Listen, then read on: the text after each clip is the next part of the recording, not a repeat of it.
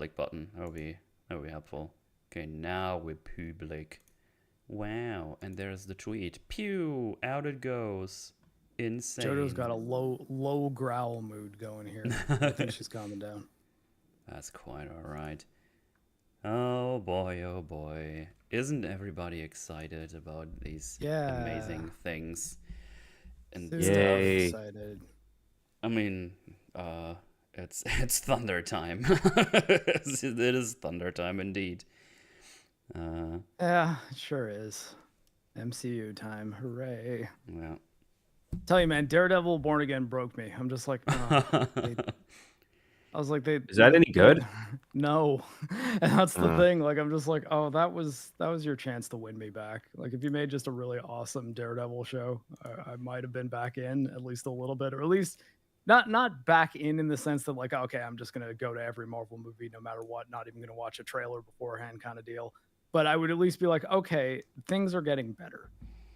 But yeah, after seeing what the new team even did on Daredevil, it's yeah, they didn't reshoot or rewrite enough, and the stuff that they did reshoot and rewrite didn't make that much of a difference. So, oh my god! Although I gotta say, I guess this movie Thunderbolts was slightly better than I thought it was going to be. My expectations were in the toilet, but like I guess it's better than Quantumania, Multiverse of Madness, or Brave New World. I guess. Yeah. Also, for some reason, not going to say by how much, but the fucking Discord bot works again. Why? I checked and it looked like the announcement stuff is behind a paywall, but now it works again. I don't understand this website. That's fine. I guess it works now, so that's good. Anyway, TruePop is going to join us a little bit later. He's a bit late, so he's going to join whenever he's ready. He just said in about half an hour, just so everybody knows. Yeah, I guess it's better than the other shitty movies. Oof. I miss when metal was still allowed on EFAB. I was invited on that EFAB. I said, no, we're doing it ourselves. And then when I started watching movies, like, fuck, I should have just done the EFAB. No metal allowed on EFAB. I was actually allowed to the last couple of EFABs, but I was just busy with my own things. So I couldn't really make the time. And also they were doing like Daredevil, which I had no clue about. I haven't seen any of Daredevil. I think they're now doing Andor, I think. Which I haven't seen yet because I don't have time for that, which is probably the best of the bunch Andor right now. First 3 episodes were definitely not the best of Andor, but I think the second 2 were quite good. So I'm looking forward to seeing I think the last 2 batches. I'm pretty sure this one's 12 this season. I don't know. Someone in the chat probably knows, but yeah, no, I don't know. Don't hate it. John's here is back for seconds. Yeah, John loves this movie so much he had to double dip talking about it. That's right. Yeah, that's just so big Thundercocks fan. Oh yeah, right between my thunder thighs, which is how my thighs feel right now because as I said offline, I started going to the gym, and that first lower body workout with weights was. Yeah, I've been sore for day 3 now, so definitely getting those newbie gains over the next couple of weeks. But yeah, it's nice to getting back in the gym after years. I did like just body weight exercises last year, but now I wait to the gym because work has like a new gym thing they set up. So now we can use like almost every gym with an app, and there's one like 7 minutes away from me. So that worked out fantabulous for me. So very cool. That's nice. Of course, I did some more blueprints last week. That was fun. That game was awesome. I made it to room 46 for the first time, so that was nice. Had a pretty banger run. I think I can do like one more blueprints stream before I have to like push it to just play offline, I think. Because the Doom is coming out, and we will forge that. So I need time to play through that. Yeah. May 25th for Doom Forge. Mark it in your calendars, audience. Hell yes. Yeah, that should probably be good. I would be very surprised if that's going to turn out to be an awful game. But we'll see. I've been disappointed basically every time I thought this year. So we'll see how that goes. Everything I've seen looks good. All the gameplay. It looks awesome, yeah. It really looks good. Yeah, looking forward to it. Has anyone replayed the other two modern Doom games? Because I haven't played them in a while. I've been working on a nightmare playthrough of Doom Eternal, and yeah, it's slow going. But also, I to be fair, in the last week I've not put too much time into it because I've been deep in the Berserk video editing mods, but getting towards the final stretch there. And I've been playing Expedition 33, which is quite a good video game. I like it a lot. Oh, that's another game I really want to play, but I don't have time.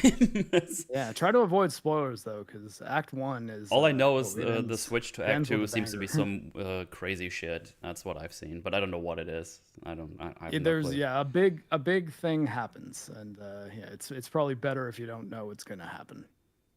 I heard the story's really strong. Yeah. At least so far, yeah. I'm probably 3 dungeons now into Act 2, I'd say. I'm on my way to Old Lumiere. If anyone's further ahead than me, that's roughly where I am.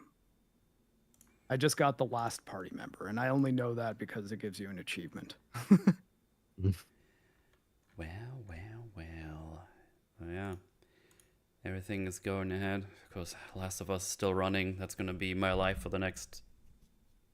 Was it like week 4 now? So 4 more weeks? 3 more weeks after next week? Is it 7 or 8 episodes? I forgot already. Sharesight says in Act 3 already, be ready for the massive twist. Mark, the end of Act 1 wasn't the massive twist? Holy shit. Don't say it. I don't want to know. And now, God, now I've got to not even look up Expedition 33 stuff at all on Twitter because now I have another major spoiler to avoid. It seems. But Are you still playing the game, Metal? The part 2? Also, yes. I do both. Yeah. So I watch. Yay. So I'm currently doing Misery Mondays. Is what I feel like I'm doing right now, because I watch the show after work, take notes, and then I rant about the show or talk about it. I mean, there could be a good episode coming anytime soon, maybe, possibly, hopefully. Yeah. While I play the game for the first time, and it's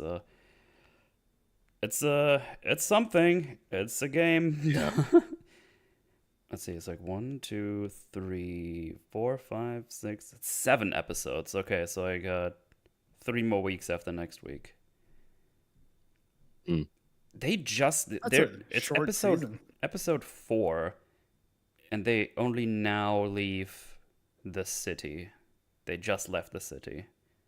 Yeah, I guess it depends on if they're like, because you gotta wonder like if they're gonna push it out to 2 more seasons or if they're just gonna end it after season 3. But because Yeah, I don't swear know. I heard something about them doing a few more seasons of it, and we know that there's not any story coming anytime soon after Last of Us Part 2, because Part Right. 3 is apparently not even in plans right now. But Yeah. yeah, I guess I mean the sheriff's saying season 3 will be the Abby stuff, and then I guess they could do the guess so. final act as its own season, maybe.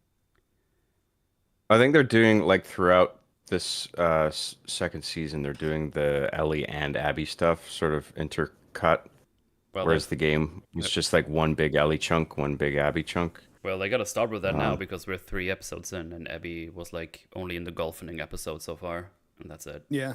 Right. Yeah. Yeah. Yeah. I I mean, I mean, guess she's in the we've beginning only of the first episode. Yeah. we're just in Seattle now, like you're saying, and there's only 7 episodes altogether, I think, for this season. yeah. I just checked 7. So Oh yeah. Anyway, the game is a slog to play through as well, so it's and I don't know. I need to start early tomorrow and just get a chunk. I want to be done with that game. It's the gameplay is it's dragging so hard. I like how they put in like this newer mechanic thingy in the DLC where you can just make some noise and the infected attack the humans, and then you can just sneak by. That was kind of neat. I think I was able to do that once so far in all of Last of Us 2. I don't know. I feel like you could have used that way more. Just seems reasonable you could use that, but nope. It's just the same gameplay from the first one with slightly better AI companions because they actually kill people for you. Yeah, Yeah. and better animations. Like it's a nice looking game, and I think that is one of the things that makes a lot of the people who really like the game not really understand that it's generally not an incredible video game, but it just looks really pretty. So people are like, "Oh yeah, best game ever, of course." I mean, I'm playing on PC Game of right the now, generation. so it looks even better than before. How's the Is port now? Like, have they updated it at all? I heard it was a pretty rough port for at least a little. It works pretty fine for me. There's some slight hiccups here and there when you load into new areas, but for the most part, I'm just on a steady 60 FPS. Oh, nice. Yeah, on 1440p. Is the DLC actual campaign content? Because I thought it was just a multiplayer mode, like a horde mode sort of thing. For Last of Oh, Us I Part think 2. he meant in Oh, I mean part Left one. Behind. Left Behind. Oh, They, Yeah. had a couple scenes where you could Oh, the Ellie inflict the DLC, right? infected Yeah. upon inflict the affected upon the human enemies. Yeah. Right. But yeah, still going through that. I don't know. I've been thorough with the game, but I don't know how long I can keep that up. I kind of just want to rush through now. I don't even want to play it anymore. Yeah. I'm so bored most of the time. There's nothing even things happening where you can make fun of it. It's just like, well, I'm gonna check out this area now. Oh look, there's more resources. Oh look, I already maxed out my 12 shots of rifle ammo I'm allowed to carry, so I have to keep this one round of ammo on the floor. I was like, okay. Yeah. I don't know. Yeah, they're wearing backpacks too. It's like, If you you needed It's to, just fit very so many bullets in a low bullet backpack. cap, like, yeah. if you need to Considering change how much space you have. Oh yeah, it's stupid. If you need to change your pace, sounds like you could play Path of Exile 2 on hardcore using Eastern European servers. I'm done with PoE 2 as well. I've kind of burned myself out in that game. I played this new season with a warrior to the end game. I made it to like tier 7 maps, and now I'm just like, I don't want to do more maps. So I guess I'll put that game on the side for now until a new big patch comes or the full release happens. yeah, I think I might just be waiting till the full release at this point, especially if it like. So, did you lose your characters from the first like pre-reset? Sorry, say that again. Did you like when the reset happened, like with Yeah. that big patch that happened like a month ago or so? Did you lose the characters that you started initially? No, Oh, okay. you can just decide if you start your character in the new season or the old one, or league, I think they call it. So you can still play your other characters and have all the resources, but if you play the new patch stuff and the new characters, you start a new league. Oh, okay. So Yeah. it's like, that's strange. Then you can't just like continue your playthrough with like the new updates and stuff. Oh, I mean, like, do the gameplay updates apply to the old season, or man, I have questions. Oh no, I wanted to try out the new Sentry because they did the Smith one for the warrior, which basically you can say I'm only allowed to wear normal armor without any upgrades on it. Like you can't infuse it with like magic and put it to rare, but you get stuff from your ascendancy points. So, for example, what I have been running with is if you put stuff into fire resistance, you get a certain percentage in all resistances as well. So my resistances are constantly at like 110%, so they're always maxed out, except for chaos, because that's always special. But it's quite nice for resistances. But yeah, I know I just don't feel like I do look doing more forward to maps. getting back to it eventually, because I did like Path of Exile too. I thought it was quite good. Yeah, it's fun. I like doing it, but I also wasn't able to like fully lock in to just do maps over and over again because I was so busy. But yeah, last time I was like, I got some time, let me do a map, and then I did one. It's like, I don't want to do another one. I need something else. And now I'm playing Schedule 1 offline for my chill game, so that's fun. Just dealing them drugs. Dealing them drugs. But yeah, it's fun stuff. But yeah, I put like almost 200 hours in Path of Exile too, though, I think. Let me check. So I did play it quite extensively. I would say, let me see, Path of Exile 2. Oh, 210 hours even, so yeah. I definitely put some time in that, and it's worth my 25 or 30 bucks you needed to pay for the early access, so I'm cool with that. And you got some free coins as well, so, and you could get some nice box stuff to make your arranging of items in your stash a bit nicer. So yeah, not a bad dealio, I think. Oh well. But yeah, looking forward. Speaking to of playing bad more. deals, how, Yeah. how about that Thunderbolts? Talking about bad deals, I put something on the table and realized that was a bad deal. Yeah, Thunderbolts. Jeez, that was, man. I don't. How do I start this? I'm trying to convey my feelings about this. So I knew it was coming out. It's like, all right, I guess that's what I've chosen to do. Check out that new Marvel stuff because that's always fun to check out at least and talk about. It's either gonna be or so bad that you get like upset about it and get into it, like analyzing it and how bad it is, blah blah blah. And then people start talking like, this is so good. This is like an A24 movie. Now that I've seen that movie, I don't even know where the fuck that claim come from. Maybe because of the one camera shot that goes from a mirror to something else. I don't know. Yeah, it's about mental illness, therefore A24, I guess. Oh, okay. I'm not sure it's possible to do an A24 Marvel movie. So, like, as soon as I heard that was a marketing angle, I was like, that's bullshit. Yeah, it's stupid. Possible, 100%. Would Disney ever let them actually do it? I don't think so.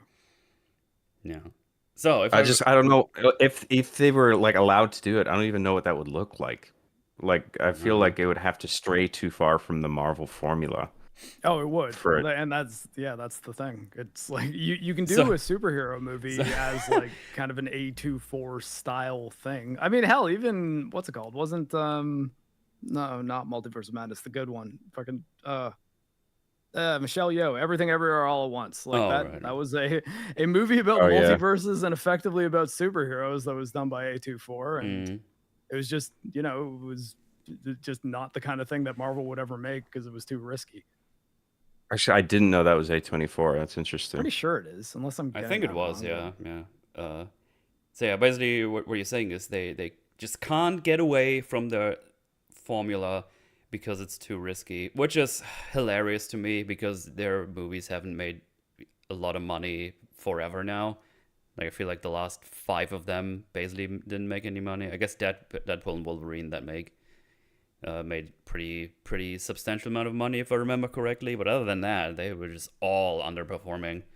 So you would believe you could think that someone's like, I mean, they're not making money anyway, so might as well try something different. If we don't make money, I mean, nothing changed. They could lower their not their box office. They could lower their budgets and just try something else, see if that sticks. But I guess not. I assume this movie also cost like $200 million or whatever. I didn't even check. Let me see. The budget. Thunder. I think it was 200 million. Because I feel like that's just the normal amount of money they spent now. Thunderbolts. I think it's 100 and something million. 180 million, I think it says here. Yeah. Thunderbolts. Yeah, 180 million. Low budget one. Which is hilarious because there's so much stuff in there that looks just cheap and shit. So I still, to this, I will never understand where they throw all this money at. Like they don't even have like any super big expensive actors or actresses in there, right? Like I don't think any of them is like super mega level. Florence Pugh's probably getting pricier these days. I guess, but she's probably not going to be of a Tony Stark caliber. I call him Tony Stark. Fucking no, Robert Downey definitely. Jr. She's not as expensive as Robert Downey Jr. Like there's no one that's that pricey. 100%. Half this movie is in one fucking location. So like, I don't know, like what? Yeah, where is the money going exactly? VFX. And then you look at some of the fighting stuff, and it's like there's like no impact to the punches. They kind of fly away in slow mo, and we'll talk about the action scenes because they're ridiculously bad. Suck ass. I still think they are better than the Brave New World fight scenes. I thought that most of the things in this movie were a big step up from the Captain America film, which is kind of crazy to say because you figure this one's got to be less high profile for Marvel, right? Just by brand name alone. Right. Mm. I never saw that one, the Red Hulk movie. You made the right choice. Oh, it's awful. I was kind of Awful. interested, to be honest. I like the idea of Harrison Ford being a big angry Hulk, but It feels like a 2 hour long like Disney Plus episode. It's like, wow. more so than this. This one I think felt a little bit more like a movie. That's all you had to say. That sounds terrible. Fucking 2 hour Disney Plus episode. Some of the shit on there, yikes. Yikes. Big oofski. Big, yeah, somewhere between oof and yikes. A bikes, if you will. Bikes. That's a Tom It was Segura peak fire, meme, if though. you're Peak aware. fire. More Thunderpants discussion. Yeah. I mean, it's the first one for me. I wish there would be zero of those, but I mean, I was the one who said to fucking do it, so I can't really You complain, I chose guess. this. I never asked for this. I'm doing the line, the cyborg line. Marvel needs better screenwriters, man. I don't know what the fuck it is that they can't That's find anymore. Like, it's like they're all gone.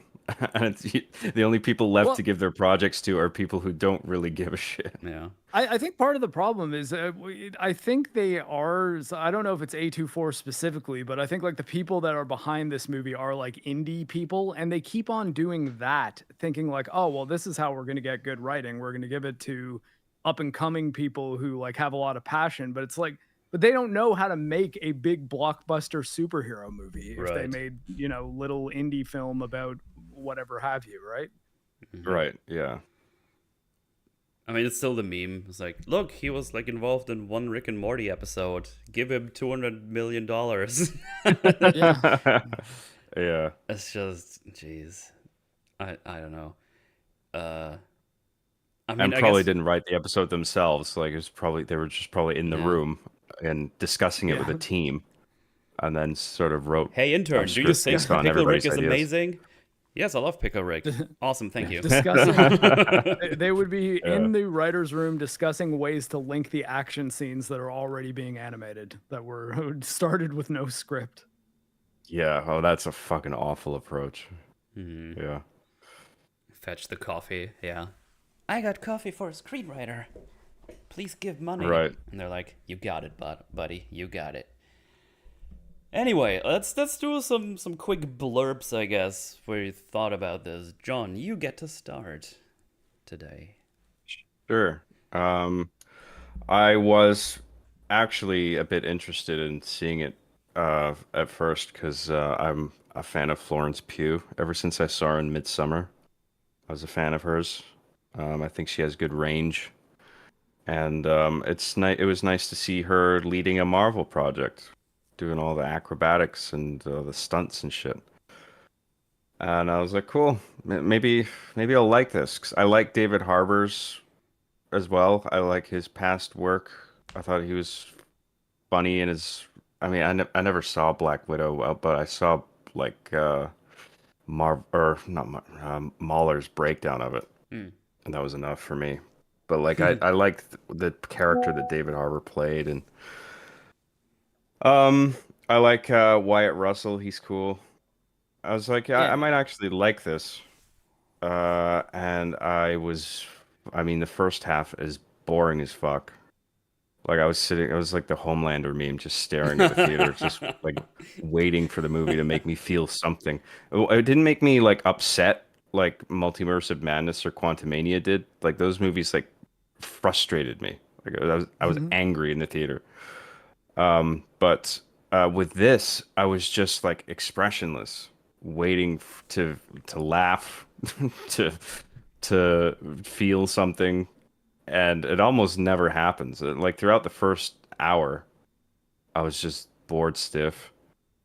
There's a little spike in the middle of interest that I had with the introduction of the villain's final form. And Hmm. also immediately following that, there's actually a pretty sweet scene between Yelena and Red her Guardian. father, Alexei. No. I think it's the best scene in the movie. And that gave me Yeah. hope. I was just like, oh, maybe I'll like the latter half of this. Because, like, where was this the whole time? Fucking hell. But then it just gets too crazy. and disjointed, and there's a bunch of shit flying around, and Literally, yes. it's yeah, literally, and it was just hard to care, and my interest went back down. So like this whole movie, if you were to sort of graph it out, it'd be like a flat line for the first hour, and then a spike in the middle, and then another flat line basically all the way to the end. Um, yeah, that's my little blurb. I wasn't Mm. impressed. I was bored. I think this is the most boring fucking Marvel movie that I've ever seen. Very well. Mark, what about you? Um, I guess this is one of the better Phase 5 movies. In a way, I I guess. mean, like I said, I think like I was more interested while watching this one than I was for Multiverse of Madness, Quantum Mania, Brave New World, especially. Like, yeah, I was at least intrigued as to how things would go. At the same time, the tonal whiplash in this movie is insane because they really want it to be a serious study of mental illness at times, but they kind of can't help themselves by also doing Marvel humor constantly. The way the characters are written is strange, often borderline insane at times, and despite there being generally some pretty good performances and characters that I feel like I could be interested in if they were handled in a way that was, more, for lack of a better way of structuring that sentence, more interesting. It just like it's kind of a nothing movie. Like it's just it's as mid as it can possibly be. I think is probably a good way to put it. It's not terrible sometimes, but nothing about it really ever makes it good. Hmm. And it seems like every interesting idea they have, they kind of fumble or they don't want to go into hard enough. Like I guess exploring the mental state of the characters is a decent example because we never get more than one scene of their personal mental struggles, I guess, except for Yelena that kind of gets two or three, I guess, towards the end. But like I mean, for Wyatt Russell's character, for what are we calling him now? I mean, Walker, but like, doesn't he have like a name? Isn't it like U.S. agent or something like that? Anyways, Walker. We get one Yeah. shot of him apparently being a bad father, and then that's the only thing we explore Which I don't believe for about a it. second, by the way, but we'll get there. Yeah, well, I mean, yeah, we will, but Yeah. there's they had so many opportunities to like use the idea of having a character. I guess at the time that it initially happens, he's not a villain, but have a character who can pull characters into their own memories and the memories that are haunting them in particular. And we don't really use that. Like it's just we kind of get like a scene. It's like, oh, okay, I guess that's the thing that this character's struggling with.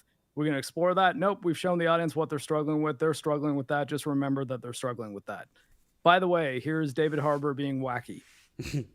And so like I mean that's it's what I mean like when people say that like oh like there's no way to do an A24 Marvel movie, it's like you probably could have if you just tone down some of the Marvelness, not all of it, like have some of it, have there be a threat, have there be some superhero fights, but made it more about these characters coming to terms with their mental issues and their trauma and the things that are really bothering them, and explore them in a way that makes us understand them a lot better and really feel for them. But they don't. They just do the bare minimum in that regard. And I think they are hoping that people just walk out of this movie thinking that the ultimate moral about like by the power of friendship and anime you can conquer your depression is like going to be enough to be like, yeah, that was a really great look at mental illness. And it's like, well, no, it Yeah. really wasn't. It was Hmm. it was paper thin as you could possibly be before like not having that as an element of the film at all. So yeah, Yeah. I guess I didn't think it was the worst Marvel movie, but it's definitely not even close to being a good one. Is probably my take. Yes. Well, so the whole thing of this movie was supposed to be look at all these wacky anti hero side characters that didn't really get anything to do and are now this ragtag group of mercenaries who have to fight together and I guess, conquer their depression or whatever. The problem is, I don't care about any of these characters, and after this movie, I still don't care about these characters, except John Walker, which they still want me to believe that he's a bad guy, which they still can't make happen. So they try. They try, but they're full of shit, and they don't give me enough to actually believe that he's even like a bad dad or whatever. Yeah, as Marc already said, we have like a scene with them. I think I'm not even sure if we get anything for Ghost. Yeah, she doesn't get one. She's just there. I don't even know what the fuck she's doing here. So I don't. Well, if you remember the second Ant-Man film, because everyone does, something her father experiments. Sure. Yeah. So she's in this movie, and I don't give a shit. We have Taskmaster for 2 minutes before she gets shot. We talked about this. We talk about this. We didn't yet. We will. That was supposed to be like this big crazy thing, but when it happened, I just was like, okay, I don't care, because I forgot all about her backstory from the Black Widow movie, because that movie was also shit. And yeah, then we have the attempt of them to talk about depression and mental health, and fail horrifically in even doing anything with it. They scratch the bare minimum, and then that's that, and then friendship happens, and everything is going to be okay. So yeah, I don't know. I think this was also like really boring. I think it was a slog to get through.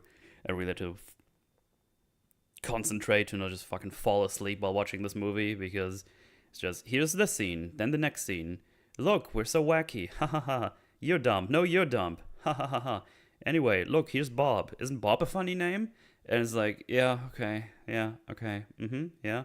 Okay, movie's over now. Awesome. Yeah, they really milk just his name being Bob as being a joke in and of itself, which makes me feel sorry for people who like go by Bob. That's a joke you do with your mates when you're just hanging out. It's like, wouldn't it be funny if this badass guy would not be called like Super Mega Death, but just Bob? That's what they do. I think that's the meme, and they just do it. I don't know, but yeah, this sucked. The action scenes are stupid. The power levels don't even fucking mean anything anymore, and we get that in one of the first scenes immediately.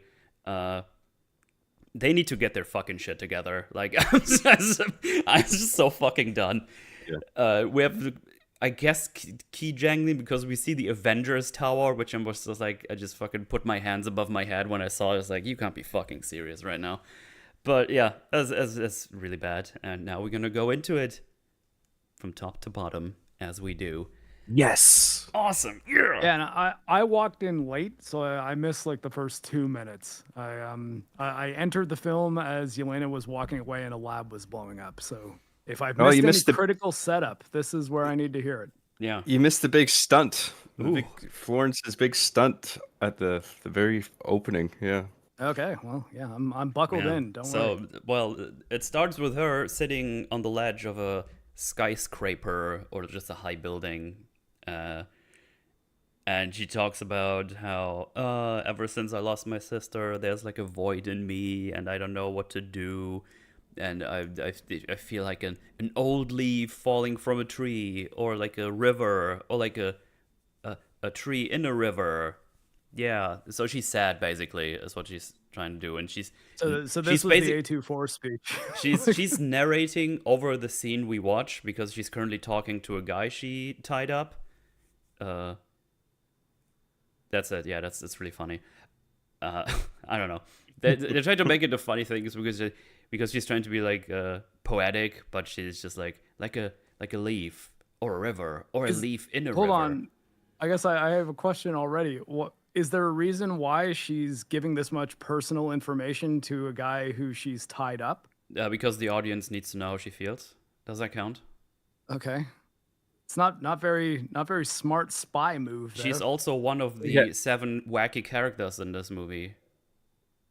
Okay, that much I gathered. The reason she's there in the room is because she needs to get past the door with a facial recognition lock. And I don't know why she's sitting there talking to this person.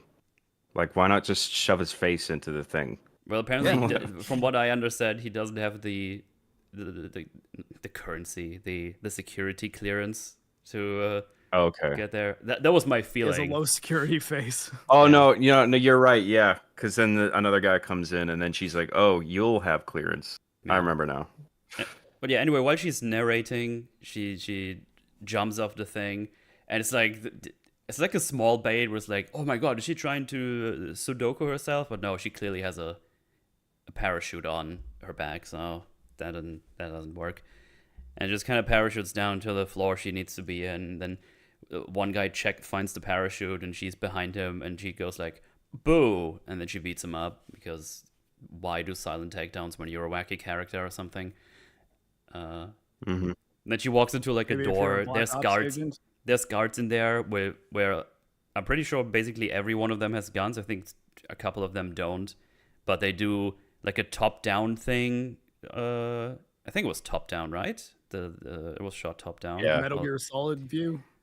Bird's eye tracking shot Yeah, across and the hallway. you have like the Oh, okay. classic shitty action scene where one guy comes over, then the next one, then the next one, and I think she uses a gadget in there at least once. So yay, they remember the Black Widows have gadgets and stuff. So wait, do they refer to her as Black Widow at any Just point in this ex movie? Black Widow, I think, or okay. they talk about how she was trained in the Red Room back in the day. But they The don't. only thing that was kind of Yeah. Go ahead. the only thing that was kind of amusing me in this opening sequence is like how Yelena's boredom was sort of mirroring my own, where like she is so unenthused She's just like enter me, into for this real. movie, and also like fighting the guys, like the tracking shot, the bird's eye tracking shot in the hallway. It was almost like the film was also bored with the action, where it's just like, yeah, look, she's beating up a bunch of guys, okay. And it was like, it's like, yeah, I know how you feel, Elena. I've seen this action scene 700 times before, and every time everyone attacks you one by one, and don't use their guns from a distance because nobody uses guns the way they're supposed to. Oh yeah. I mean, it's one of those shots where, like, if you sort of focus on any one of the guys that she's beating up, it's just they're like waiting for their turn to like throw a punch. I And noticed it's like, one. what the fuck are you I doing? noticed one guy specifically at the end when they crash into the Avengers Tower with the car, and there's just a guy in the background with a rifle or an assault rifle in his hand. He just kind of gets into the room and just looks around until one of the five gets to him and beats him up. It's like, okay, good job. Yeah. It's always worth scanning like the background because I don't know why they can't do this anymore. Like I don't remember seeing those problems in older action movies. Like there's not like weird shit happening in the background where they just kind of what do I do? Like normally this is like there's someone that checks that shit, like the performance director or whatever you call them. It's like, hey, you in the background, can you like get in 2 seconds later so you're there at the same time and doesn't look like you're just doing nothing. I think like the most recent one that I can think of is from Rings of Power when Galadriel is surrounded by like 70 orcs and like there's two of them attacking her and the other ones are just in the background going like ooh ooh ooh ooh. It's like, I know you have bows and shit. I saw you use them like 2 seconds ago. It's just Right. They just can't do it anymore. It's so annoying. Because I love good action scenes, but I just rarely get any these days. It's so annoying. Yeah. But yeah, we get to the scene where she's talking to the guy, and it's like, I need to get through that the face scanner thingy, I think she calls it. And then there's a lab guy with a lab coat and a gun. Is like, don't do it, and he starts talking about, no, Valentina doesn't know, she's gonna end the world, and she basically just goes like, oh, I don't care, whatever. And while she's doing that, she just moves towards him the whole time, and the guy doesn't shoot because he's scared of something. I'm not sure why he doesn't shoot, because he shoots shortly after when she's really close, but then she can obviously just misdirect the weapon. And for some reason, she has much more trouble finishing off that stupid lab guy, but just beat up like 12 guards that are larger than her. So already it's like, what were you doing? What are power levels? I don't. It's so stupid. She needs to like get away from him because he actually uses the gun, I guess, at some point. So it's like, oh shit, the gun. Huh. Yeah. And at some point, she grabs him in like a chokehold, and his idea is to like hold the gun in the direction of his face and tries to shoot her from the side. He also stabs her with a pen, I think. So he did more damage than all of the 12 security guards, which I just think is amusing to me. They are mightier than the sword. The pen is mightier than the sword, yeah. And then he pulls the trigger and shoots himself in the face, I guess. And that upsets her because she needed that face, as she says. And then she just blows up the whole thing, and now we're wherever when Marc joined the cinema, I guess. Yeah. Hey, look, I got out of work a little bit later than I thought, and I didn't want to have to waste gas money to see this movie. Okay, so I went to the only show that was on my route home from work at a time that I would be like able to go directly to the theater. Mm-hmm. But hey, paid for the movie, so there's that. Yeah. Anyway, so yeah, she's sad, and then she calls like, "Task is done, yay!" And that's the scene. Because she's bored because she has to do so many tasks. That's something else she says to the lab guy. Because the lab guy is like, you don't know, Valentina's making a mistake. She's like, oh, I don't care. You think I want to do this task, doing things over and over again? Which I guess also mirrors me in the real world watching all those Marvel movies. It's just a task, and it's just doing over and over again. Mm-hmm. Specifically the Marvel cycle where it's like, this is we're so back, this is peak fire, bro, and then like 2 weeks later it's like, actually no one cares about this movie anymore. That's actually not great. So I don't know, it's a shame because I want to like it because it's like I get why she's depressed. Like she has this grim background. Yeah, she's tired of killing people and she lost her sister. Like I get that. But I'm also just so fatigued by how lame all these movies have been that it's just really hard to get on board. And then like her misery had like a compounding effect on me where I was just like, ugh. So correct me if I'm wrong, but she was only in the Black Widow movie, and she was in something else a little bit at least, right? Hawkeye, I believe. Was she in Hawkeye? But that's what I've heard. I've never watched Hawkeye actually. I'm pretty sure I think she was sent by Valentina to kill Hawkeye because Valentina told her that he killed Natasha. Right. Oh, yeah, I remember that now. I didn't see the show, but I do remember that being a thing. That's true, yeah. So yeah, that's all. I assume we don't get a whole lot of character progression from her in those shows either. I don't know. I didn't watch it. I just I just heard that happened. So yeah, again, it's just you want me to care about these characters. At this point, I don't really care for her, and even though she gets the most things about character stuff, but that's just really lame and surface level, and the way she behaves, just being like ha ha ha ha a lot of times, not taking shit seriously. It's just like, yeah, okay. Guess you're just another wacky, crazy character in this Marvel universe that doesn't take anything fucking seriously. Yep. Anyway, we get to see Bucky, and he doesn't like being a congressman. And now I'm immediately, again, ask the questions. Why the fuck are you a congressman? I don't understand why you became a congressman. In Winter Soldier, in Captain America 4, is all of a sudden, I'm going to be a congressman. Maybe it wasn't Falcon Winter Soldier as well. I could be right. Was it was Brave New Worlds where we find that out, right? Yeah. I think that's where we figure this out. I don't think it's been said in Falcon Winter Soldier. Maybe someone can correct me, but again, doesn't matter. Even if it's been mentioned, I don't know why he decided to be that. I don't know why that's his choice of trying to get on with his past. I don't think he likes being in this movie either. Yeah, there's also that. Not the best performance we've gotten out of old Bucky. Well, he fucking knows he's been robbed. He should be Captain America by now. Right.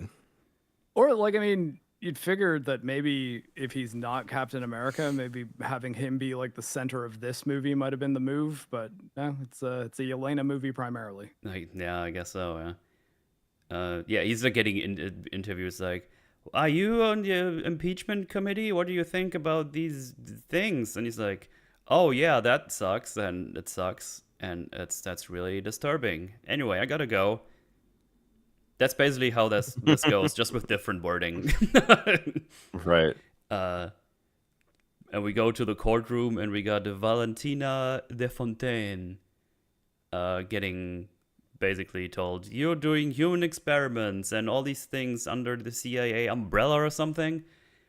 And she's Miss Fontaine, and she's like, "It's de Fontaine." She really emphasizes that because that's what she does.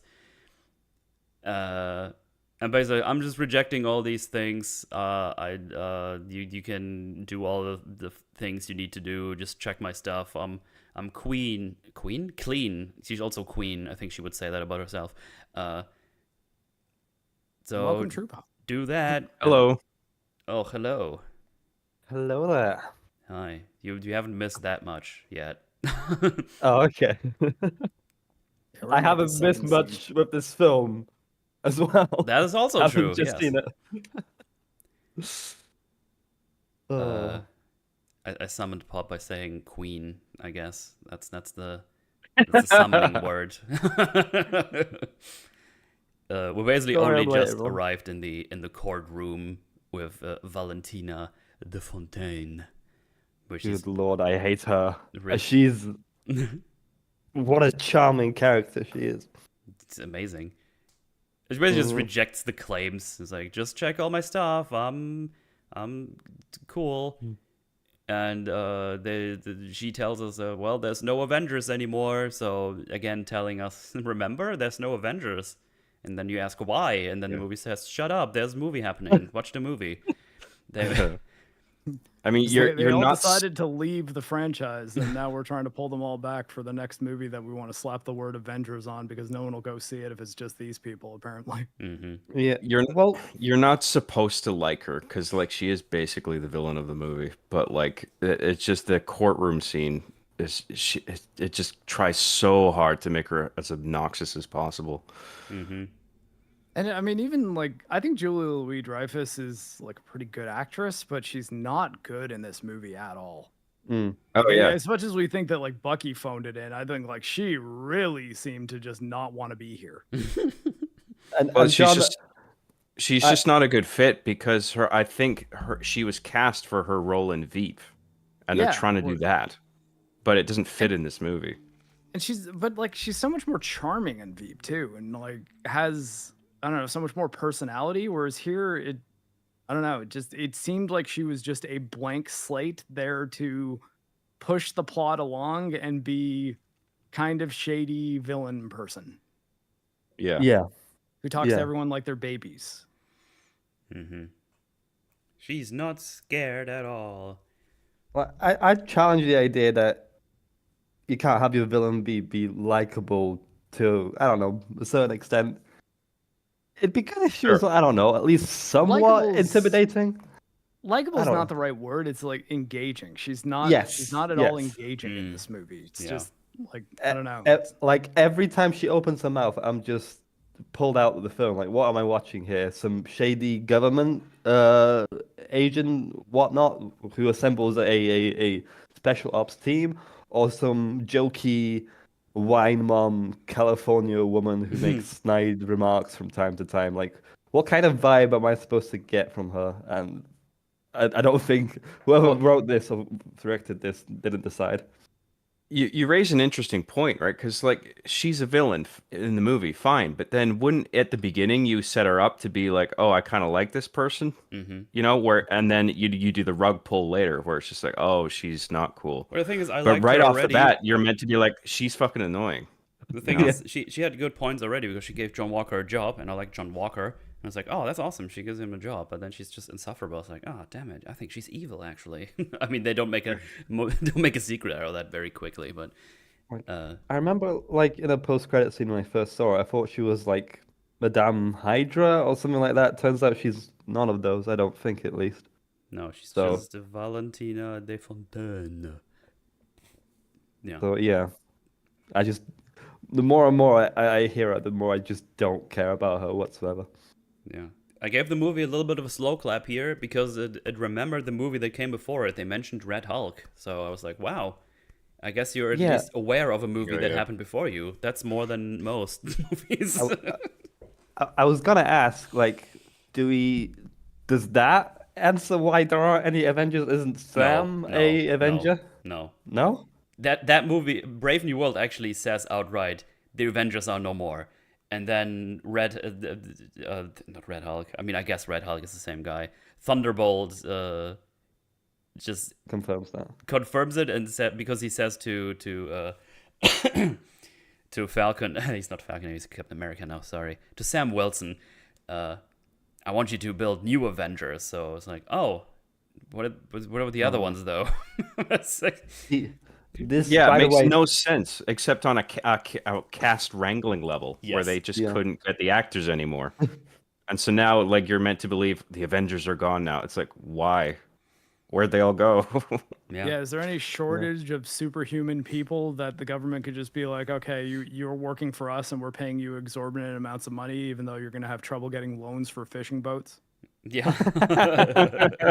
I understood that reference. God. I'm trying to remember, like, what's the immediate movies that came out after Endgame? Far From Shang- Home was the first one. Did they mention anything about Avengers? I'm like, I don't believe No. you that. No, Well, they mentioned Tony a lot in Far From Home, the second Spider-Man movie. So here's in case the people are getting thing. titles mixed up. With the information we have, we're just supposed to believe after they went to Tony's burial, they all just went home and didn't exchange numbers and anything, as if they didn't have that already. You know, they just all went their own way. The thing is, we have like things going on. Like it's Strange, he's like somewhere in the multiverse doing excursions that maybe still exist or don't because they don't fucking know. I was about to say Hulk is in space, but he came back, so that doesn't even exist anymore. Oh yeah, remember Hulk's son is currently on Earth. I thought I'll mention that. That happened. He brought him back. Right? Yeah. Yeah, in She-Hulk She-Hulk. at the end. Yeah. He comes back. okay, It's like, yeah, I didn't here's see my She-Hulk. I was CGI like, Hulk son. And then we never see him again. It just makes me angry. You could have gotten a good Planet Hulk story. I actually know about Planet Hulk. I think I read that comic for some reason at some point, and it was quite interesting, quite nice. There's an animated film. I quite like it. No, World War Hulk. I read World War Hulk, which I found to be an interesting take on this. Because Hulk basically comes back, you just all fucking shot me to space, I'm gonna kill everyone. It's like, oh, damn. And Taika, why did he do that? He just wiped his ass with it. Did nothing with it. Anyway, so yeah, she's supposed to be impeached, but she was like, well, we need to do experiments and stuff, because we don't have any Avengers and we need to do some things. And then the judge says that, oh, you're trying to make superhumans or something. And the way he says it, it sounds like he thinks that's like a weird thing in this universe. Like that hasn't happened since fucking World War One.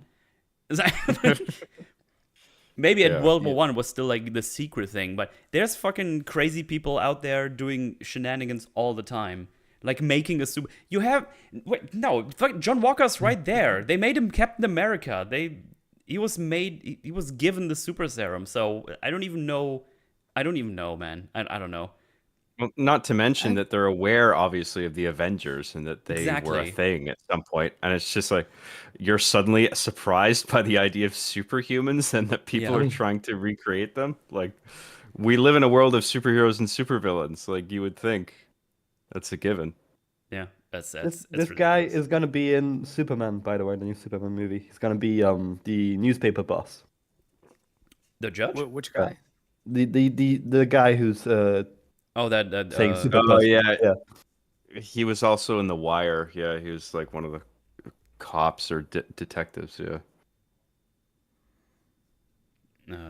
So he'll be. When's Superman out? In next month, I think. or something. I can't remember. But yeah, he'll be in the newspaper boss as well. So I'm just like, huh, interesting timing that you're in an MCU movie and now DC a month or two later. Yeah. In any case, she's like, "No, I'm squeaky clean. You can check all the shit." Then we cut away from the courtroom outside, where she talks to the secretary. I think her name was Mel, if I remember correctly. It's like, "Oh, we have to get everything out. I'm fucked. Otherwise, like, we need to get everything out." It's like, so they just start shipping everything out of their warehouse to somewhere. Maybe that weird incendiary house or something. So I don't know. They do that. I got a raid from X-Ray Girl. Thank you. Oh, thank you very much. Appreciate that. Thank you. Oh, wait. Someone Yeah. in the chat said Gary from the Drotic said she's supposed to be Madame. Like, what? Doesn't she have green hair? Wow, she's stupid. I don't know. No. I don't buy I'm that. Not even tracking that. It doesn't really matter. She- Her she- character that- in this movie is just not very interesting. That's the problem. Why I weren't just you? don't see a reason to use her at all. You know, I don't see a point to her. She's just De Fontaine. Like, what does that tell me? You know, it's just you're quirky, somewhat secretive person, I suppose. Like, there's Right. nothing about her, and I'm trying to like grasp at the comics. Wait, is she? Could she be somewhat interesting? Nah, not really. I don't know. I mean, yeah, like Yeah. whoever she's supposed to be, like it's kind of irrelevant. It's just she's not very interesting here, regardless. Like Exactly, whether yeah. it's a She's- missed opportunity to use a fan favorite character, it's like I don't know. It's like whether or not she was or was not, it's irrelevant for the way they use her in this film. And I they think use her getting too much. hung up on the name is just to show that she's very arrogant in the face of a serious investigation, Mm-hmm. and she just doesn't care. Pretty much. What exactly is her position? Because Bucky's a congressman for some reason. Yeah. She's supposed to be the director of the CIA. Oh, okay. Yeah.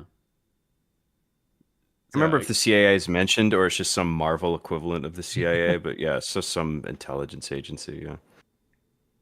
yeah. But apparently, it's not like a shield level secrecy because she actually gets in legal trouble for some reason. So I'm just wondering what tier of agency we're talking with, because it can't be that crazy high. Because Yeah. if she can't even do only do human experiments, which I guess should be like a big deal in terms of secrecy stuff from the government in this universe. I think it's like one step away, divorced from Shield. I don't even know if Shield is around at this point. No, Yeah, Would they yeah, be if good the Avengers question. is gone. She does say at one point that we will shield this country or something. I don't know. yeah, but, Yeah, but Shield was like dismantled after Captain America 2, right? Officially, at least, Yes. Officially, yeah. because Captain America said so. Something. But I don't know. It's Sword or something. Yeah, I guess Sword is now the new thing. But they never like as I don't know. They're not as prevalent as like Shield ever was. Yeah. So, some of them are more so in space, from what I know. Yeah. And Fury Nick is Fury still took chilling her. out there. He's just chilling. Yeah. what a dick. There Just chilling out in space with his, like Dude. what, virtual beach? Rue? Was it? I Probably. can't remember. God, what they Like, did to what's- what they did to Fury and Secret Invasion was such a fucking kick in the nuts. dude. Imagine if we got like an evil Nick Fury in here. Hell yeah. Is that what she was supposed to be? Because she wasn't. Where in space is he again? Is he on some Krull spaceship or something? I haven't watched the Marvels. I've only watched it like once, maybe. I don't know. Wait, you mean I'm Fury? doing that. The Yeah. last time we saw him, yeah. Oh, he went back to like the Sword space station. I forgot what it's called, but he went back up there after he stopped the secret invasion or whatever. Is that a human space station? Yeah, they built it. Okay. Okay. I mean, if you go by Secret Invasion, basically everything Fury did was done because of the Skrulls. Right. Allegedly. I don't know. That all sucked. So bad. Yeah, she gets everything out of the those hangars, and also says, has the new task been sent out? It's like, yes, everybody agreed except one person, and she immediately knows it's Yelena, who's not accepting the mission right away. And yeah, Yelena is wondering what to do next and what might be the point, and she's saying that she's not fully satisfied, or she's not feeling fulfilled right now. As in the beginning, it's like she feels like a void is going on. A void. That's a reference to something. No. And she Reference to a goes much and more visits her interesting dad. character from Berserk. She visits her dad for the first time in a year, apparently. And he's just chilling on his couch, watching old footage of him being cheered by the Russian populace because he was a hero, and he's also longing for the old days because he's just kind of doing his thing. He has like a shitty limo business, and he at some point says he would love to work for Valentina because I'm bored and this shit sucks. Hang on, how does the timeline work on that? Because they met back in Black Widow movie, then Endgame happened. That's at least 5 years. Then when they meet Hawkeye, sure. I don't know. I mean, maybe they just didn't meet in between. I don't know. I think they said like a year. I'm pretty sure. Okay. Yeah, I have no fucking we need to assume that they've been estranged for a year, and it's really not explored beyond he just didn't want to call her, apparently, which doesn't seem to make tons of sense. But oh my god, this movie's already giving me a headache. And it's only an hour. I mean, I've been tuned out of Marvel for a while, especially the TV shows. And the sad thing is, I wouldn't be if I thought the writing was competent. But I've just been disappointed one too many times, This felt especially like with the Disney Plus content. Yeah, this felt like a Disney Plus movie, to be honest, and like fillery kind of. Apart from one or two things that made me like, oh, that could be pretty cool, but I'm really having a hard time to keep track of like what happened, where, when, how. I don't blame you. And it didn't nightmare. used to be like in like the first few phases of the MCU. I think like the answer to that is just they want it to be kind of vague because they haven't really thought it through. Yeah. So it's like Right. like I think that like if we try to like take every moment and start picking over exactly what its continuity is and the current disaster that is the modern MCU, it's gonna make this podcast take like 7 hours. It's the answer is it's kind of fits together somehow. Yeah, they haven't been talking for a year. Why? Good question. Anyways. Yeah. Yeah, they have a little talk. Obviously, Red Guardian or Alexei, or I'll probably switch the name up here and there because that's what I do, and I'm stupid. Even though it's the same character, so it's not that stupid. I'm just overthinking this right now because I want to talk about anything else but this. She has before we go on this scene, I just want to say one of the very few laughs that I got from this was while Yelena's outside the front door reading the slogan on the side of his limo. It saves you protecting you from boarding experience. Yeah. I got a nose laugh out of me. Yeah, like, and it gave me a flicker of hope where I was just like, oh, thank God, maybe this is going to lighten up a little bit and I'm going to get some laughs out of this. But then, nope. But no.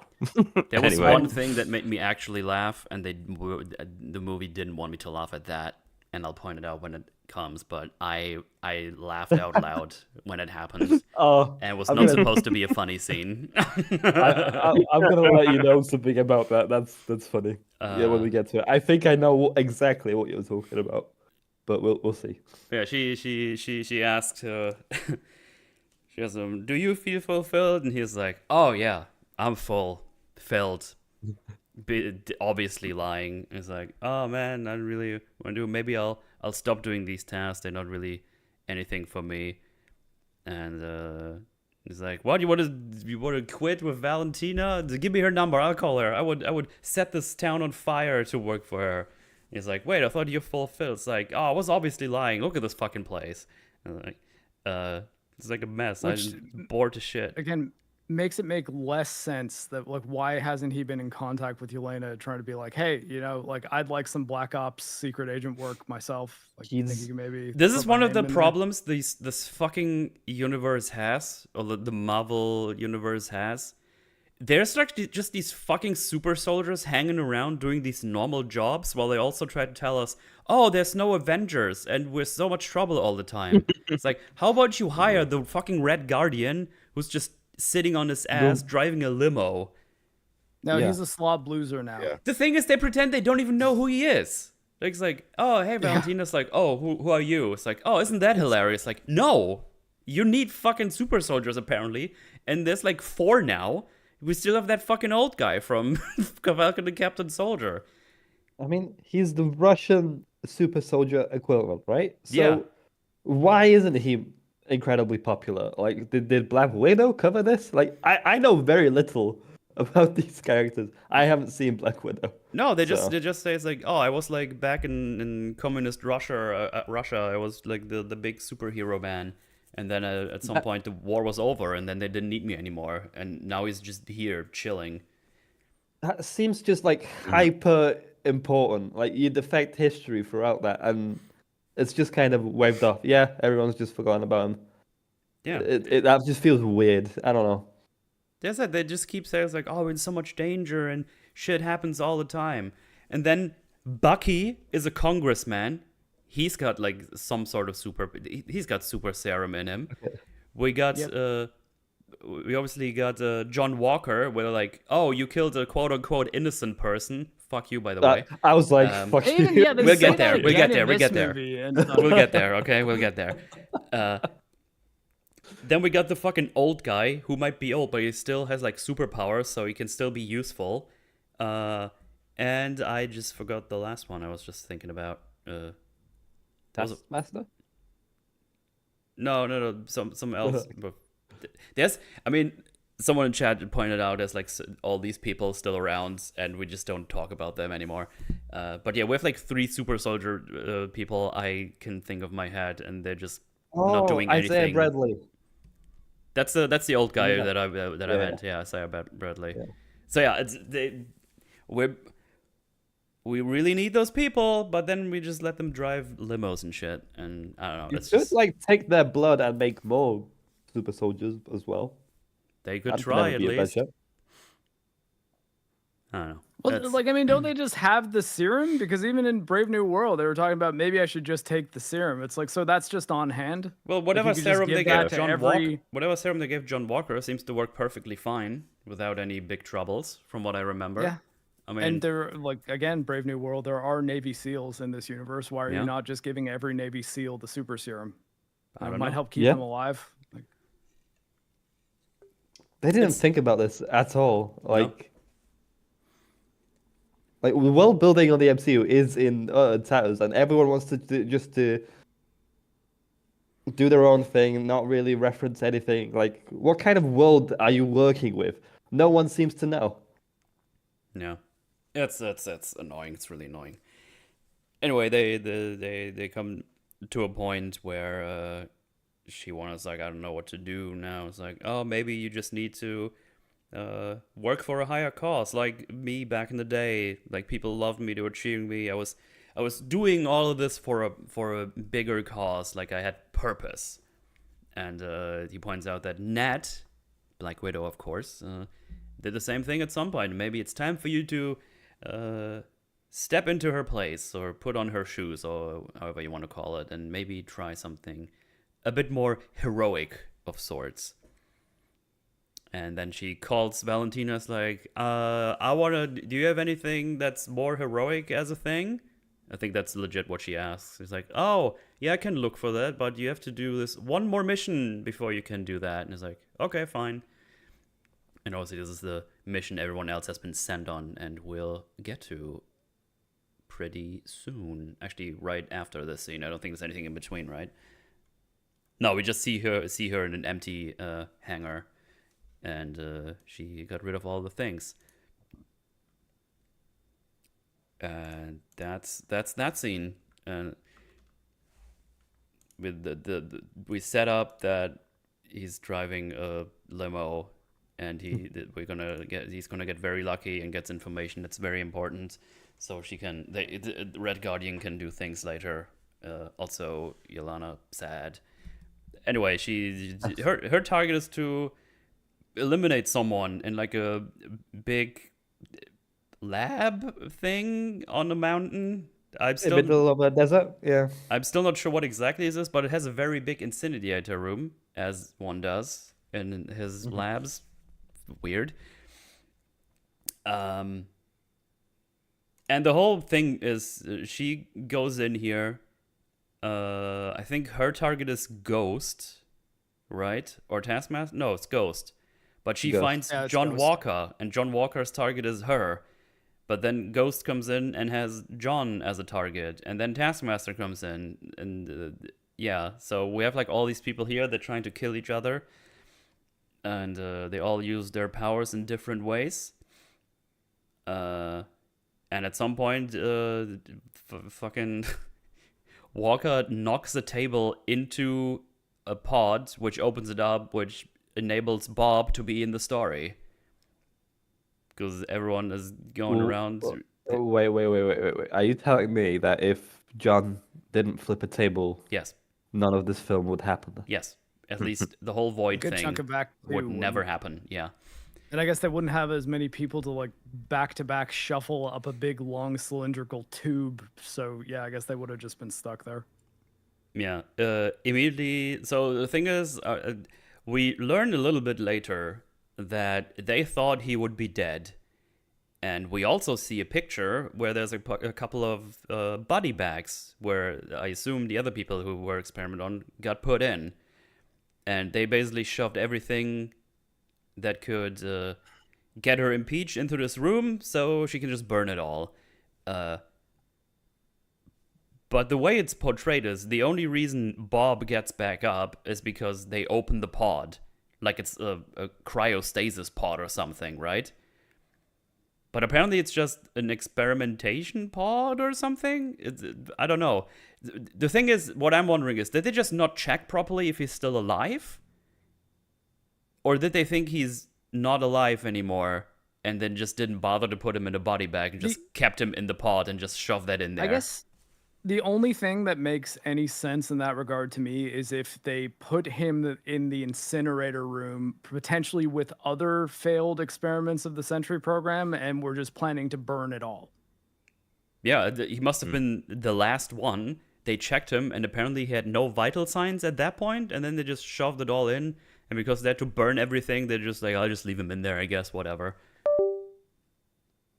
I mean, yeah, like, which I mean, also just makes you think. It's like, is there not any crematoriums in Malaysia? Saved yourself from having to ship him back to the States. Yeah, I don't know. It was really weird. No other interpretation seems to make sense to me, though. So it's just Does like, she well, not they were have- planning to leave all the bodies of that program there and burn them, which means there might have been others as well in addition to him. Yeah. I mean, normal way to Thank go you, about this Jimmy. would be paper shredders, paper shredding them in the office where the papers are, not flying all these papers to somewhere in the middle of a desert and then put a incinerator on them, and it's just like, I mean, if you have a Yes, big maybe- incinerator room, you might as well use it. Well, I mean, okay, you know what? I'll be somewhat charitable and say maybe they brought them back to that facility to do more experiments on the bodies before deciding to, okay, we just got to burn it all now. Maybe. Might be. I'm not entirely But, I sure mean, what else clearly they this didn't facility cut 'em does. apart Because it's 'cause, like, the thing is, in Yeah. the beginning, I thought this was just the whole thing. Like this whole building was just a big incinerator. But then they walked through that thing for a while. I was like, oh, there's more in here, I guess. But an easy fix would be like, why not make this the lab that the supposed, I don't know if I should spoil it, the supposed superhuman was being Yeah. created. Why As not the just have it be experiments- this way? The experiments would then have to be regulated by FDA, even though it's a ultra secret facility. And it would make sense to have like a destruct sequence there, because if something goes wrong with that experiment, because it's a very powerful experiment, it But wants see, to again, destroy like it. we're gonna just keep falling into this trap of like trying to make sense of things that the writers are clearly just hoping we don't ask any questions about. Well, that's always Yeah. the thing. You ask one simple question, and then it takes like 5 minutes of brainstorming to come up with something that's more sensical than whatever they did in almost every instance in every movie right now. Like it's Yep. insane. The thing is, then there's an if that then this problem that comes up. So it's like, well, but if they were going to do that, then why didn't they just do this instead? That's way more resource efficient and smart. Yeah, because And that's a problem. You try to figure out, okay, what could they have done, and then you just cascade into a fucking spiral of, oh, everything just breaks. So you basically need to rewrite all the things, which is fine because that's what rewrites are normally for. But I guess they still do that and fuck it up anyway. I legit and you want to also- be a fly on the wall in those meetings when they talk about the writing and the stories and stuff. Well, especially because the They MCU, wouldn't. it's You not wouldn't the hear MCU. The MCU is not dozens of monthly comic books that are being written by different people all the time. Like there's only so many projects per year. So it's like you got to just think that it's like, okay, what are our Marvel projects for the year going to be? You're in a writer's room. It's January 1st, and you just say, okay, let's watch all the movies and shows, Yeah. and we'll figure out what works and what doesn't works. What doesn't work? What doesn't work? We'll figure out what we need to retcon because we're not planning to use it anymore and how to do that in a way that makes sense. And as we're writing this, let's make sure it doesn't contradict any of the rules that we've set in any of these other films. And had they just been doing that every year from day one, I don't think we'd be in this problem because again, it's as much as there's a lot of movies and shows in the MCU, it's not the kind of scale that if you had a group of people whose job was just to make sure everything Yes. fit, wouldn't have been able to stay on top of it. Like for comic books, that can be a little bit more difficult because it's like, okay, well, I don't know I mean, let's not say now because I know that comics are getting canceled all the time. But like back in the days when you would have 3 issues of X-Men every single month from different writers, it might get hard to even keep track of what's going on in X-Men. But you know, like these are big Hollywood productions which cost tons of money. Yep. Can you not just be like, okay, we're going to spend 1 week where we're working out the main treatment of this movie, like not the script, but just, hey, this is what's going to be happening in this film, and just decide, here's our antagonist, here's how he's going to get his powers, here's how it makes sense with the people we're putting him up against, here's who these characters are, these are the things that each of them have gone through that we have to make sure that we take into consideration when writing them. And like, I mean, people could easily say, well, like, yeah, but you're just some dude on the internet. You're not like a Hollywood executive. Like, you don't know how difficult this is. I was like, yeah, but like, is that not a good place to start? Of just, should be just hey, let's actually make a plan and should be the consider norm, everything yeah. that's come before it. With the scope we're dealing at now in Marvel and the MCU, like in general, it just makes sense to have, as you said, just have a group of people, pay them every time there's a movie happening, where it's like, hey, you now are experts on the world building and everything. Can you check if any of this works?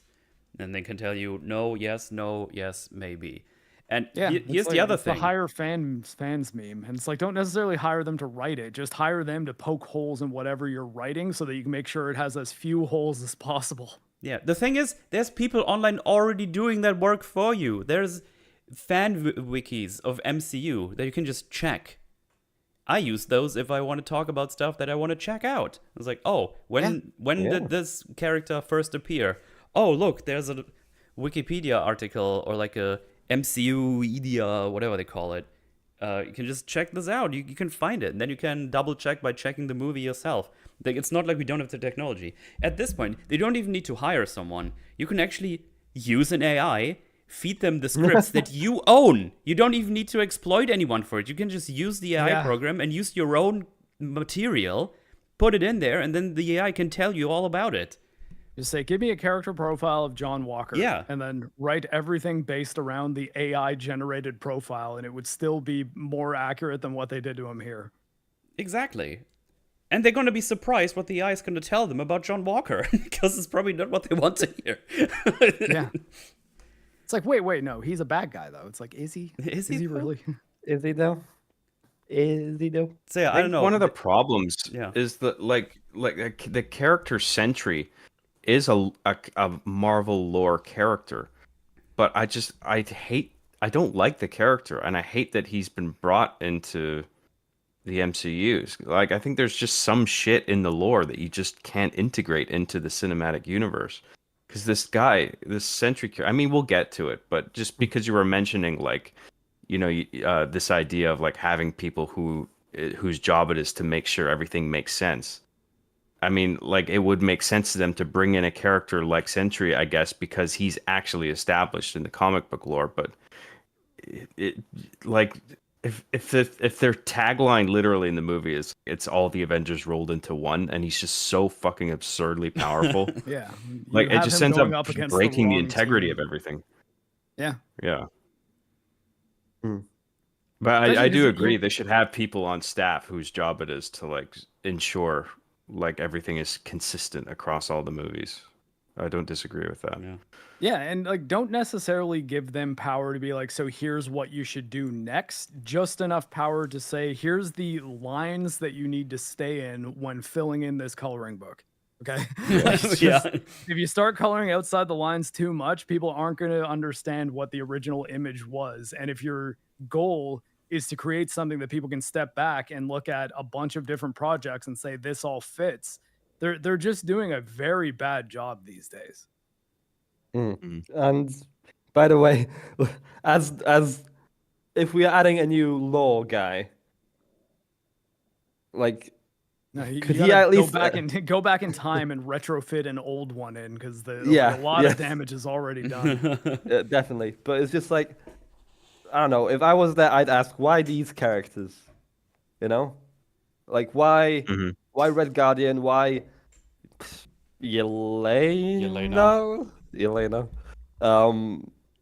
John Walker, and Ghost from I just you could not Well, I choose mean- like more bland, boring characters than this. I mean, But like at the same time, if you do, there's still a way to be like, okay, we need to find a way to have all these characters be on a team together, have it not only make sense why they're working together, have it so that their characters are consistent, and have it so that the threat that they're fighting against is maybe a little bit outside their range, but something that we can utilize all of their skill sets in order to make it plausible for the audience to believe that they are able to still win. Mm-hmm. And like that work was just not done here. Nope. Yeah. Because it's actually it's so frustrating because you've been asking for just like a lore threat kind of dealio, and it kind of starts this way, and then we got the fucking Sentry character where it's like, oh yeah, okay, I guess now we have to do some weird shenanigans to actually get this done, which is the thing that happens. But I don't know, like over the whole movie, you just don't give a shit about these characters. There's not really a scene between a couple of characters where they just talk and figure out it's like, oh, we're kind of in this together, and we'll like a legit kind of conversation where it's like, oh, we're not so different, you and I, but not like in a cringe way, you know? I don't need another one of those "we're not so different" speeches. I get those a lot. Yeah, but I mean, just like, hey, I've just been doing this whole time. It's kind of miserable, and then they all figure out, oh, this is I'm also miserable, and then John Walker should figure out, wait, I'm not miserable at all. I'm right. Leave me alone, and then everybody's happy. Because I still Think like about- John Walker. Because I don't believe you that he's a bad guy. You're lying to by the me. way, like all this talk about like throughout the film, especially Elena, like being bored with life in a sense, finding no meaning, no purpose and whatnot. Like I can completely sympathize with that feeling. I'm feeling that right now. But when I see this movie talking about it, there's something that doesn't feel genuine Yeah. about it. Like I don't believe that you're bored with life.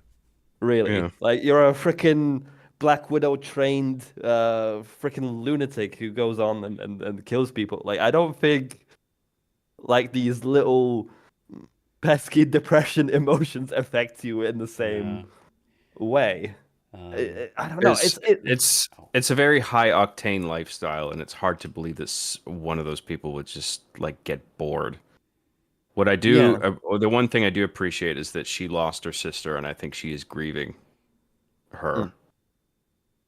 But yeah, otherwise, like I wouldn't buy the fact that this is boring, you guys. Like no. You know, it feels like it doesn't feel like the emotions of like some sort of super spy. More like I don't know, um, someone much at a much younger age range. I don't know how to describe it. It just feels very artificial to me, the way that she's depressed and bored. It was because it's super surface level. They don't really explore it that much, and we Yeah. don't know about enough about the characters to really care that much. And she's not likable enough to be. What do you mean? Childhood trauma plus dead sister. It's enough. Okay, Done. fine. Now you got me on that one, I guess. And anyway, talking about depression, let's talk about the action scene that happens here. It's a shitty action scene. Moving on. No, there's like some stupid. When John Walker appears, she blocks her face with the briefcase, which I guess is bulletproof, and also he shoots the briefcase like 7 times until his magazine is empty. So that was already very smart. Question: Yes. Is Walker's shield vibranium? I don't think Or so. not? I'm not sure what it's supposed to be. It's just a random shield. I mean, it can tank 50 cal rounds from a Humvee later. So Yeah. if it's not vibranium, it's like one of those shots would knock him through the front windshield of that limousine. Well, that's funny because Yeah. he gets knocked back by an explosion in this scene as well. So It's never indicated. I don't know too much about John Walker, if he would be given a half-assed shield relative to Captain America's vibranium shield, but throughout the movie, the shield takes a lot of gunfire and punishment. It's and also- it doesn't have any like dents in it. So I would assume it's made out of something vibranium, adamantium, maybe something Marvel. I don't know Yeah. what. Yeah, we have adamantium now as well. I forgot. Well, about that. okay, so Yeah. there are plenty of metals that can physically stop a bullet, like not let a bullet penetrate it. The thing about Titanium? vibranium, well, I don't know. It would depend on how thick the metal. Like even steel could if it's thick enough. But the thing is, what makes vibranium superpower level is that it absorbs the impact. So that is the reason why you can be in the back of a limousine tanking 50 cal rounds and have them not just throw you into the front seat the second one of them hits you, because that vibranium is absorbed. The thing is, if it's not vibranium, then it's like, well, did they load those 50 cal guns with stun rounds or something like that, or like are they rubber bullets they're shooting at them? Like why is he able to block those with a shield if not for the fact that it's absorbing their impact? Which, I mean, and again, even the thing that have the taco shield, which is delightfully not ever fixed at any point, is like you could still have that be vibranium and just have that be where like it shows that Sentry is actually powerful enough to warp vibranium with his bare hands, which again, power levels getting thrown out the window a little bit. But if that's something you want to establish, that's fine. But I just they really do need to tell you, like, so does he have a shield that's equivalent to Cap's shield, or is it something else? And if so, make it so that his shield isn't as useful as it is in this movie. Someone in the chat definitely guessed it. It's made out of plot armor. Ah, okay. Yes, Of course. It's a very rare metal. I know. Well, that's the strongest metal known to man. Yeah. Well, and we had a similar problem with what's his name suit, Captain America Falcon's suit in Brave New World, where it's just they mention vibranium a few times, but they kind of only really clearly demonstrate his wings being vibranium. Yep. But then I don't know, there's like after movie come out interviews where they say it's vibranium, and the knife that he gets stabbed through with it is adamantium, and adamantium greater than vibranium. Yeah. It's Metal. We like, guys. We should do a poll as to see whether or not we should cover Fantastic Four, because honestly, like my health, it's not like these Marvel movies are not good for it. Oh god. What else? Yeah, they all just appear one after another. Taskmaster kicks away John Walker, then Ghost appears, and things happen. Yelena uses her shock thingy, which goes into Walker, and he's like stunned for a little bit. I think the other two big things where I was like, oh, okay. 1, Yelena is able to block Walker's super strength with her arms after he does like a full swing motion. And I guess they're trying to pretend that the electro stuff helps with that, but that's not how momentum works, I'm pretty sure.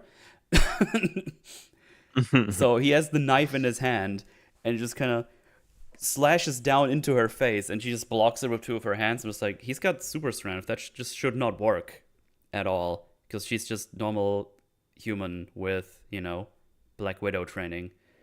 So that shouldn't work. But I think the biggest one is Ghost taking a gun and can just teleport around and just shoot people instantly.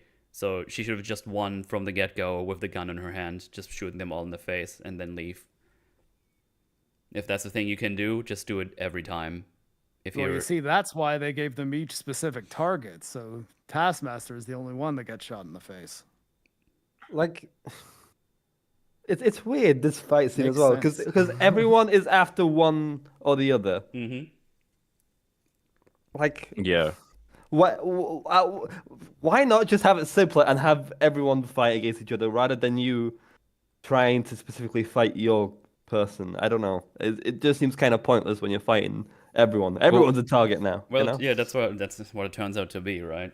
And yeah, Why even from the top down? Why do this retarded fucking plan? Like, why not like just like Yes. lure them all to one place and then just nuke that entire area or something? Yeah, Instead of relying on the idea that they're all going to kill each other.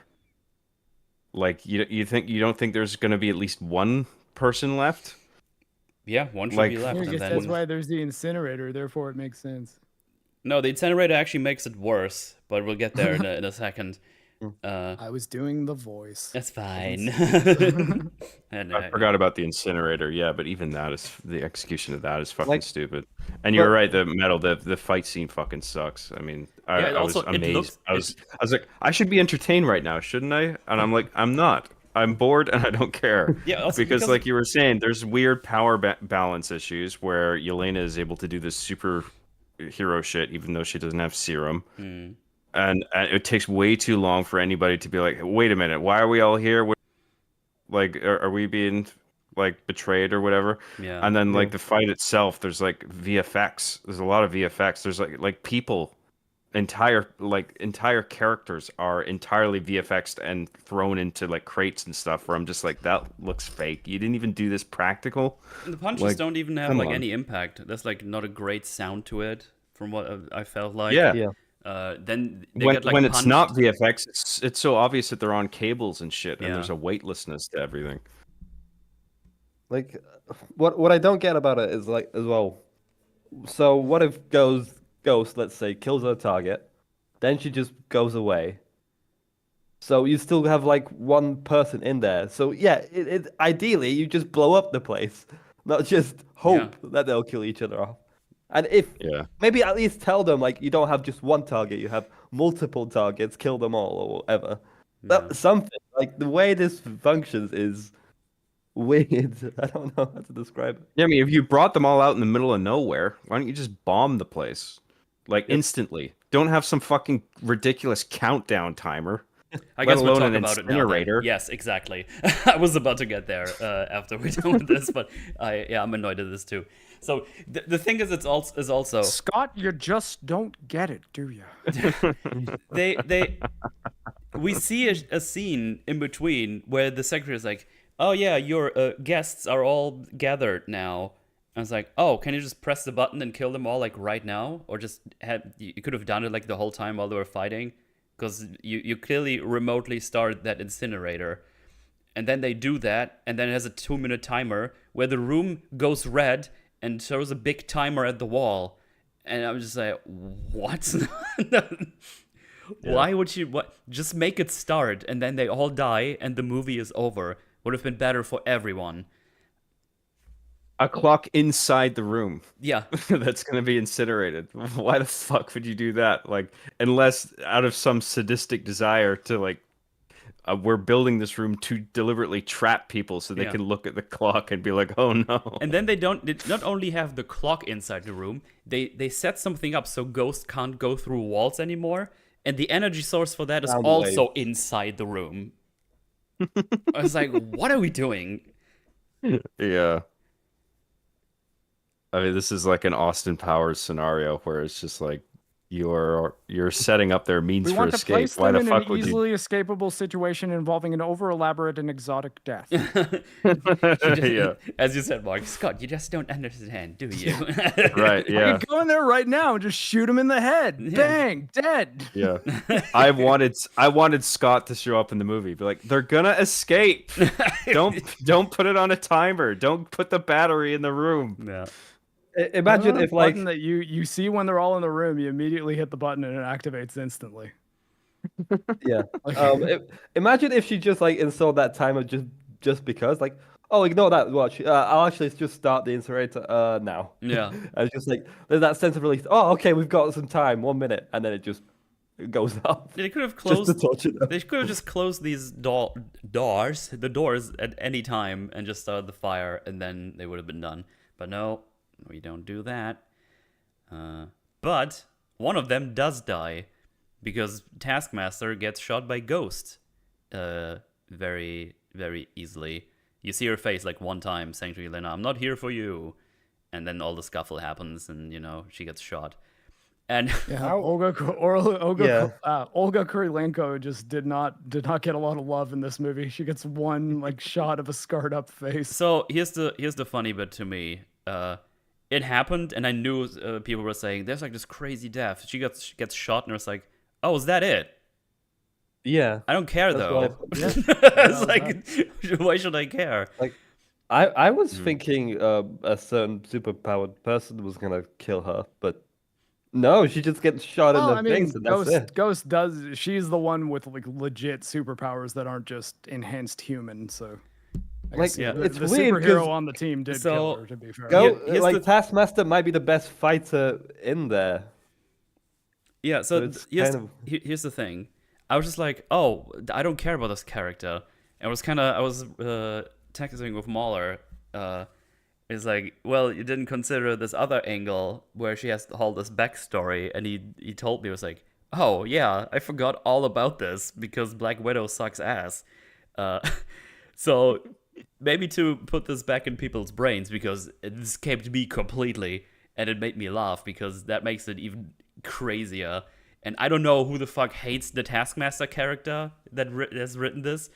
Because, yeah, she grew up with Drakov, whatever the name was. Drakov. Yeah, as a dad, was blown to bits, put back together when she was like 8 or something. Got this mind control thing into her brain, had to kill people against her will the whole time, gets freed at the end of Black Widow, and now she gets executed immediately. What did Marvel mean by this? I just don't understand. Wow. They don't even use it. They don't even tie it in with the themes of nihilism. It's just what a fucking I guess waste they of a character kind of death. try. They have Yelena be like, no, she was slave. Then she does bad things. Then she stopped doing bad things. Now she dead. Just like us. This is what happened to Sure. us. Uh-huh. Uh-huh. So yeah, I forgot all But about this. I feel like if you're gonna kill off a character, there should be a lot more weight to it than that. Like a lot more. Yeah. You see, I was thinking this superpowered guy is gonna kill her to like kind of demonstrate, oh, this one's really, really powerful. Yeah. You don't want to fight with him. No, kind we're of not paying thing. her to be in the movie for that long. No, okay. So yeah, that Whatever. No more Taskmaster. We're done with Taskmaster. We're not getting Taskmaster. Imagine that which is- actress getting the script and being like, "Oh, great, I get to come back as Taskmaster," and then it's like you get shot in the head like 10 minutes into the movie, and then that's it.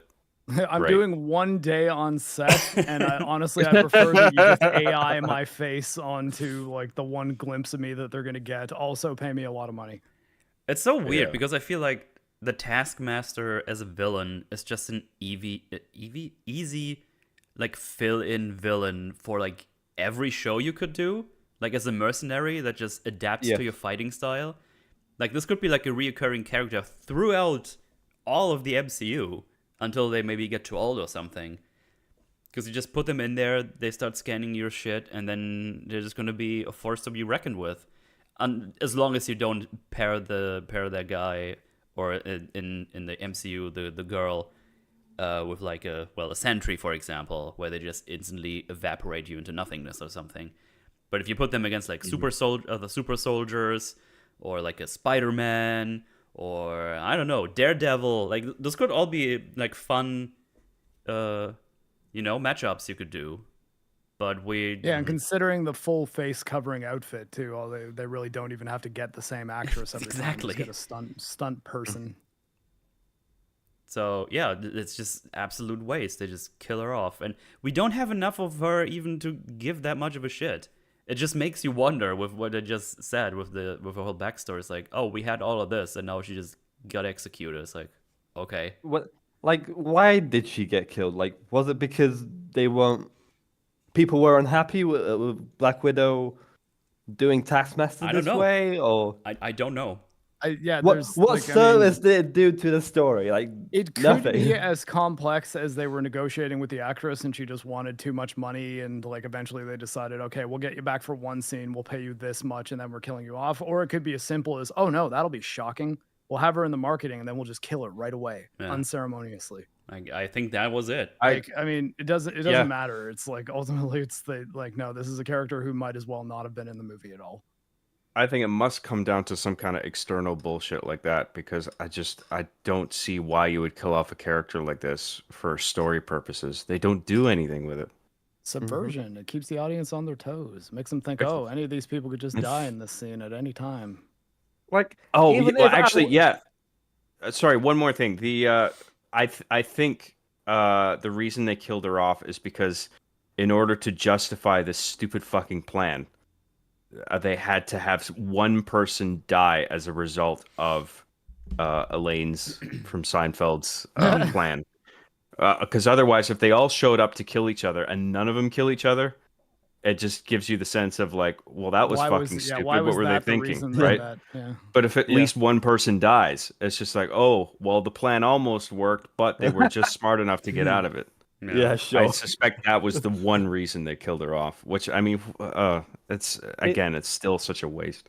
It feels like a footnote of a death. Like someone was writing along the story. Taskmaster was there, and then someone said, actually, technical problems. We kind of need her dead.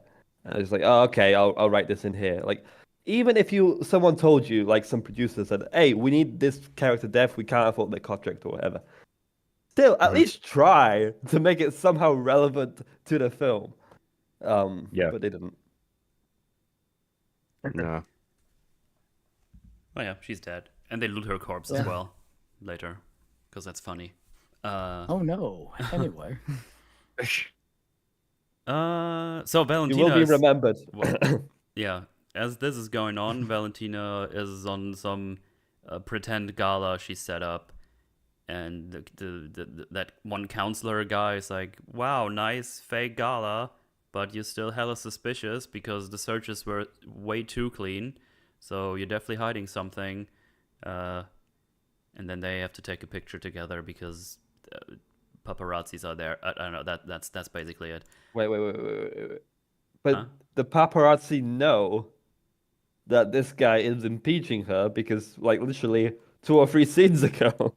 Yeah, but this is after they did the searches and found it's clean. So I guess they just kind of pretend like they like each other because, image upholdings and stuff. It's like, look, there's nothing bad between us, even though it clearly is. Right. I don't know. It's just it's still stupid though. But hey, Bucky is here, and he's annoyed with everything because he talks to Valentina's secretary, and basically tries to tell her, it's like, hey, you're working with evil lady, and then she says, oh, I know who you are and what you did, and he's like, yeah, but I didn't have a choice. You do. It's like, yeah, I guess so, yeah. And then he gives her his card, and she also does like quipping stuff. It's like, oh, what's this? Some trash? It's like, can you just shut the fuck up? Like, can any character Everyone take quips. anything seriously? Like, you can have one character, maybe 2 characters that can quip if they're good at it, but you can't have 7 and they're all shit at it. Like, Yeah. stop. Thank you. That's exactly what I think. Thank Yeah. you. I wanted to talk a bit about how the hell he's the congressman. I remember reading. I don't. Oh yeah, Maybe I read it somewhere. Maybe I saw a clip. But Bucky killed JFK yes. in this world. How the hell did he become anywhere near Yeah, that's not. a It's chair like, in politics? that's just on top of why does he even decide to do that anyway? While also it's like there's no way you even gonna get it there because that's ridiculous. Yeah. They just Yeah. decided he's in there. That's so. Why I not think it just was have him just, like- work for that guy, not have him be an actual congressman? He's what? think the Yes, writers were he's just a, like, he's a congressman now. Bucky is currently a congressman, and he's just doing government things, and he seemingly hates it. So I don't know what the point is. I think the point is like they knew that they wanted him to do some superhero antics in the movie, but then let's have this artificial thing where he's now a congressman. He's like, I put that behind me. I'm like a boring politician now. But then he comes out of retirement and he's on the motorbike with his mines and shit. Yeah, this crazy Like- setup that started in Brave New World, the last movie where they said he's a congressman, and then this movie's like, actually, no. So stupid. I can save the world in a different way. I can make a difference in politics. But no, he's still action hero. Action hero, man. I have Yeah. a controversial take, but I really think Bucky should have been the new Captain America. That's But not a hey. controversial take here. I've been saying that from the get-go. Sam Wilson was perfectly fine as Falcon. I liked his character. He's not. Why is he kept? Makes no. Nah. They were clearly setting him up. Like he holds the shield like multiple times. Like Yeah. in Captain America: First Avenger, he grabs the shield. In the second one, he grabs the shield. In the third Yeah. one, I'm sure there's some point where he grabs the shield. But here's the other thing. Steve should not be gone by now. He wouldn't just decide so, oh, you know what? No, we did a Thanos thing. I'm just gonna chill out over here. Yeah, but you know, No, you won't. you know what else was a Peggy huge Carter's pretty indicator? pretty though. She's an attractive True. lady. True. Sebastian Stan, he had like I want to say like a 10-year contract when he signed on to First Avengers. So obviously they were planning for him to be the next Captain America. And they were planning to kill off Cap. Like he had an absurdly long contract, longer than any other actor in the MCU. Obviously that was the idea, but whatever. So yeah. But yeah, he gives her the card, and that's that. So we gotta set up her to have some doubts or something, because she's a bit on the fence, because she has a bit of a moment where she's like, are we the baddies or something? But screw that. Back to the others, where they talk and they figured out, like, oh man, we've been set up, god damn. And they all have like a thing where it's like, I'm gonna say something about you, and then I'll get one up on you, and then we laugh at you. And that's what they do. They say like, Taskmaster destroyed half of Budapest. The Ghost is on the run from 15 nations. And Walker is a dime store Captain America. It's like, fuck me, Jesus Christ. And then it's like, no, the Ghost is like, oh, weren't you like Captain America for like 10 minutes, and then you killed an innocent person? Yeah. And all that Terrorist. Walker says against it is like, oh, it depends on how you define innocence. Like, no. You were in a fight with these people, and he was part of a terrorist organization. That guy was far from innocent. Yeah, pretty sure those terrorists burned down the building with people inside. I'm Well, I mean, John Walker even does say that too. So, like, I mean, I guess they at least gave the John Walker did nothing wrong people a bit of a bone, where it's like he's like, yeah, no, that guy wasn't very innocent. Like, why? He's like, I why know the hell? that's what the press said, but I mean, did you watch the show? Yeah, exactly. Yeah, I was like thinking, like, why was it even reported that the guy was innocent? Why does I don't Ghost say know. that she was innocent? because he was part of the Flag Smashers, and they're totally good guys. You're just being racist. Freaking hell. Yeah, which is funny because this is right after they killed his friend, and I think this was also after they blew up a place already. I think that was before was after that. Correct me if I'm wrong, but I think it was also after they blew up. I didn't rewatch it anytime recently, but yeah. So yeah, I know.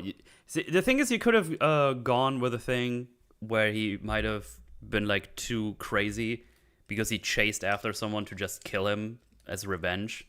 Like that, there's a way you can address this, but just outright saying it's like, oh, this was like an innocent guy he killed, and now we can't have you as Captain America anymore. And it's like, I don't know, man. I mean, if they changed killed an innocent man to just killed a man in cold blood, it would have been slightly more, like, I guess, in continuity, even though, like, you could argue that, like, the fight was still kind of happening and his blood was still hot from, you know, what had just happened. Yeah.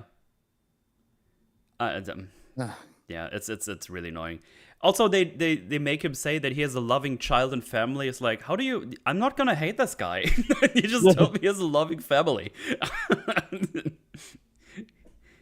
You can't make me hate him. It's not happening. I'm sorry. I'm not sorry, actually. You're the one who wrote it this way. I mean, that's basically the scene. Also, Bob is here, and he's like in the background because they wonder what's going on with him. But we had another thing where Bucky talks to that chancellor or that counselor, and he's like, Valentina is dangerous, blah blah blah, and the chancellor can't. Jesus Christ! The counselor says, "Oh, don't worry, we have the system get them." And then Bucky says, "Yeah, the system that goes into a recession at 4 p.m. every day." Ugh, it's like you choose this. I'm sorry, you could have just not done this. Mm-hmm. And yeah, I don't know. He just tells him, read the packets that we have set up for them, and he clearly wants to just do something about it immediately because that's what he was born to do, if you will. Yeah, again, I still have no clue where the fuck he's even in that position and how he got there and why he decided, but whatever. I don't have anything else to say about that scene. That's basically what happens. Back to the others one, they are just trying to get out, and we already pointed out that it's like this whole incineration thing going on where there's a timer, and they decide to do this after only one was killed. Also, the power source to get Ghost through the wall is inside. They destroy this, and she opens the door at the last second, and then they get out. That's what happens. Well, something I want to point out though is that's something that I noticed throughout the movie. Walker seems to be legit the most resourceful of the bunch, but they always ignore him because Walker is super suspicious of this Bob guy because he just showed up. And he's like, oh, I don't remember how I got here. It's like, oh, I don't know. And so it's like, And he saw the pod, right? Yeah. And John Walker, he saw the pod. He's what? Sorry. John Walker saw the pod that Bob came out of, and that's why he's suspicious. Oh, right. Yeah. Exactly. And yeah, he just asks, oh man, that's shitty answers you got for us, and yeah, none of us has you as a target as well, so that's all hella suspicious. But yeah, he doesn't know. Yeah, Some then sus on Bob. He hates pod people. But yeah, they get out after explosions happening, and we already talked about how stupid this whole contraption is. Also, they just have a big room, like a room this big, that can just incinerate the whole room. I don't know what you use that for normally. Maybe piles of corpses or something. I don't know. But they have a room like this in their facility, so they use it, I guess. I mean, surely that wouldn't like burn the bone to ash. I don't know. I don't know how hot can that room be. I don't know. Why is there stuff in it? Why would you keep crates of stuff in there? Well, they put those I guess in there. That's evidence all they're the trying to that's all the destroy. evidence. So she doesn't get impeached. Oh, okay. Yeah. Wouldn't evidence be like electronically stored? Why is it all paper? Again, I think we're digging way too deep here. Like, Okay. like they can't get basic things about the way their world works correctly. I feel like they're really not ready to answer questions like, hey, why not? What about the electronic files? Yeah. It's, Yeah, it's 2025, people. Whatever. By the way, why does Ghost save them? Well, I think I missed that line. I think she says something about it, but why does she bother opening the door? Not sure. because she says because like she was trapped because of the elevator shaft thing. Oh, okay. So she's like, yeah, no, I couldn't find a way out, so I need help finding a way out. All right. They jump out, but that also knocks them out, which I'm not sure why, because it's fire, not an explosion that happens. But they kind of get yeeted a bit, like it's an explosion. I don't know if fire can displace that much air to make that happen. I happily stand corrected if that's the case, but I just find it weird. I'm willing to accept that. Like, it's like, okay. It's yeah, it's a movie explosion trademark where all the TM. characters go, whoa. Yeah. The pod exploded. That's why. Oh, okay. No one has a concussion. Concussions don't exist in the MCU unless it's plot relevant. This leads to like a flashback / dream thingy, and this was like tiny Yelena's, I think, early Black Widow training, Yeah. and because she found someone, the other one gets shot, right? Did I remember this correctly? Anyway, I moving actually on. didn't know what was right. I didn't Can't remember. exactly know what was happening in this scene because my theater screening had for some reason Spanish subtitles from the Russian. So It was just the Red Room operatives just tested to see if she would betray her Yeah. friend to death and for like on their orders. Yeah, Okay. pretty much. That sounds right. And that's pretty much the most we get of her childhood trauma. Like, it's Yeah, like but we just get it a that sec- scene like we- 4 times. But she mentions it a Right. second time later, so that counts as twice, right? and yeah, Bob is in there. Yeah, exactly. Because when they Yes. fall over, like their hands touch a little bit, and he's inside their dream, and it's like that's weird. So he Yeah, definitely has some kind of mind reading powers of sorts or something. I read the Dark Avengers comic. I do like the Dark Avengers, and this guy is in here. I'm not sure this is his power set. This is probably something they pulled out their ass. But I guess we'll talk about it later Yeah. on. Then we go back to Valentina. As you can tell, we're jumping like back and forth between the team and Valentina right now.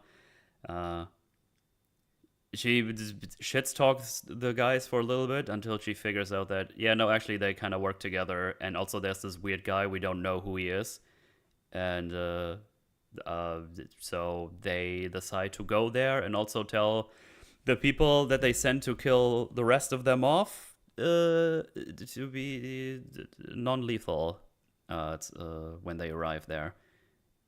Also, Red Guardian is the limo driver, so that's very handy because he gets all the information he needs to go wherever he needs to be.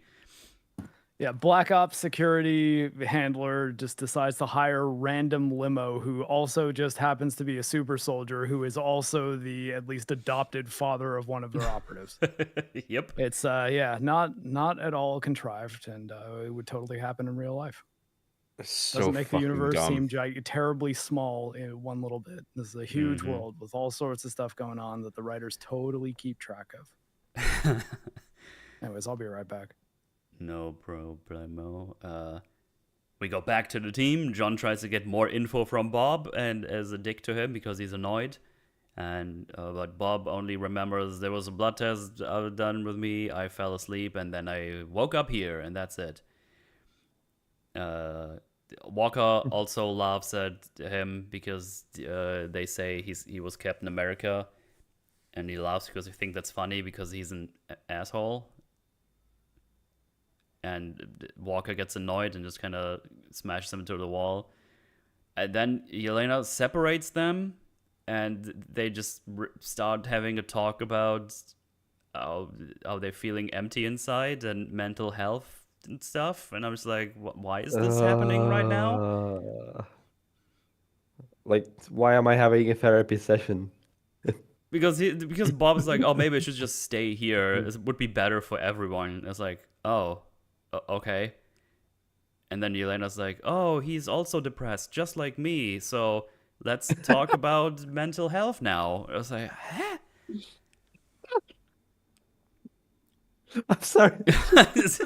The way you phrase it is just funny. That's what happens. I'm sorry. No, it is exactly that. Oh, it's so stupid. And then they have like I guess they have like a somewhat wholesome-ish talk randomly here. And when he asks, oh, what to do about it, she just tells him to repress it. And then they have a laugh about it. And then also tells her, it's like, oh, we have to work together to get out of here. You can get yourself killed later or something. It's like, okay. In the meantime, Walker punches open the wall so they can get somewhere else. So this is your first instance of the movie being like, we're gonna talk about mental health sometimes a little bit, surface level ish. Mm-hmm. Yeah. It's like they picked up like a textbook. It's like, okay, what is depression? Oh, it's this. Yeah. You know, I don't buy it at all. No, it's No, the overall movie has the illusion of depth when it comes to exploring mental health, because you're going deep into somebody's psyche. That's what ends up happening. I mean, we'll get to that, but like the actual analysis, the actual subject matter is just, it's surface level exploration. Yeah. There's really nothing impressive that's here. But they get a big speech from Bucky, and that's all gonna put them together for some reason. This movie's so shit. Yeah. God, I'm already at the point where I just have to laugh. I need to fucking speed up. It sucks. Anyway, Walker. I mean, you mentioned it already, Metal. The fucking limo scene. Like I thought maybe we didn't get quite there yet in the movie, but you mentioned it, and I'm wondering if maybe I'm forgetting where exactly it was placed in the movie. But like when Elaine, what's her name, Yelena? Government lady is talking. Oh, Valentina. No. Yeah, Valentina. She's talking with her assistant about like all this top secret material, like that she is willing to kill a lot of people over to like make sure none of this gets out.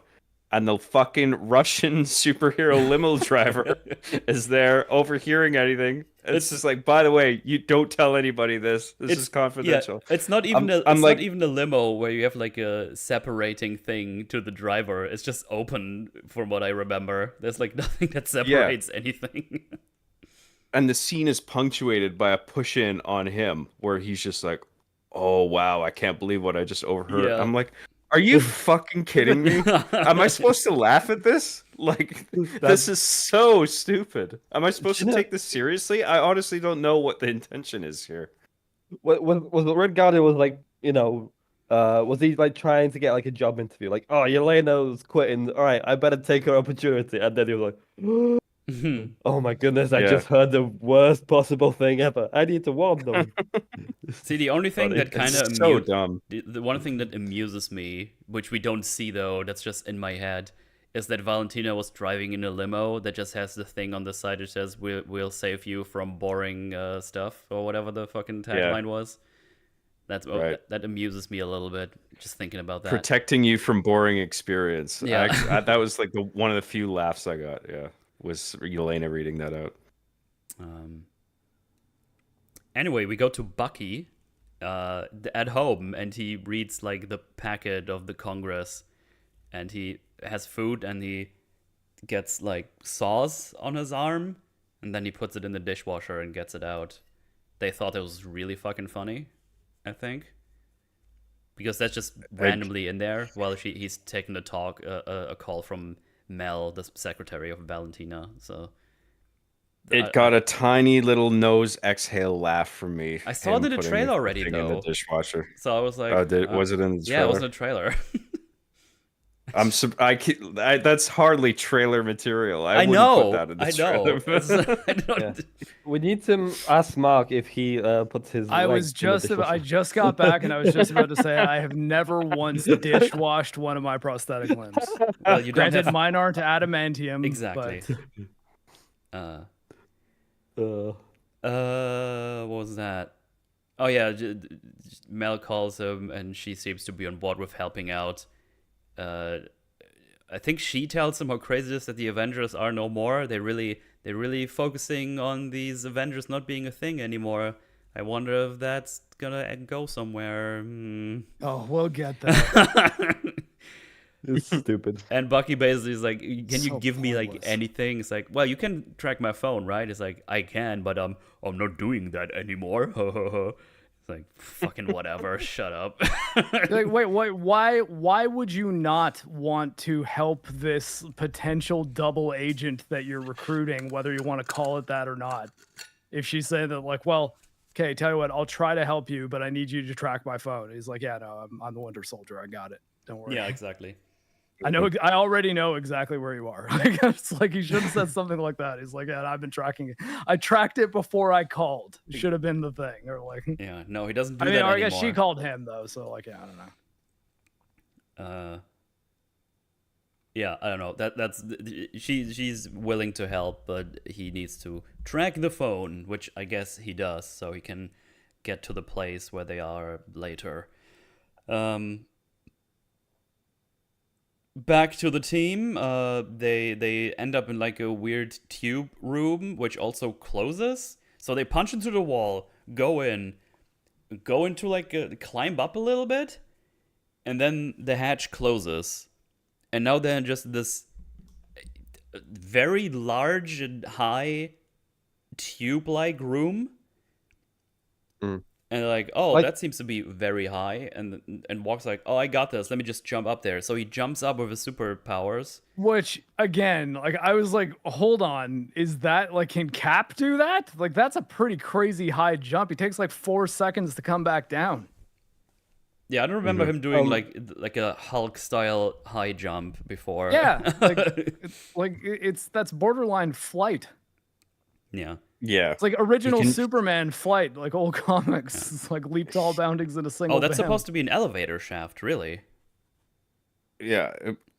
Are Is you it? sure? I Yeah, thought it was yeah. like a weird exhaust pipe or something. Because if it is, why are they not punching open the elevator they're standing on then? Yeah, well, where the fuck is the elevator if it's an elevator shaft? Because they're standing on Yeah, something. I mean, I almost said, well, there isn't any power, but it's like, no, I guess they only killed the power to the incinerator, and then later on, having power when they want to have no power becomes a problem. So, yeah, I guess there's still power for sure. What I found weird, like the way this is structured is, we're a good like 30 or 40 minutes in this.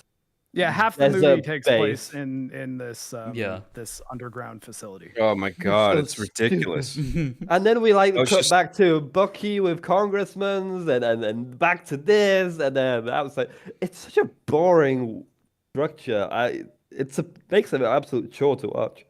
Oh yeah, It for takes sure. almost half the movie to get out of this fucking building. I was just like, And why it's- are we still not out of this place And it's yet? not interesting or funny or anything. It's just, yep, that happens now. No. It's, The whole movie is just bloated with these heavy dialogue scenes that don't build up to any kind of punchline or purpose. It's all just a bunch of like mumbling and awkward exchanges that don't really mean anything. And it's not even amusing. No, because they think it is. That's the problem. Because when they're in this tube Yeah. room, they do the jump. He falls down on his ass and like, hilarious. And then Bob has the idea. Oh, let's just go back to back and just kind of shuffle our way up, inching our way up, back to back, pressing at each other. Immediate thought I Yeah. had. And Do you know Bob can fucking sustain this? I don't know if Yelena can do this for extended amount of times. Walker, sure, he's got like super strength. I think he could do this Yeah. easily. But the rest of because them, I don't know. Everyone, if you're listening to this on a device that does not require you to like be stationary, like if you're not on a headset that's plugged into your computer, get up right now and do a 2-minute wall sit. Okay. Yeah. Like, it's a little experiment we can run together. Yeah. You'll probably be able to do it, but you'll notice it like at minute 1, it starts to get a little tricky, and towards minute 2, your legs really start to burn. Yes. Yeah. You're also not trying to suspend yourself from falling either. So like, Then Walker points out, "Hey, Ghost, can you just walk through the walls and get us out of here?" And she says that, "Well, I can only do it for like a minute tops so far, and I also don't know where to go, so no, actually, not an option." It's like, oh, okay.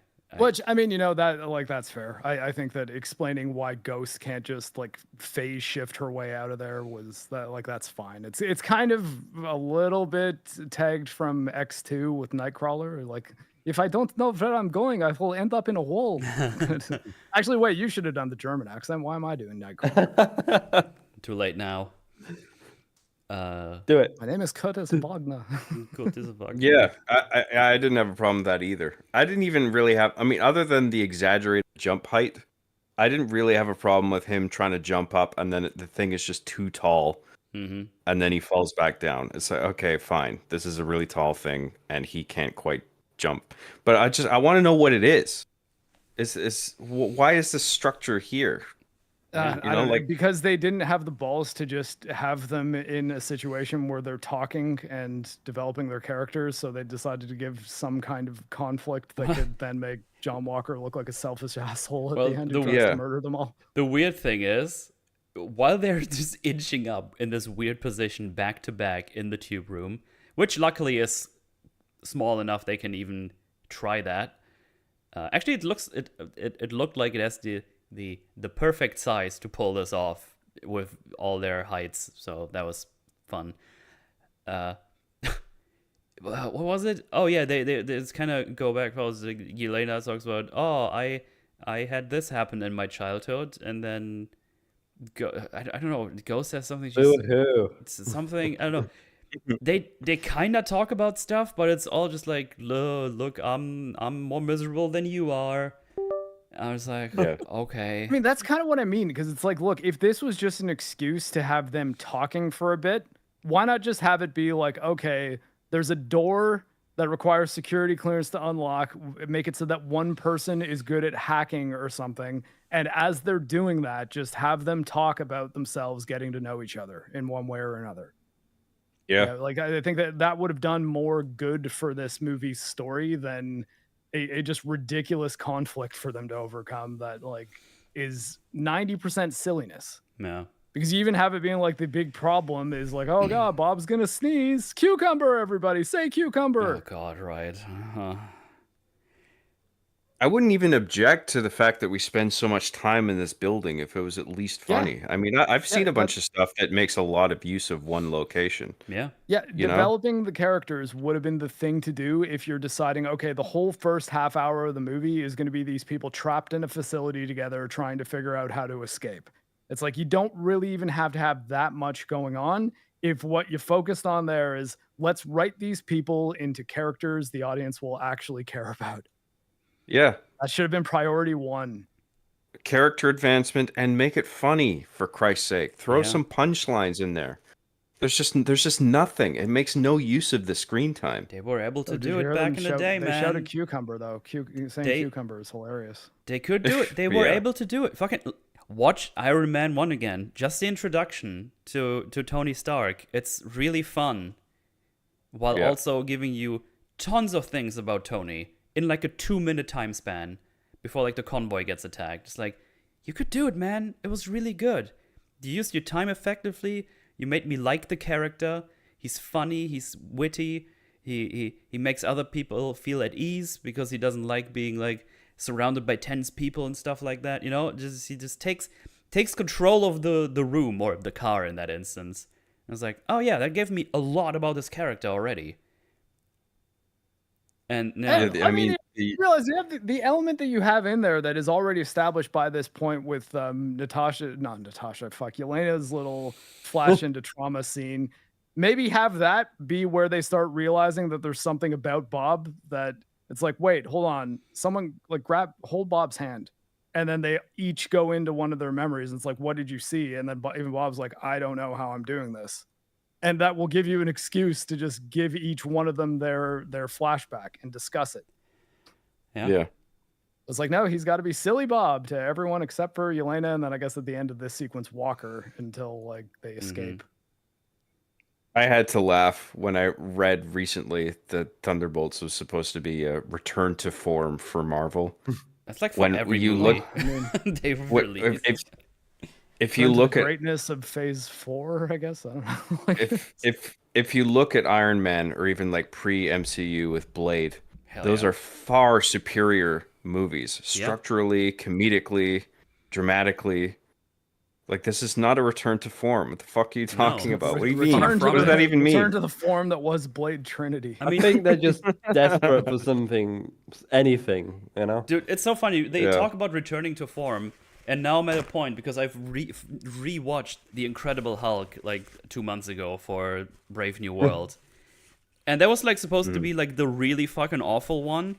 And I was like, this is like still probably like a 4, which makes it far superior everything in Phase 5 and 6.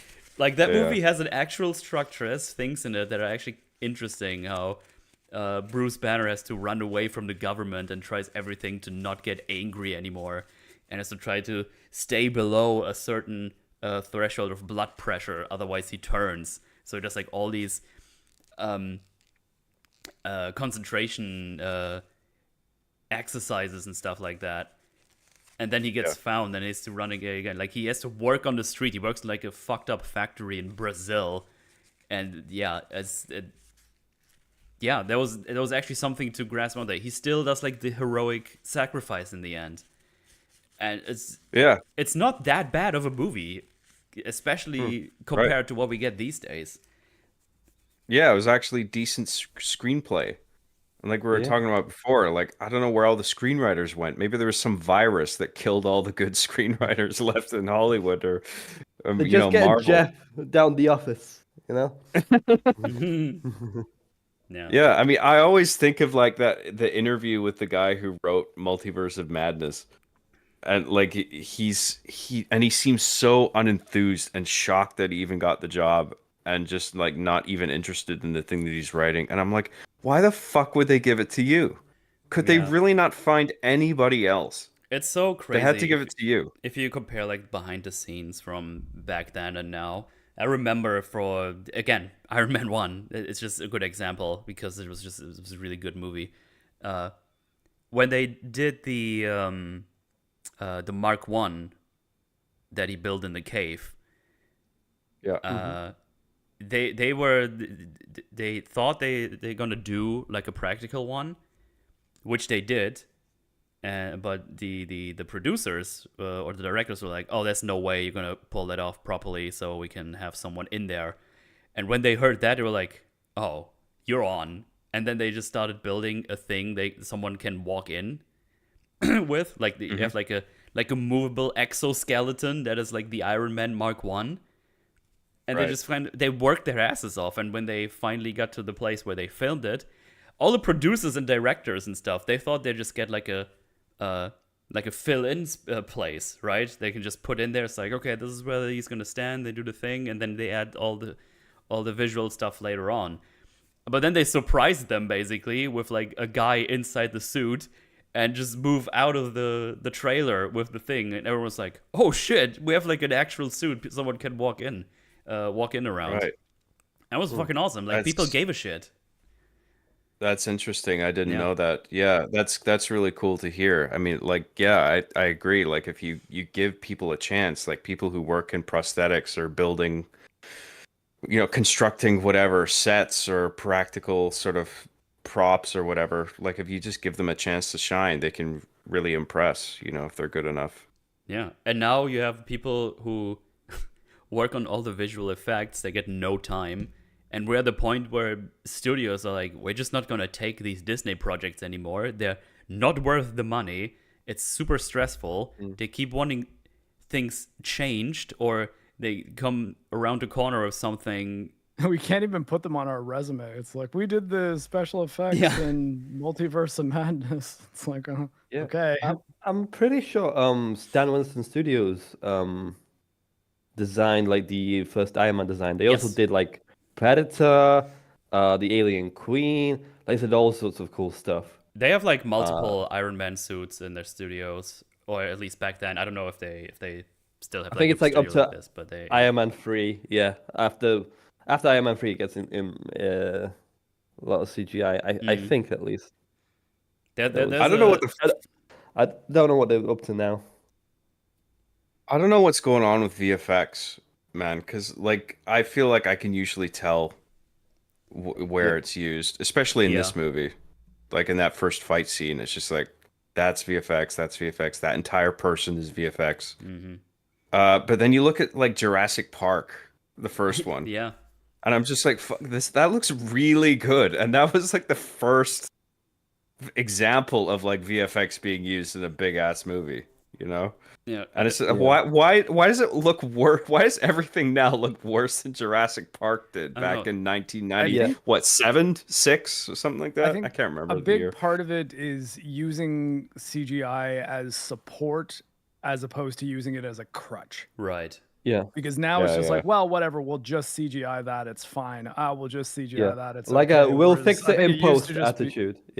Yeah, I think it used to be, okay, let's have a bunch of practical, like either miniatures or dinosaur puppets and like big kind of ones like the Triceratops that like, you know, they're like lying on as it's breathing, that are real physical objects, so that when we do cut to a CGI thing, it's less jarring.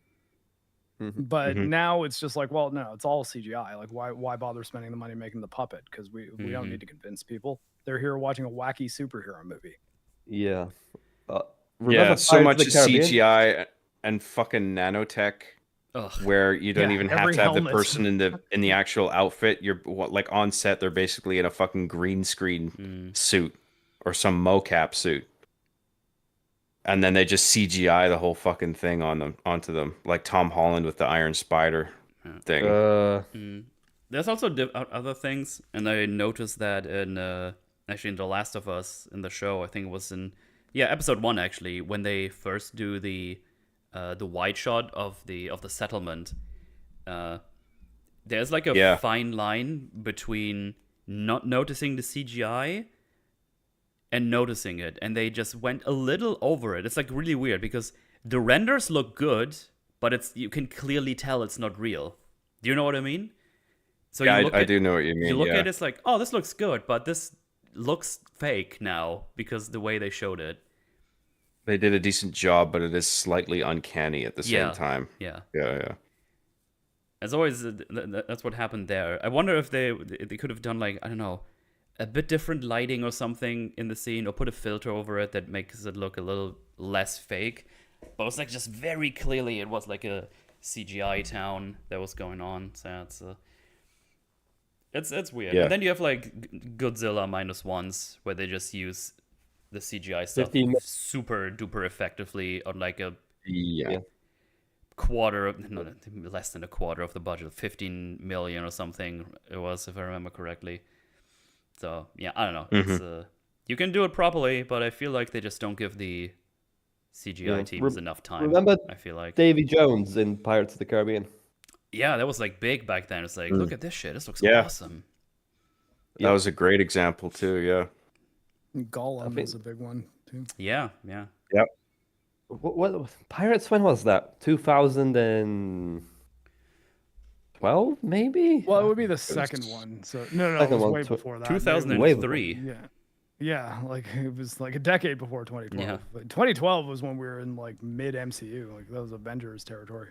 Yeah, considering how this shit is supposed to be exponentially getting better as time goes on, like it was a considerably long time ago. Yeah, something like Pirates of the Caribbean with Davy Jones's. The fun thing is, it could look better, but if they don't give them the proper time and the information they need to actually pull it off, all that amazing technology means little.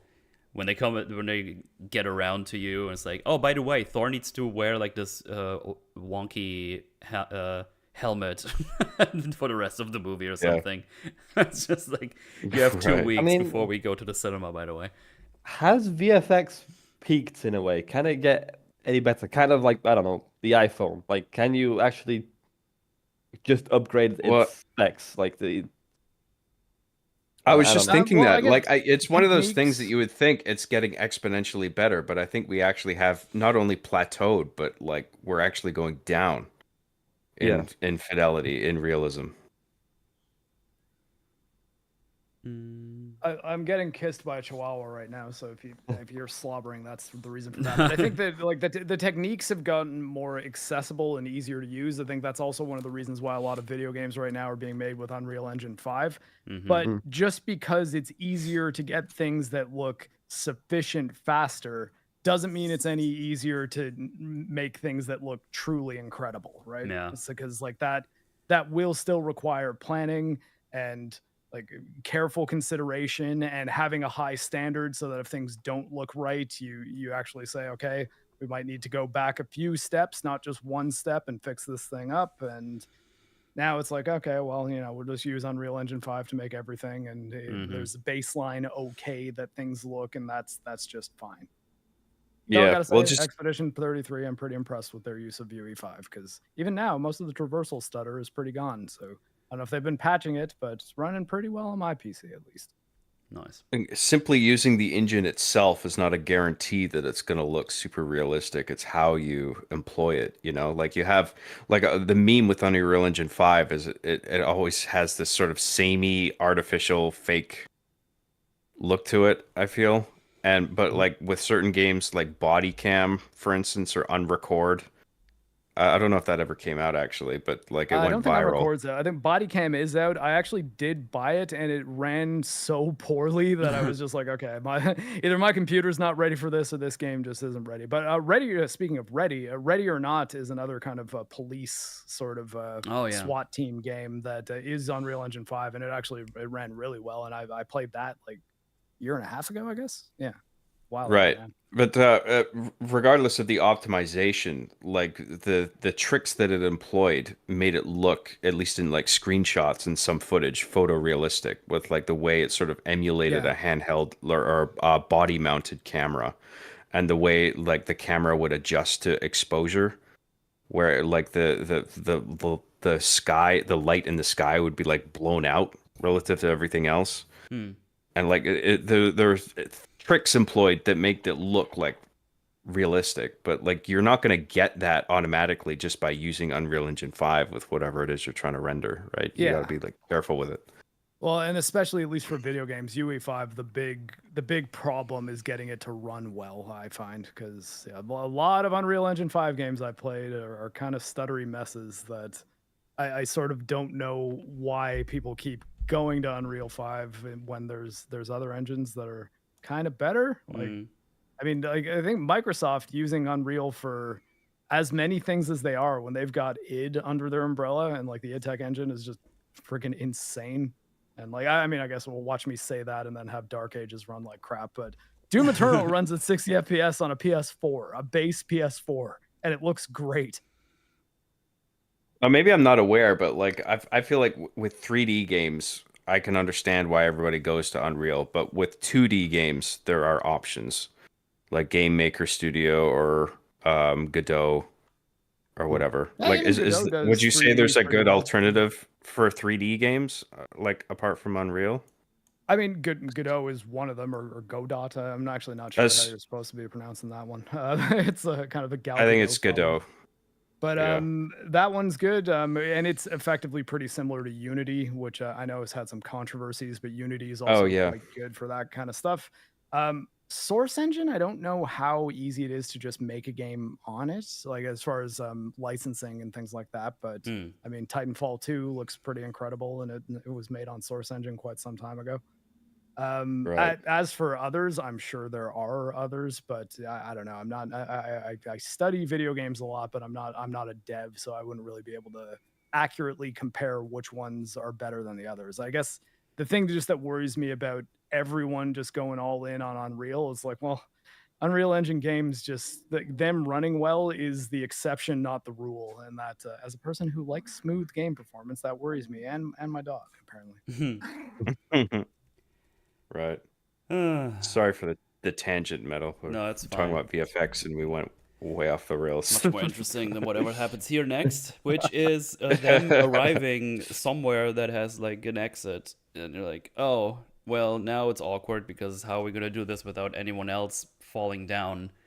And Walker says, "Give me your baton. I'm sure I can reach it." It's like, yeah, but now we can fall down, and then the whole thing with the sneeze and cucumber happens, and Walker gets annoyed, just grabs the baton and makes it, grabs one of them. I think Ghost kind of puts a knife in the wall or something and gets stopped, and then Yelena grabs Bob with her wrist hook, and then they all get pulled up. Yeah, everyone except for Bob apparently had a way to just not die there. Yeah.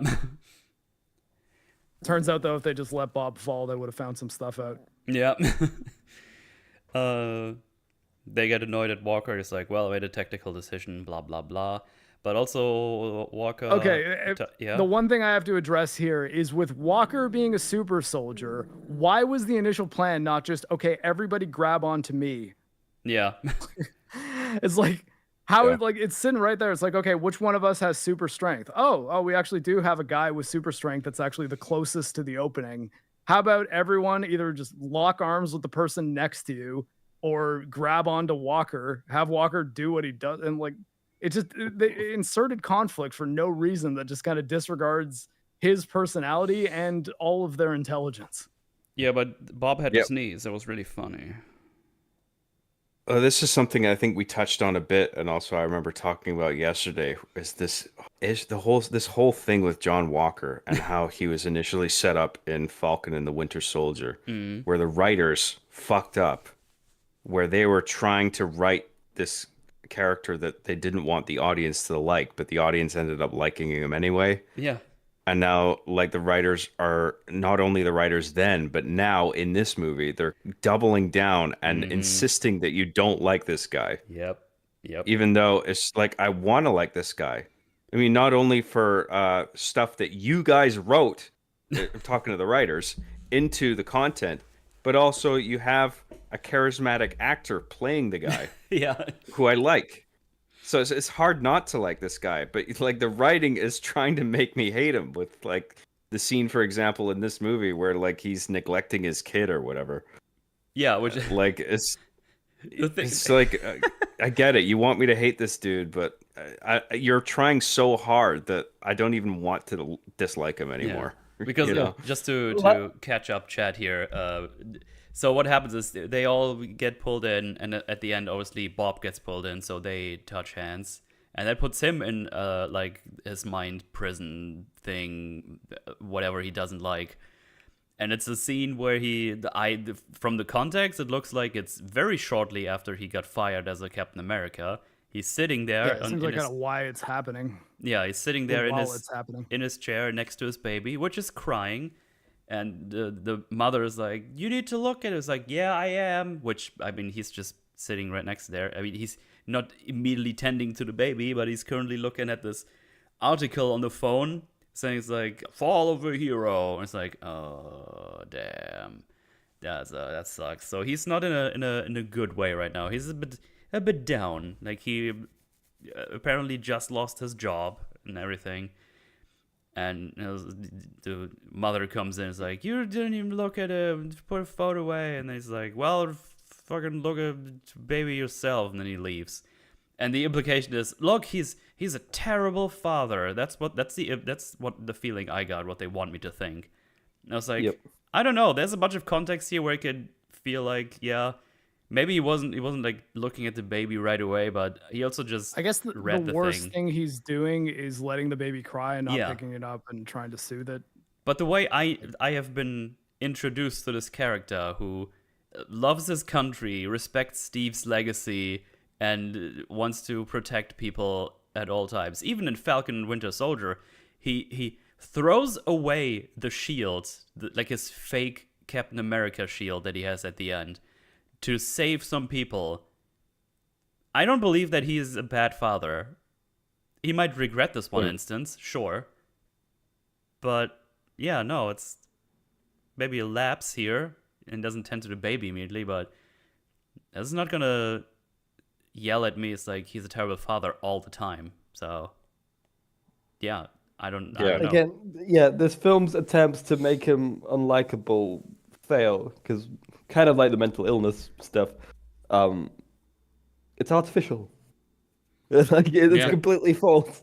It's not. I mean, they might as well have had a scene where he's like strangling the kid. You know? That's exactly what I was thinking. Yeah. Either way, it's too obvious that you're trying to make me dislike this character. Yeah. You know what I mean? Yeah, like he kills a puppy as well. You know. Or just sorry, Marc. See, have me tend to my bad dog. No. But like, I mean, they could have even just had the kid get out of the little kid cage that he's in and not have him notice because he's in his phone. But like, I mean, again, like, I think the implication is kid is crying and he's not doing anything about it. But is like, again, it's like, well, I mean, it's not 100% awesome parenting, but I also don't understand why this is him. Like, why are we supposed to be like, oh yeah, no, like his life's totally falling apart here. Yeah.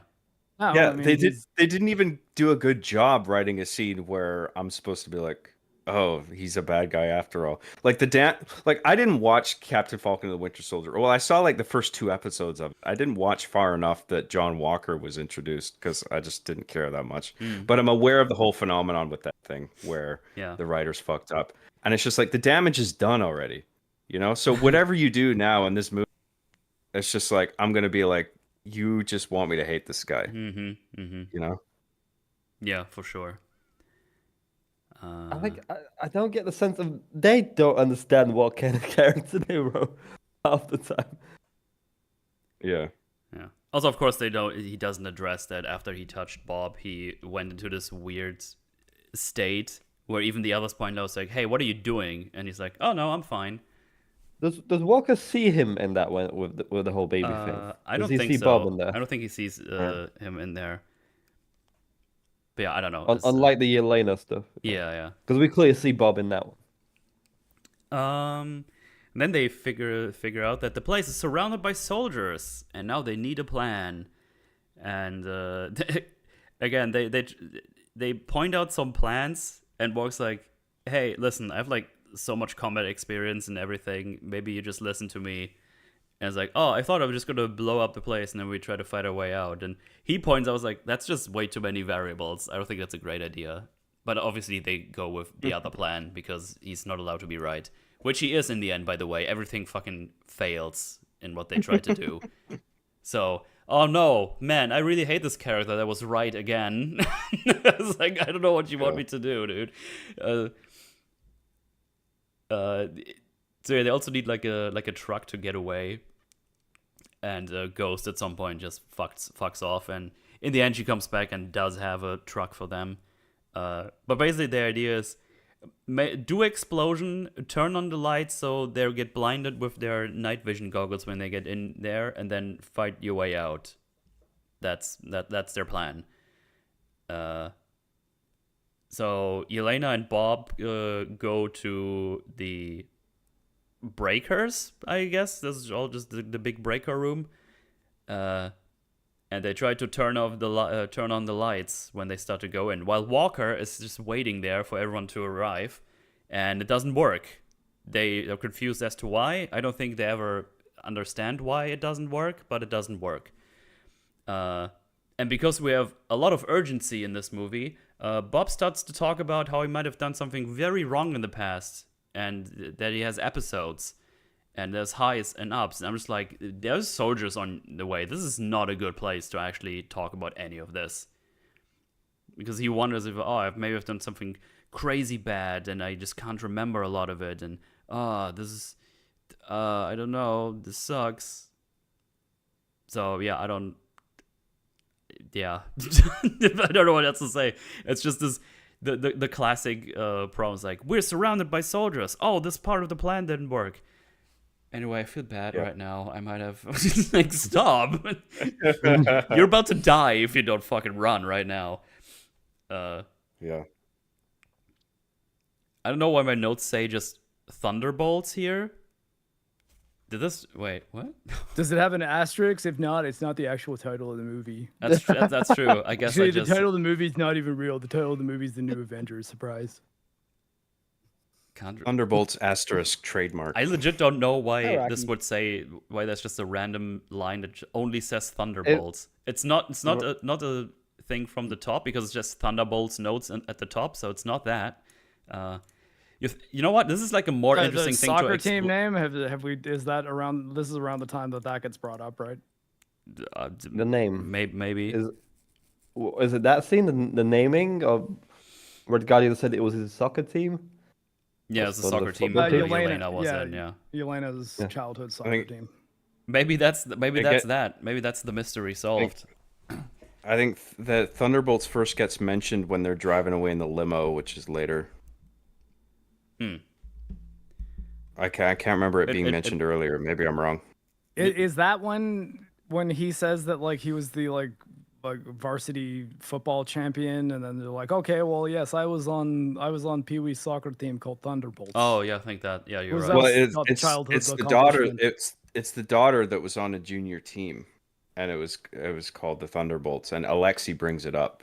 Yeah, but I think pretty Yelena sure. points it out when when Walker Yeah, says, she- I was part of this. And when he that's actually He mentions that he's a war hero, and then Yeah. it's like, yeah, and also I was captain of my football team in high school, so Yeah, and then Yelena Right. says, well, if we Or bring college, up whatever. useless information from the past, after he points out he was like in all the modern wars that existed ever.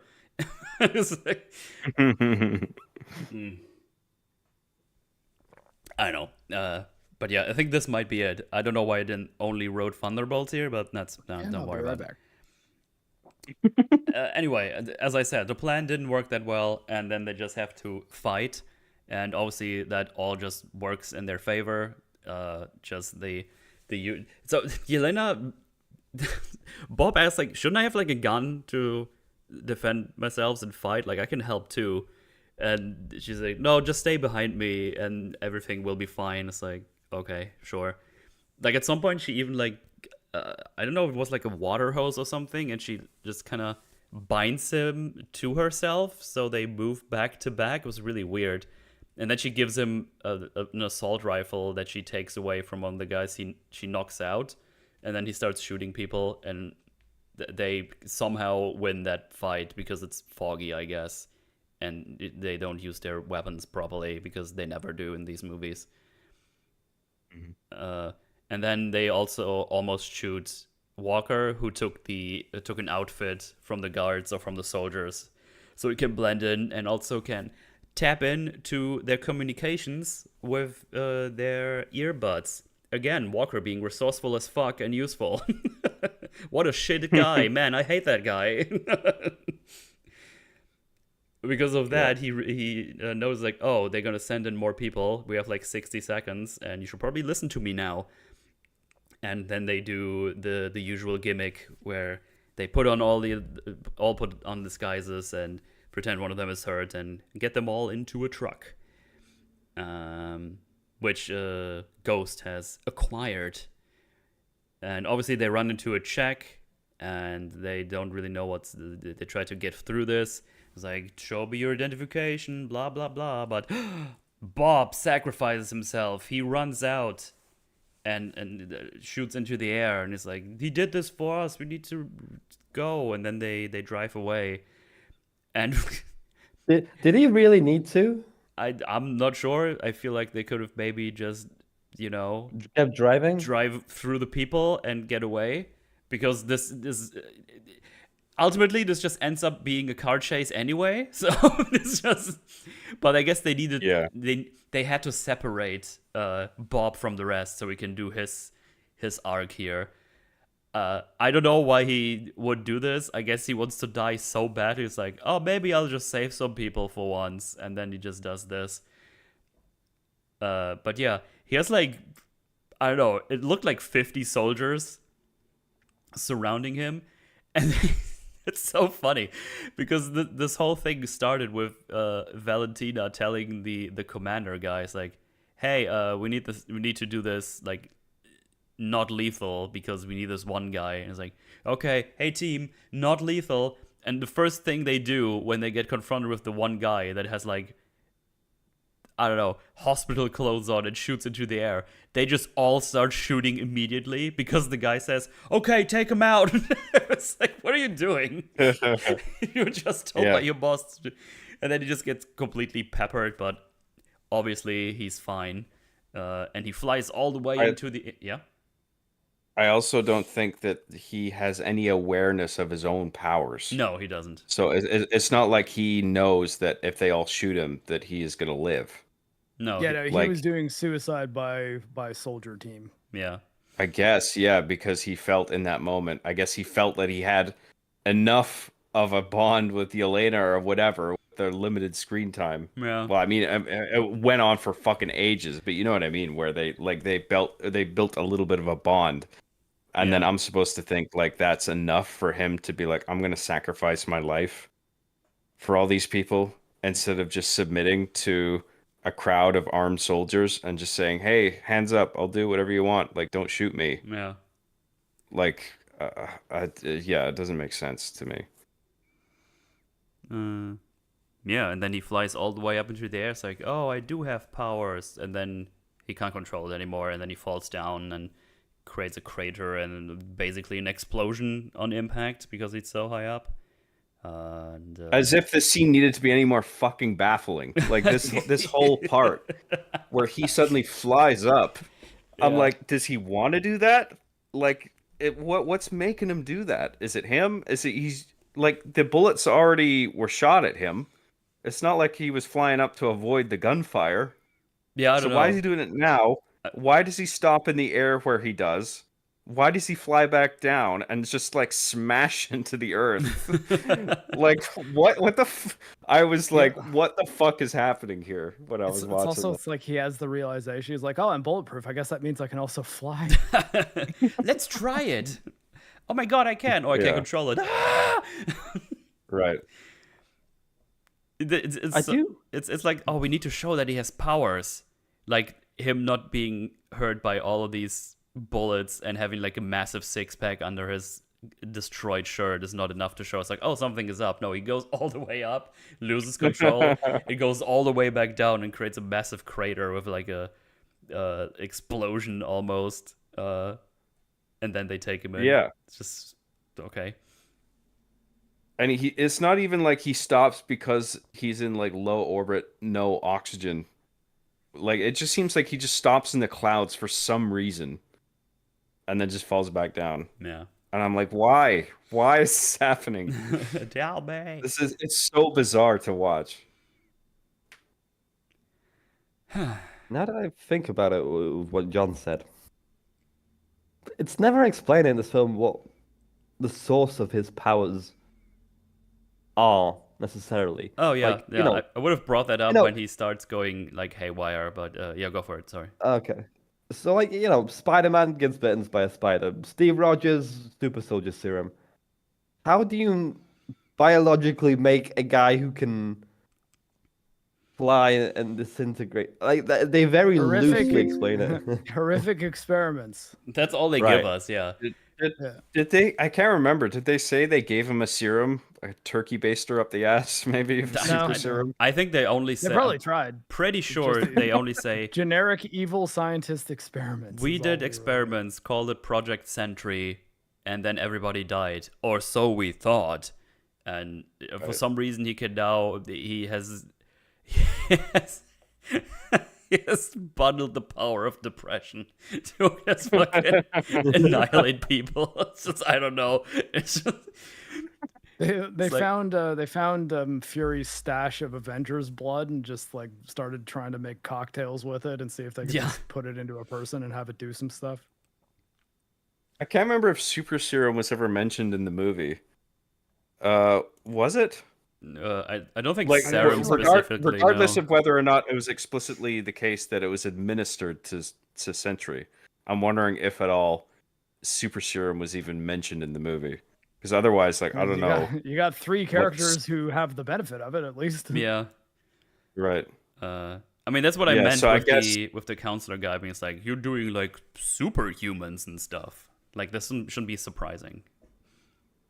yeah. So the reason he has powers is experiments. Like that's Pretty like much, the yeah. that's all the explanation that you get basically. Yeah, Super I mean, science gone wrong. the thing is, like, I know he's an interesting character. I know very little about Sentry. Yeah. Someone in chat just pointed out Bucky and Red Guardian talk about what serums they got later. Yeah, they actually do. That's true, yeah. It's just a short Yeah. scene when they're in the truck. He's supposed to, yeah. There's like a tagline to the Sentry, like he's supposed to have the power of 1,000,000 suns, and yeah, further on. Well, yeah, we'll talk about it further on. Yeah, Oh, I didn't know they had so many suns in their laboratory. That's crazy. exactly. But yeah, Bob crashes hard, and the others escape. And Valentina, they get him out of the crater, and they're like, we're renovating like this building to do more research, but we put that on hold. And she's like, yeah, exactly, put him there because people won't think to look there or something. And it turns out to be the old Avengers Tower. I remember when it was like heavily speculated. Oh, who could have bought this Avengers Tower? Was it Norman Osborn? Was it this? Is it going to be the new Baxter building? Nah, just Valentina. Some just wine mom bought it. Whatever. Why did she why did she buy this? Why did Stark Industry sell this to just some random guy? Did it just there was so much technology in there. Like the fucking balcony had like this fucking crazy contraption where Iron Man can just put on and take off his suit. Like, did they rip all that out before? Like, Yeah. I assume this was intended, but if it was, I think it's a miscalculation that this tower has now been repurposed. Like, because it functions as a metaphor of like what Marvel used to be, the hype that we used to have, the excitement we used to have, like, you know, the old Avengers Tower where we had this superior cast in this superior movie. I don't want to say superior cast. It's not well written. That's the problem. I don't have a problem with the cast. But what I'm getting at is that this tower is now a symbol for how Marvel has become this soulless husk of what it used to be. You know what I mean? And it's just like maybe the writers intended that, but it's just like if it is, that's depressing. it is, yeah. You know, that doesn't help the situation. Also, I guess Stark Industries just didn't do anything with that. Like, they just had an empty tower lying around. Because I assume that building was owned by Stark Industries. I don't think there was, like... knowing Stark Industries and how they handled stuff from what we've seen, like, they just built that thing themselves. There's, like, no way they just rented that from someone. You know what I mean? Yeah. And I guess it was just sitting there, not doing anything, while fucking Sam Wilson can't get a loan and can't afford a boat. They just had this, but they didn't take care of their Avengers peeps. Honestly, like they probably could have just had Stark Industries retain the Avengers Tower, rented out as units for like office buildings. So that would be that a bunch of people could just rent rooms out in the tower and just use that money to pay the Avengers. Yeah, pretty much. Yeah, like it's New York City primetime real estate. Like, yeah, you'll be able to get tenants, right? And they're probably going to be ones who pay a lot of money too. Yeah. Not only that, like the Avengers branding can make it so that plenty of companies would probably pay a little bit more just so they can tell clients, yeah, we're in the old Avengers Tower. Yeah. Where are you working these days? I'm in the Avengers building. Yeah. Yeah. Also, who sold that? As someone in chat just asked, is Pepper damaged because she sold it to someone who's evil? I guess so. Like, I feel like that should go past her. It's like, hey, Miss Potts, someone wants to buy the Avengers Tower. And then she was probably like, okay, can we check who this is? Because I don't want any crazy evil person to have that. And considering what Stark Industries can do, they probably would have figured out some stuff. But no, they just bought it. it wasn't cheap apparently, so I don't know. Yeah, and so yeah. Here's your Avengers Tower, which is funny considering because apparently they will just use it for the Avengers again now, the new Avengers. So, I guess. very cool. Anyway, they walk through the desert for a while. Our team, and they have banter. Red Guardian arrives in the limo. They're in the limo. There's more banter. Convoy appears. Action scene. Bucky appears. Saves them. Next scene. That's the notes I have for this. Anyone wants to add anything of substance? Because I don't have anything. It's just more stupid shit. Another opportunity for punchlines, but they just don't really have any. Yeah. And it's just the one thing I do like is the dynamic. I like the Alexei plays like the goofy like dad, and Yelena is like the daughter who's constantly embarrassed by him but loves him anyway. That dynamic Can work. is there, and I like it, but like the writing doesn't make any use of it.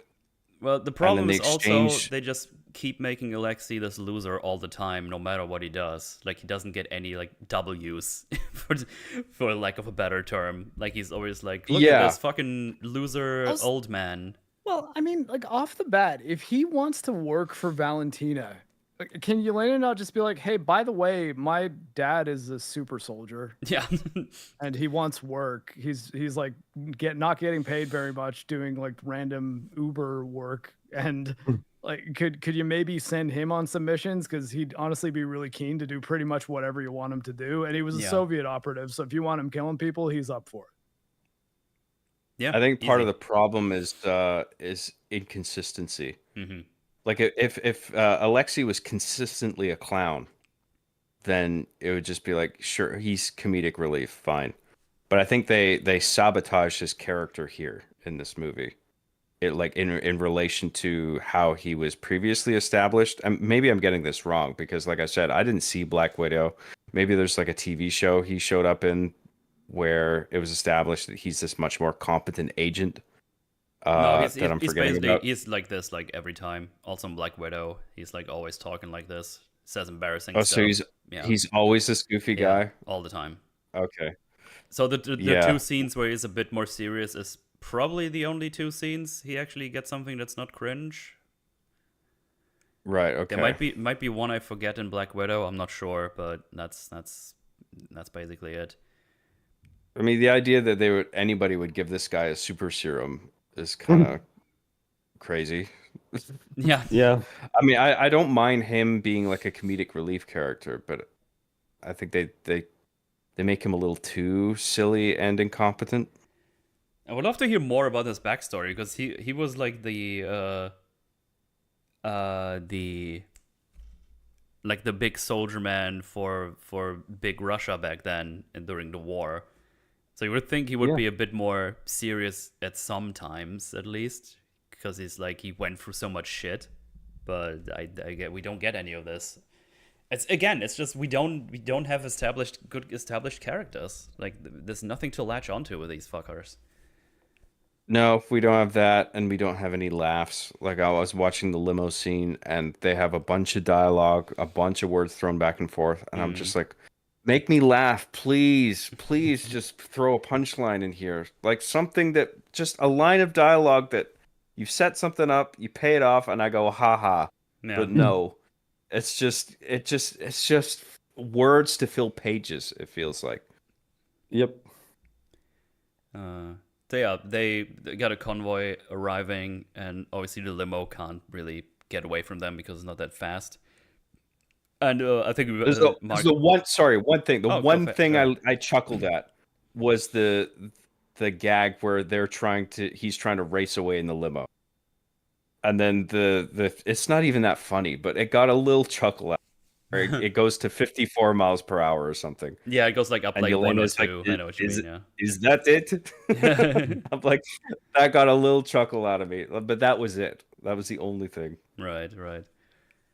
Yeah, they have like 50 cals on top. They shoot. He says, "Oh, this is bulletproof," and then it obviously isn't. It's like it's bulletproof-ish. It's like just say it's not bulletproof. It's fine. It's I mean, what kills me is they're 50 cals. You could have just said, "Look, well, I'm sorry, those are pretty big bullets. yeah, It's not normal bullets. I Yeah. did not know 50 cal would be firing at my limousine." Yeah. Like, I mean, would that have been so hard to write?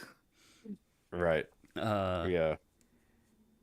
But yeah, then again, the shield just tanks these shots. So again, the question is, what's that shield even made of? Maybe Valentina got a hold of some vibranium or something, or adamantium. I don't know. It's very sturdy, basically. You know, I read somewhere that this was supposed to be like kind of like a return to Winter Soldier vibes. Does anyone get that vibe? Because I mean, don't. it's a little Fuck bit of a no. Terminator kind of deal, especially. Yeah, when I he got gets the Terminator shotgun vibes, and, 100%. like- Yeah. Winter Soldier was a way better movie than this. Yeah, and that has problems. Winter Soldier has problems. Yeah. I mean, I'm okay with a movie that's engaging and has problems over what we're getting right now. Oh, 100%. I'd watch Winter Soldier over any of this in a heartbeat. There's no questions asked. Yeah. But yeah, Bucky arrives on his motorcycle. He looks hella fresh with his sunglasses. And what does he do? He shoots the one tire, and the thing just flips over immediately. He puts a hook into another one, gets off his bike. Oh wait, I think no. He blows the first one. He blows up with his weird disc explosive gun. Yeah. And didn't he use those in Winter Soldier, actually? Yes. Yeah, he did. that's He did. exactly what came to mind. Yeah, because I knew that was from Winter Soldier. Yeah. Yeah, he shoots it under Fury's car, and then he explodes it.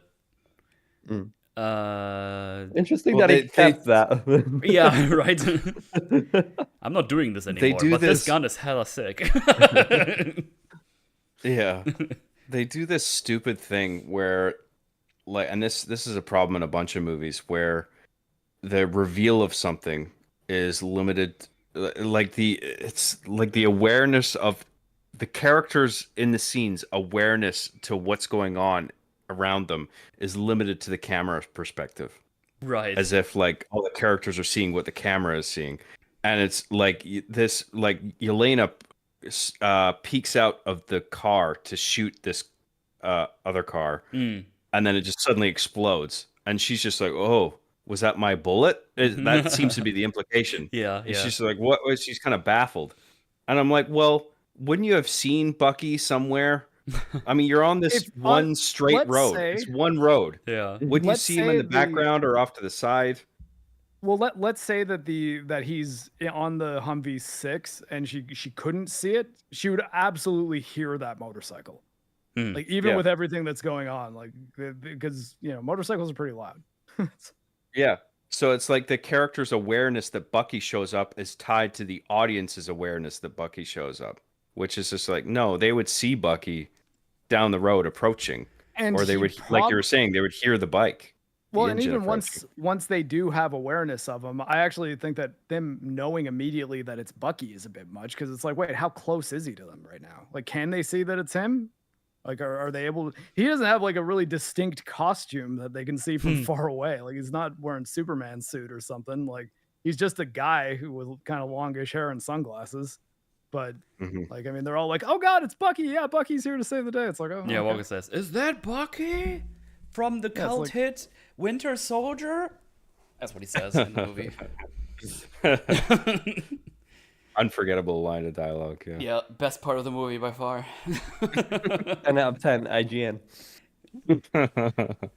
Jesus. Yeah, and the last car, he stops by having this hook into it, stops his motorcycle, and just pulls it onto the ground, and then it flips over. Physics, I guess. I don't know. Did Well, you I know mean, All they I can added think that? of, I was just wondering if this should just rip out his arm, like even with the superpowers, you know? Because it's just attached. I mean, I guess it being Bucky, I was okay with it not doing that. I also kind of like that he did drive it into the ground as opposed to just like yanking on it. right, yeah. 'Cause, like, yeah, that at least made it make sense. Like, okay, this thing's anchored there, and if it was if the tow cable, I guess, was on the front of the vehicle, and yeah, so I guess, I mean, I can believe it flipping sort of the way it does, maybe not as impressively, but I don't know. I was okay with this. Yeah. That's just something I immediately thought of. This scene has an emote in Marvel Rival Wait, what? of him flipping the car. Yeah. Really? Okay. Sebastian Stan did a commercial for it as well, and he delivered the line of again and again, with great passion, you know, not like he was dead inside. But then he also blows up the limo and flips them over and takes them into custody because he's here to seize them as evidence against Valentina. Mm-hmm. And I found it distracting that the limo gets upended, and I think they were trying to do this sort of Dark Knight truck flip sort of thing, Right. but like a miniature version of that with the limo. But the mine that gets shot lands on like the rear bumper, or like just above it. Okay. I guess because they wanted the mine to be in the same shot as John Walker's reaction to seeing it and being like, "Oh shit!" Like they all wanted that in one shot. But that wouldn't upend the vehicle. Yeah, Like the it would weird just thing blow it is, forward. the weird thing is the first time we saw that weapon being used, he shot it under Fury's car and it latched onto it with magnets. They could have just done this, and Walker realizing there was like a mine comet flying their way, and then still have the same shot and make it make a little more sense. Right. In Winter a good Soldier, they point. established the mine magnetism. They Yep. could have used that. Yeah, it's right But there. they didn't for some bizarre reason, other than I think they just wanted the mine and John Walker in the same shot. Yep. That's a good I- But point. they didn't have to do it that way. Again, there would have been your world building committee really helpful. Just saying. I wouldn't say there's like world building, just like details in general. Like no one Yeah. gets this like a second watch through, like just to spot it, you know? I don't know. Yeah. But before we have the talk between those guys, we go back to Valentina and the evil Why do we keep cutting to her? because she's villainous. We're now in the evil Avengers, Dark Avengers, I guess. I think that's what people thought of that it might happen, Dark Avengers. But Yeah, that's clearly not it's going to be 'cause them. Bob is part of the Dark Avengers, so Right. I don't think he's part of any. I can't remember I if he was don't any part of any other teams. know. But yeah, Bob wakes up and she's like, "Hey, how you doing? We're here to save you." Blah blah blah. And she's like, "Is Yelena fine?" Like, it's like, "Yeah, your best friend Yelena. Yeah, she's all right, I guess."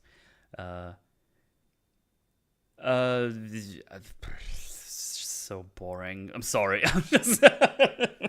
She said, by the way, before this, "Do I look very motherly?" Do I Before this look very conversation, motherly? Yeah. And But I'm yeah, she like, basically tells us like, you look "Oh, like an absolute cow, if that was Wow. my opinion. But hey, rude." not very motherly. Wait, where's my? Oh, I scrolled down too far. That's why I can't find the notes. Yeah, she's like, "Oh, well, you remember you came to us. You were at the bottom of everything, and didn't you always want to be part of something? And if you come with me, we'll show you. You can be someone. You just have to listen to me." And she just kind of tries to comfort Bob a little, just doing a little hand press. And now we have Valentina's backstory scene. I did not buy whatsoever her attempts to manipulate anyone. I don't. Is Bob really that dumb? Yes, I don't. I think so. Apparently, I don't know. He has problems with his brain. I know, but she whatever it is, she goes into her mind and sees that her dad gets shot by some evil man, and there's a reason why she's evil or something. Maybe. Right. Yeah. Yeah. And Bob is dumb and mentally ill, but they gave him the powers of a god anyway. Bob, nice guy. Very retarded though.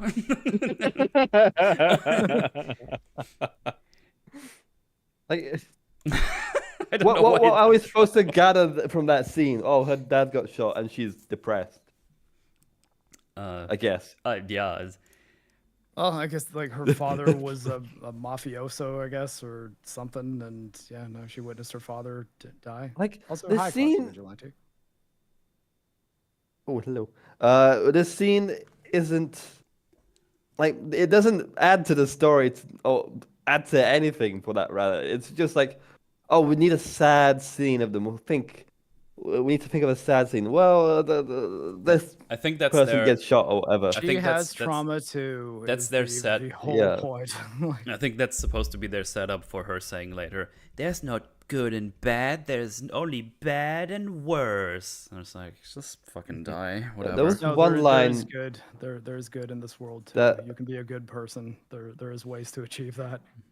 There was one interesting quote, like that she said, "Righteousness without power is just an opinion." Just an Something like that. opinion. I guess like I mean, I guess there's maybe a little bit of truth in that you can have any opinion you want as far as the way the world should function, but if you don't have the power to implement it, then it is just an opinion. But I mean, I guess that is why Yeah. Bucky was becoming a congressman. I assume the point of the line is the exertion of power or lack thereof, but it's just it seems like such a weird way to phrase it.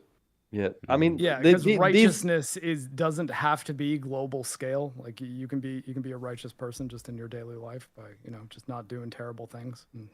the thing is like Mm. these lines of hers connect it to somehow to this sequence Bob is seeing in each person. Like connect it somehow. It just feels like a footnote of yes, they're depressed Yeah, because and they have a they don't- sad backstory. Because they don't dig into any of it. It's all just one scene at most, with like Natasha getting a second or two more, I guess, but only in the end sequence where she's supposed to be going through all of her fears and insecurities. But I mean, like you could do this movie, but you need to dig into these characters a little bit more than surface level. Like one Mhm. traumatic memory for each of them, except for Ghost, who gets 0. That's Isn't true, really yeah. enough for us to like truly understand what makes them tick as characters.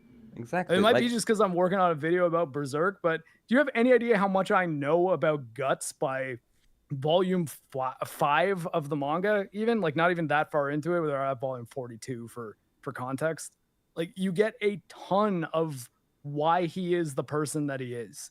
And now, granted, there's more time invested there, but you can dig into a character more and make the audience connect to them more if you do the work. But if you just give them a snapshot of why these people are going through mental issues, people aren't really going to understand Yeah. unless they're really on board with the movie and just extrapolating stuff that you didn't even write into there. Like just be like, Yeah. okay, Walker, he's a bad father, so I can just imagine all the other times where he was a bad father and husband, and that's why his wife left him. And it's like, okay, but we really only got one little scene of him being on a phone while a baby was crying, and yeah. maybe you could extrapolate that, but should you? Should everyone be able to, or should maybe this story have gone a little deeper if it wants to tackle issues that are as serious and important as things like mental health? Yeah, and it would just take a few simple questions to make these shadowy sequences more important. Like, They're shuffling up a tube for like 15 minutes. Yeah. ah! And like, why is it that this is the scene that Bob is seeing? Why this one specifically? How does it motivate them? Do they avoid certain interactions or things to avoid remembering this in a way? Like simple questions and nothing. Again, it's a footnote. It's something. It's done because it's sad. It's artificial. It is a waste of time. Yeah, Quintessentially. I mean, it's only this- like a this- showcase of his power. this movie has an egregious amount of wasted screen time, Mhm. and it's still 2+ hours, which is indicative of the fact that just Marvel, Disney, and Hollywood, I think in general, is devoid of discipline these days when it comes to like test screening and cutting out material that doesn't need to be there. But I think if, in the case of this movie, if you were to cut out the material that doesn't need to be there, you'd be left with a very, very thin plot. Yeah. Like there's like the bloat is sort of what's sustaining it in a way. Because if you were to chop all the useless stuff away, you'd be left with very little. Because the core plot of this movie is actually very simple and straightforward, like but to the a fault. the idea isn't. Like the idea sort of requires complexity, which is why it's like, guys, you can't tell a story about trauma and depression and mental illness while making a wacky Marvel movie unless A, you're very good at balancing tone, and B, you're willing to actually treat those subjects with some respect. But they don't really. It's just they kind of assume, the audience will get it, whatever. Yeah. He's depressed because You know what movie did this She's very... depressed because... Oh, sorry, go ahead. No, I was just going to say blank again. It's fine. Oh, okay. Yeah, no, you know what movie did this very, very, very well? Puss in Boots 2. Yeah, it actually did. Because that movie is really fucking good. It's actually surprising how John Wick 4. Can someone ban that slumpy guy, please? It's actually surprising that how grown up that movie was. I mean, that was quite a surprise, and it's really good. If you haven't seen Puss in Boots 2 before, James, no, it was a joke.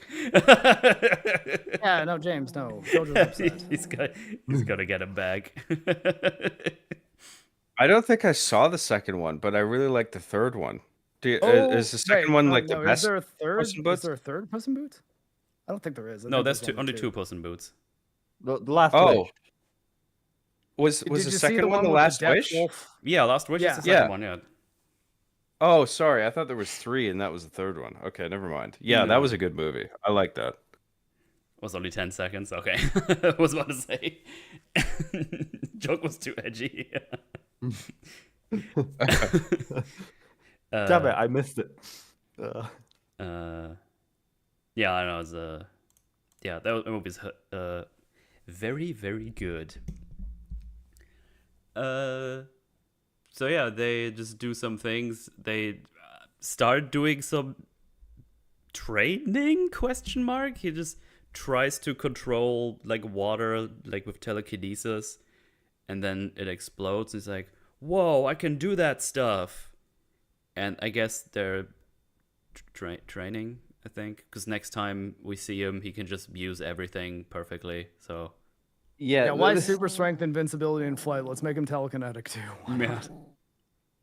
Like all this training, all this like researching of what he can do, this stuff deserves more time. Not getting out of a freaking incinerator for 40 minutes. Slumpy was banned from chat longer than Sentry is learning his powers in this film. Confirmed Slumpy has a better arc than this character. Jesus Christ. Like the Sentry stuff was the stuff that I was most interested, and it's the most least amount spent time on. Yeah, it's a very good movie. Back with Bucky and the other ones. Bucky has all 4 of them just tied up in like some garage in the middle of nowhere, and tells him like they're gonna be taken in because you're gonna be evidence against Valentina because she's been hiring you with things. And they basically just tell him what happens, like, oh, we've been sent to kill each other, we're not working for it anymore. But then this Bob guy showed up and everything went weird. And he doesn't believe them, obviously, because that sounds ridiculous. But luckily, he immediately gets a call from Mel that tells him exactly what they just said. And they're like, yeah, Bob, exactly. And it's really funny, trust me. It's not. So obviously this makes him free them all. And it's like, you gonna help me on this mission to stop Valentina now. I was like, oh, okay. That's and why lucky. would they do that? That's lucky how all of this happened. And obviously they wanna. Why would we do this? Like we're like the right people for this. Like we're the wrong people. And then he tells them, "Oh, you can't just walk away from stuff forever. It'll catch up to you anyway. But you can do something about it now, or you can just be miserable forever." And then they all agree to help. Why? Like, Ghost has just been here this whole time, and I'm pretty sure just wants to go home. I mean, Red Guardian is just up for anything. He's just bored shitless. Like, he doesn't need any convincing anyway. Yelena is sad. I guess for her, that's a thing that might be heroic. Yay. And Walker is, I mean, he's fine, I think. I don't think he's that depressed. He's been doing fine. Who's this speech for? Why did he start this? It's so fucking stupid. And then they all agree, of course, because they've been through so much together, so they all come together as a team and lose. Yeah, it's a little too forced and artificial. Yeah. The Thunderbolts have assembled, especially with that Thunderbolts assemble. Especially that one character that didn't even have like a backstory blip like the other ones so far. Talking about Ghost, she's just here. It makes Probably fun of has people like sometimes. some scenes to do. Like, did they just not think of anything, or did they just forget? I don't know. I don't know anything Well, about you her. see, they were I know stuck in a building together for a few hours, guys. That can really bring people together. Well, okay, yeah, fair enough. I mean, all I know about Ghost is that she needs that suit she's wearing because otherwise her mortal form just disintegrates. Like, that holds her together as like a physical object, from what I understand. And she can Well, now do I it have for questions a minute. about how she poops. Yeah, exactly. That and just taking a shower, just washing yourself. But yeah, I don't know. But yeah, they're off to their big final adventure of sorts. She phases through the dirt molecules and just leaves them behind. Ew. Also, I just love how Bucky's like, I've been there, and then I just moved on. I was like, oh yes, the very amazingly explored story of Bucky trying to come to terms with his past and what he did, and where he does things in Falcon Winter Soldier for a bit, and then becomes a government employee. That's all we did with Makes him. sense. I was like, oh yeah. See, he's been through this. He knows what's best for them. I was like, whatever. If only he were close personal friends with the current Captain America, that could have maybe helped him with some of this stuff.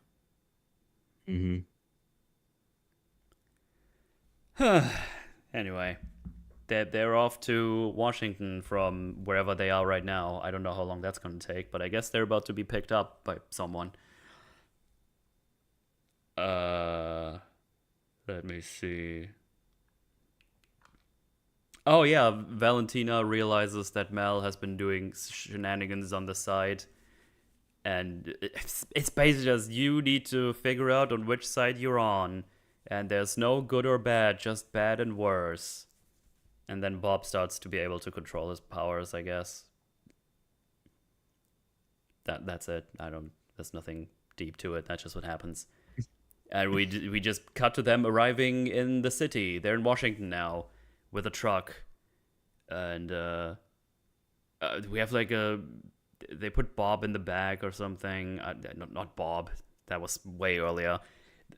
They're just driving in that truck, and Bucky and Red Guardians are, oh, well, what superpower serum have you got? And he's like, normal Hydra. He's like, oh, I got like a copy from the Russian government. And it's like, I mean, like, okay. why is Hydra the normal one? Also, I mean, wasn't it the Soviets that had the Winter Soldier? Am I just remembering that entirely wrong? No, you're not. I don't know how these two have never fucking met as well. They should like, The Winter because that's the fucking thing, when he Soldier. was saying it was Hydra, I was like, wait, Hydra? What? Like, I thought it was the Russians who had Bucky. Yeah, it was Russians. and in those Russians were also like Hydra people Yeah, as yeah. well. Okay. So I don't know because I haven't seen Black Widow. I was like thinking like, how does Winter Soldier not know about Red Guardian at all? Wouldn't he be like informed on Russian stuff? Like literally, the words that activate his brainwashing is Russian. So Well, I Yeah. mean, I guess also them telling Bucky anything really is like, I mean, he spent most of his time frozen, to be fair. And I mean, when he wakes up, he kind of just has a target, goes and kills it, and that's it.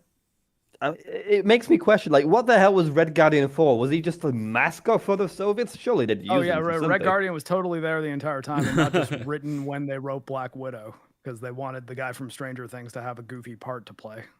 Right. Okay. But And I then mean, my this, question was more when he said Hydra, and I was like, wait, Hydra? I was like, what? Like, why don't, like, isn't it the Soviets that made you a super soldier? I thought, like, I don't know. And this scene that we're on in the back of the truck is yet another example of them just having screen time. You've got these actors here, and they just don't do anything with it, except for a dick joke about the gun. And at least yeah. that, I mean, I'm not justifying the like the. I mean, It's a shitty joke, but at least that's something. It's like, okay, a dick joke, fine, but then they move on to this joke about John Walker's headpiece being a hat or a mask or whatever, and there's just a bit of an exchange of that, and I'm thinking, okay, they're gonna build up punchline here, and they don't. No, It's just, Walker just is says, it a hat? Is it yeah. a mask? I don't know, and then that's it. It was like, oh, do you like it? And it's like, yeah, I think looks pretty cool. I think it's fine. Yeah. And that's nothing yeah, about how that's it protects his head. Nothing at all. By the way. It is a good hat, good mask. Yeah. Whatever it is, and it's just like, is that it? Fucking hell! Forget in that case, forget the mask. Go talk about some character stuff. Accomplish something here. Yeah. You know, set up something, like, or pay something off. Like, make use of this time. This is nothing. This sucks. Yeah, just like, oh, what weapons do you have? Oh, I have this 9mm, and it's like, oh, I got this 45. And it's like, I can do this knife. And then in the front of the truck, Well, yeah, I think doesn't she say in 19? Like I think she might have meant in 1911, but like I guess I didn't really maybe. clearly see her gun. And then he's like, I've got a 45. It's like 1911 is like standardly chambered in a 45, though. Like, and I mean, That's like also true, when yeah. she insults the length of his barrel, it's like, why would he not be like, yeah, the range is better. Like that's why it's longer. Why is yours so short? It's because Yeah. you're a tiny person. do like we have you a could probably tiny turn penis? it back on Huh? her. I mean, like it's. I think like again, it's gun chat written by people who probably don't understand anything about firearms, and like you can really tell. Right. Anyway, Alexei asks Bucky, "What's the plan?" He's like, "Plan?" And then they just crash into the building and start beating up guards. That's the plan. And even that, Yeah. like, let's say that's the plan. They undercut that in like 10 seconds too. So it's just like, oh, this action scene was actually super useless because, like, she's just gonna say, oh, you guys could have just come in the front door and come up the elevator. I've been waiting for you. Yeah, but It's she like, said they first they of all, she said that they just renewed the drywall. Wasn't that really funny though? Didn't you laugh at I mean, that? Hilarious. yeah, I no, laughed super throughout this hilarious. movie all the time. Actually, But I it's can't like- remember a single laugh. Why would these people not assume, okay, we need, like, it's probably a trap then if she's just telling us Yeah. to come right up. Like maybe we should have Ghost like stay behind so that we'd at least have an ace in the hole who can come save us if things get hairy. Yeah. And the action It's scene just is also undercut. shit again. Yeah, good. It's undercut after undercut, and that whole, like, what's the plan? And it's just like, oh, get it? They have no plan, but it's like, because we're so retarded, we're not gonna come up with a plan. Bro, they Like, had hours Why together. wouldn't you come up with a plan? They had hours Come on. together before they got here. Like, yeah, please come up with a plan. Why wouldn't you come up with a plan instead of just doing this thing where you just have this? I mean, I get the joke. They launch into the action scene that isn't even necessary because, Valentina is just like, hey, I would have just let you in, you guys. Like, okay. Yeah, but you could have That's done the it. joke, I guess. I feel like you could have done it in a way. I know, not more sophisticated. I think that's like a bit stupid word for it, but you could have done like they have a plan, they talk about it, they have like a gear up montage, and then they all the things they do, they just work out great. They get into the room upstairs, and then Valentina's just there waiting for them with no like any reinforce. Like, oh, there you are finally. I mean, I could have just let you in then. There would have been. Yeah. I think that would have worked a bit better. I think it's still not great, but you have Well, a bit of. I think the word sophisticated is fitting, right? You could have had it so they came up with something, and Yeah. then something happens where their plan fails, and then it's just like, now what do we do? Oh shit! And then they just drive through the front door as a last resort or something. Yeah, or that, yeah. But at least they had like a bit more of a setup here, where you, because even though they're like supposed to be these goofy guys, they still get hired all the time to do all these secret missions, and they're very good at it apparently. So it feels obvious that they have a plan when they do things, and now you have 4 of those people together and can brainstorm shit. It's like, I don't know, maybe they could come up with something besides crashing into the wall, but nope. that's all we got, I'm afraid. Because 2 minutes before we get there, someone asks like, "Oh, what's your plan, Bucky?" It's like, "Oh, I don't have one." And then you have this action scene with people, guards with guns don't use their guns properly. This is actually where the one guy is in the background, just coming out through a door or something, and just stands there until he gets beat up by someone. Yeah, it's very good, very cool. And then they just all go up, take the elevator, and go meet Valentina. And she's just like, "Oh, look at you! You all look so cute and adorable. Actually, I do have the press on the way, and I'm gonna let Bob take care of you." And then, "Robert, please come down." And then he comes down in the full Sentry outfit, and it's like, "Oh, wow! Did you change your hair color? Did you dye your hair?" And he's like, "Oh yeah, that was like her idea." And like he's still like pretty chill right now. And it's really weird because, hey, Robert, your first mission is to get rid of all these criminals in front of you. And he's like, "Oh, I really don't want to hurt you guys." But then he does, because he talks someone talks shit to someone, and then someone gets aggressive. I forgot the order in which. But in the end, he starts beating them all up very easily. He just fucking annihilates them, no problem. Doesn't Walker call him Bob, and he said like, "You should call me the Sentry"? Right. Or something Yeah, like that. I think that was his it. first bit of like, no, I'm important now. You can't be just talking to me like I'm your friend. But yeah, remember like a day or two ago, he was about to sacrifice himself for the peeps he spent so much time with, especially for Yelena. Yeah. And now he just starts beating them all up without anything. I don't know what exactly Valentina also told him, besides you can be something to convince him. But apparently it was enough to forget about all this other stuff we just went through. I mean, also, like, it seems like telling him that, yeah, you need to kill those people for me when they're already in the room was maybe, like, you maybe brief him on that prior to it, just to make sure he's up for it before you invite them up. Yeah. He does we say, don't know like, what turn yourselves in as well. Yeah. we don't know what Valentina told him or did to him. Like, if the idea is that he's been brainwashed and now is thinking differently than we saw him earlier in the movie, why not have a scene where he's like in electroshock therapy or something like that, or he's being beaten or something? I don't know what. The only thing I have it's jarring that he's suddenly behaving this way.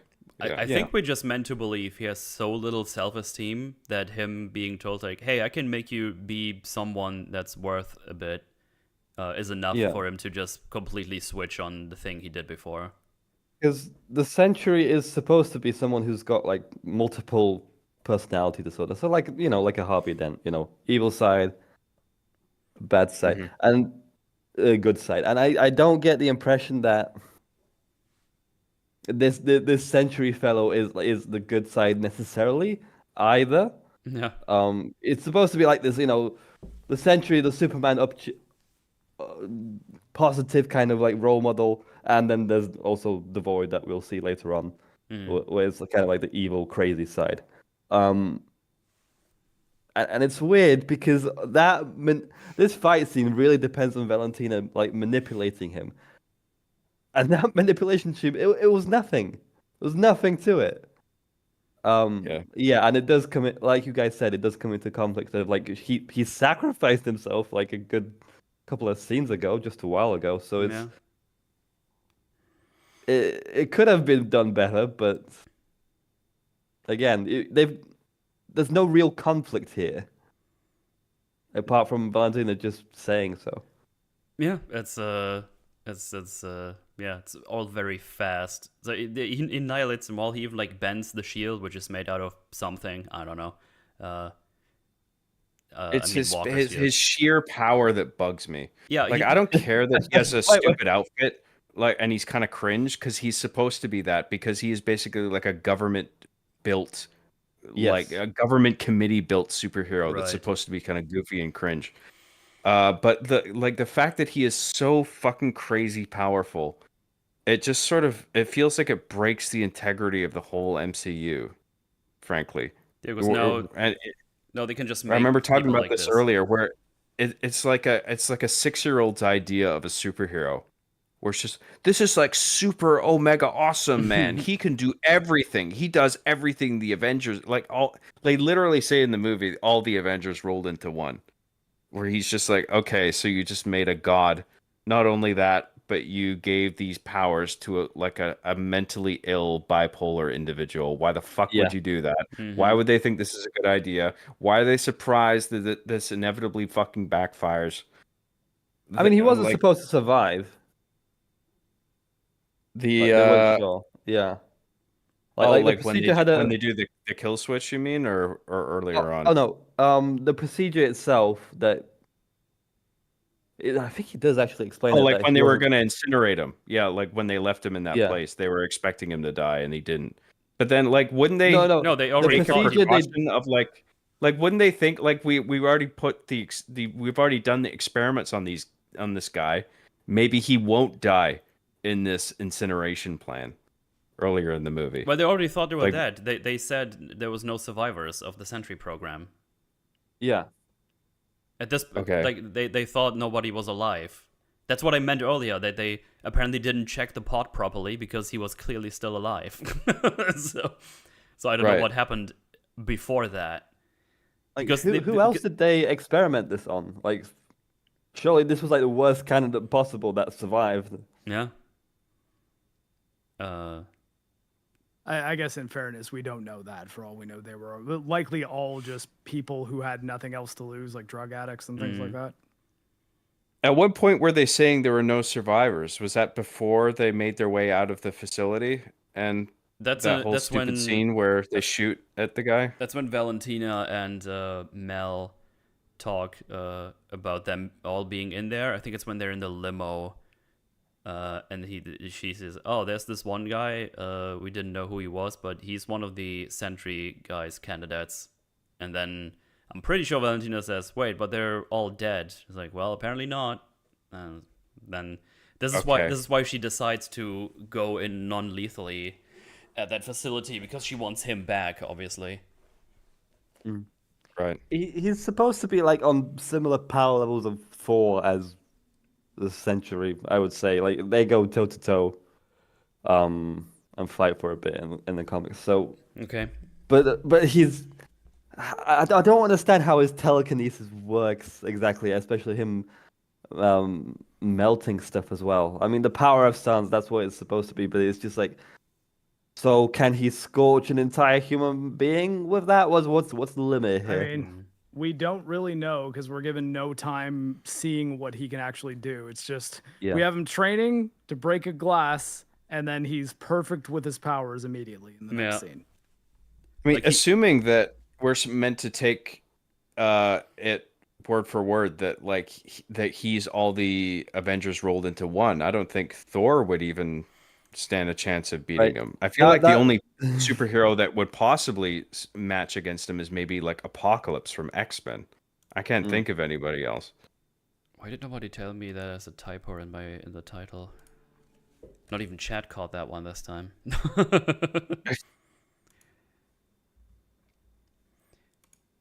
Ah, man. But yeah, he beats them all up, but doesn't his powers are so fucking ridiculous that it's like almost he's just scraping the point where he can just manipulate matter itself. Yeah. So that's why I'm thinking like maybe Apocalypse is the only guy who could possibly fucking have a chance of taking him down, unless I guess he had a bunch of heroes teaming up, but certainly not the Thunderbolts. What the fuck are they gonna do? Yep. Like the lead one doesn't even have any superpowers. She's just like highly trained, and she's going up against this guy who's, I mean, that's the whole fucking point of the movie, right? It's like they can't beat this guy physically, and so they have to go into his head, and sort of, you know, fix his emotions, and then they sort of defeat him that way. But like the power scaling is so ridiculous that it's. I guess the fans are meant to look at it and be like, "Wow, awesome! This guy's so super powerful." Yeah. But to me, it's just like I've lost interest because like it's so out of proportion that I don't care anymore. It's just supposed to be Hulk/Thor power level, but they seem to have gone overboard, especially with what we go into further on. Mm-hmm. Right. Right. He beats them all up, doesn't kill any one of them. He does like all kinds of crazy stuff. He just stops bullets with telekinesis and then yeets them back at wait, who was shooting? I think was Bucky shooting? I think Bucky was shooting, and then Walker just jumps in front of him and blocks it with the shield or something. Which would have probably killed Bucky actually if that wouldn't have gone through. Anyway. Oh, by the way, I was gonna say, Metal, have you noticed something about Walker's shield? What is it? It's I don't know what it is. The plot armor breaks the plot armor. Oh no, the bigger plot destroys the plot armor. Damn it. Yeah, because Sentry bends the shield, makes it into a taco, as he says later, I'm pretty sure. I loved your comment, Mark, about the taco shield. That was fucking hilarious. Yeah, well, I mean, I think they do say that in the movie. Do they? Oh, I missed that. I think at one point they call it his shield taco. But Valentina's like, no, you need to kill them, and he's like, no, why? They're not a threat to me anymore. Why would I do this? And she's like, yo, you need to listen to me. And he's like, why would I listen to you? I'm a god now. And I was like, Jesus fucking Christ. Well, I mean, we've already gone this far. Again, at no point did she establish his loyalty to be like, no, you're going to be listening to my orders. And if I tell you something like kill people who you spent time bonding with, I know you're going to actually listen and not just immediately kill me. Yeah. Yeah. Like they made her very stupid. Exactly. She's an idiot, a complete moron. Well, I think she says the line in a way where it's just like, oh, Jesus Christ, like as in I saw this coming. But then it's like, why did you do it then? Yeah, exactly. It's just way too fucking dangerous a thing to play around with. Manipulation 101, make them think like it's their idea, like they're in charge, but in reality they're doing you a favor. I mean, I guess you could argue that the reason they felt safe is because they had the kill switch, but that ends up not working. Mm-hmm. And so, like, is that something they should have foreseen? Or maybe, I guess they had such faith in the kill switch. Not to jump too far ahead, but like, I mean, that's basically right now. We're going to get to that. We're basically there. Yeah. Yeah, so earlier they established, like, oh, is the kill switch still intact? Like, oh no, that was thrown out with all the other evidence. And it's like, well, then make a new one. And so they do. And, yeah, because he just starts choking her, actually, like, against the wall. and she's. I wish she was dead. I really do. Yeah, but they don't have the balls to do shit like this. Well, I guess they had in the beginning, but it was really bad. It's like, It's not that they had balls to do that. I just it was a throwaway kill, you know. Yeah, Wasn't that one that wasn't really consequential in any way.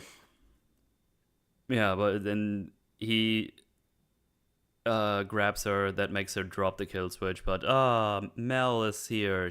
I guess she's not with the baddies still, or something.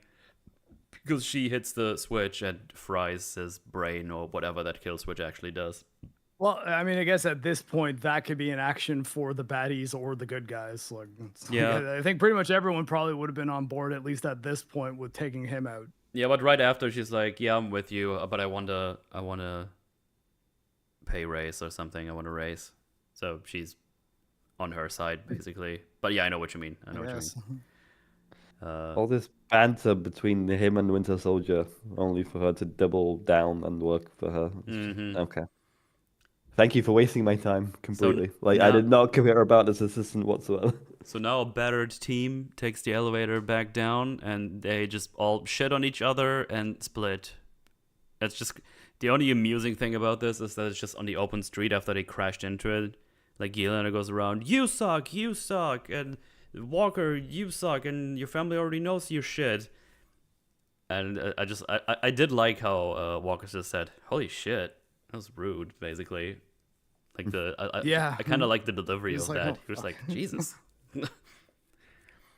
I want to see him in like So I want to see him in like an actual movie, like the actor. Oh, I think we should do Overlord.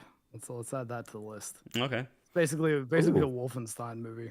It's like, I think actually it was originally supposed to be a Cloverfield spinoff, but like I think it was too good to be a Cloverfield spinoff, so they just removed the Cloverfield name. It's World War II kind of zombie movie. It's it was supposed to be like a B movie, right? And it ended up being actually pretty decent. Yeah, I have not seen it since I saw it in theaters, but I do remember liking it quite a bit. And Wyatt Russell is, if not the star of that film, then he's like the primary supporting character. Oh, is he in that? That's cool. I didn't know that. I haven't seen that movie yet. In any case, yes, go ahead. I want to know why they picked Bob for Sentry, because he's mentally ill and bipolar and whatever. I think it was that ever established why they were seeking somebody who is mentally ill? Oh, that was the idea. I thought The opposite of what they just did with Captain America, where they were looking for someone with a good heart. I think Like it they was wanted to try something experimentation different. subjects only, and the only reason they're running with Bob and not just immediately using his kill switch and then moving on to someone that's going to be more suitable is because he's the only one that survived. Yeah, it's the only one And that survived the procedure. that, I suppose, Oh, is the okay. thing that makes her impeachment be relevant to the story, because she needs a win. She needs like kind of a big thing that'll take the heat off herself. She's like, yeah, no, it turns out I actually made the Ubermensch. So here you go. I feel like that's something you gotta like. I get it. It's like he's the only one left, and he's mentally ill, so like we're stuck with him. But why is he the only one that survived? Like I think there needs to be a reason set up for that. You can't just Super have like science? one person arbitrarily survive this process. Because if it Evil killed super everybody else, science why do wouldn't it be kill like him as that, well? I guess. Like, I guess whatever the fuck is going on. Absolutely. Then we have the one decent scene in this movie, which is Yelena and Alexei having a nice little father-daughter moment where they basically talk about, or especially like Alexei says, this is why we should stick together because we see our best sides in each other. And yeah, it was not a bad scene. I don't have it here word for word, but he just talks about how she was in that Thunderbolt team, the was it football, soccer, something? soccer, yeah, like a kid's soccer team. Yeah, and it's like, yeah, but American we football. all lost. And it's like, yeah, but you were happy, and I mean, also no, you not took American that football. one European specific football. you took that one specific place, so people, even if they fucked up, they could rely on you in that position. And yeah, it's like in isolation. It's the best scene in the movie. And Yeah. it gave me a spike of hope where I was just like, hey, I might enjoy the third act at the very least if like it maintains this, but it doesn't, unfortunately. No, we go But straight back to yeah, I did like this scene. I like the dialogue. I mean, it could have been better, but I mean, given what we were offered for the first hour and something, it's Yeah. just like I was desperate for the movie to get me to feel anything, and I was glad to have this scene. It's just one of And it these has scenes when you look at it in isolation, like, oh, if this would be like in an actual movie, this could have been a really good final payoff between the two. yeah, Um, it's well performed. Florence Pugh and David Harbour actually do some acting in it, which I really appreciated, yeah. particularly Florence Pugh. Not Um, just quips. and there's a decent line of dialogue in it where they're talking about her being on the Thunderbolts team and how she wanted to be a goalie. And the reason she wanted to be a goalie is that she wanted to be the person that everyone could rely on when they made a mistake. And I thought that was really strong material. I thought that was a strong line. And I was just like, oh, where the fuck was this kind of writing throughout the rest of the movie? And I hope that we maintain this level of interest, but no. Nope. It's just this one scene and then it's back to schlock and stupid shit and shit flying around, but we'll get to that. Yeah. It's annoying too because I didn't even give it the attention like this scene when I saw it because I was already so checked out of the movie and just like, Me too, all right, yeah. gotta get through it. And then I rode with people. Some with people I wrote. Well, I talked to Mahler the part- basically. I was just like, oh, was there like a single scene that you like? Because I just talked to him, was like, I don't think I liked a single scene in this movie. And then he pointed this one. I was like, okay, yeah, I can get that. I think my thing at this point is like, I just don't want to give the movie that credit right now because it's just such boring slog. Yeah. No, But I when- can understand checking out at this point, and you just sort of overlook the quality that is there. I mean, what little quality there is. Yeah. I mean, it's not a great scene, but I mean, relative to everything else in the movie, Yeah, I it's mean, like I think the best scene in the movie. gotta give it credit for sure, but I think it's easy to just go over it without even noticing it because you're just like, oh yeah, it's just another blah blah whatever. But yeah, I completely agree. And It's by far the best scene of the movie still. And I had perked up right before this, like in the scene where the kill switch is activated and the void is created. Yeah, I was just like, oh, cool. Like, I like as much as the problems I have with Sentry still stand, but I like the idea of the government building this retarded superhero by committee, and then they have a kill switch in it, and they make the superhero so powerful that the kill switch somehow backfires and it turns it into something worse. I think that's a really cool idea. It was underdeveloped, it was a bit undercooked, but I like that happened fundamentally. And I like also the look of the void. I like that he's just pure, almost pure black yeah, I enjoyed that with too. like the dot like twinkly eyes. I thought that was actually quite creepy. Yeah, I gave me some Yeah. in a weird way. It gave me like analog horror vibes when you have like these weird silhouettes in like some of these analog horror things on YouTube, and you just have like these two dots as eyes. It kind of got vibes like that, and I was like, oh man, if What this was like a established good character right now, this could have been so awesome. Yeah. Have you guys seen Attack the Block? Oh, Yes. it's been a while. It's been a while. That's a good movie. So you remember Yeah, it they were is. like basically just void shadows, like where it seemed like the color was like almost too dark for the human eye to like even make sense of, and then it's like their teeth glow. Mhm. Kind of reminded me of that. Oh, okay. You reminded me of Right. a line from it as well. Like, my gosh, Gary, he's blacker than Uncle Steve. Something Yeah. like that. I can't remember the Yeah, exact so line, but it was it's hilarious. Jean Boyega's good film. Yeah. So I like that bit where I was just like, ooh, the villain's transformed into this new thing. Maybe we're gonna get a cool third act at the very least. And then it was followed by this scene with some actual acting in it. And I was just like, oh, maybe Yeah. maybe I might quite like this the last part of this movie. Yeah. But yeah, Like- it quickly drops off again, unfortunately. but we get. Oh, go ahead. I want to like this voice and Sentry stuff. It was the one thing that kind of caught my attention in the trailers. But instead, we completely waste time on the freaking desert prison, whatever, when this is the character that needed a much more development. It annoys me terribly. Yeah. No, you don't need to develop the main antagonist of the film. That's silly. We have Valentina. That's Right. enough. Yeah. We She needed gets to a whole see Bob. scene of backstory.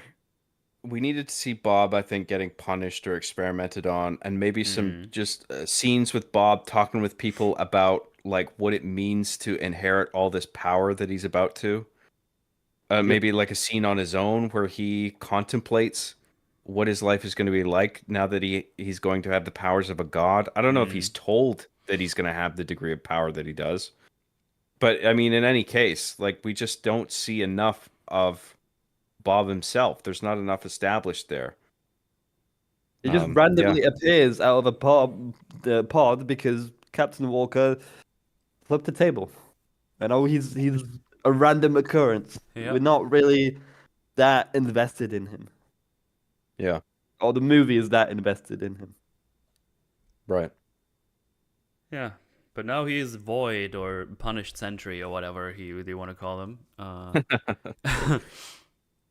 Because the kill switch did work. He just gets right back up, and everyone just looks up into the sky. It's like, oh, who's that weird guy? That's crazy. And then the Thunderbolts have some hero moments. They save all these people in the city by just stopping stones falling on them, by shielding them with like big plates and stuff like that. And everyone's like, yeah, that's our guys. They're awesome. And then So based on what's about to happen, what Void is currently doing is just randomly zapping civilians into this other realm. He's not killing them. He basically just leaves shadows on the floor, it looks like he would shine light on them, but the peoples are gone. And you think first he just nukes them, but apparently he puts them all into his mind prison thingy, whatever you want to call it. Well, it's like he's trapping them all into their own mind prison, but also sort of his at the same time. I don't know what the fuck it is. This is some kind of shared universe of despair where like everybody on the planet's worst memories are sort of manifest into this world that's just the collective despair of all of humanity, and none of this was set up. Yep. So like I don't know what this is exactly doing. Again, it's just confusing. Like, I don't think this is a power of his from the source material at all. I was kind of confused as well watching it. Interesting. It definitely needed more justification. Yeah. Or explanation. I'm just Googling it now, his power set. They save all this thing, and then Red Guardian sees there's more stones falling down. He sees a little child, and we get to the funniest scene in the whole movie right now. He saves the child. He's like, "Are you okay, little girl?" And then fucking Sentry just fucking nukes the child out of existence. I laughed so hard. It was so fucking funny. The thing is, like, the screening that I was watching, that was audible laughter. Yeah. And I couldn't help but laugh with them as well. Was I the only one who found like Red Guardian's reaction to be not super like appropriate? Like it just seems like he doesn't really react to it at all. What did he even do? I was just laughing. I don't remember what he did. He kind of doesn't do anything. Like, okay. I mean, I feel like if you just risk your life to save this little girl, and then she poofed into the collective like belly of the whale or whatever it is, like I feel like he probably would have. Like, could we not have got a shot of his face, like just being very sad, like if not an actual line? But yeah, I don't know. I can definitely see the meta humor in it now, but I think at the time my reaction was just like, Jesus.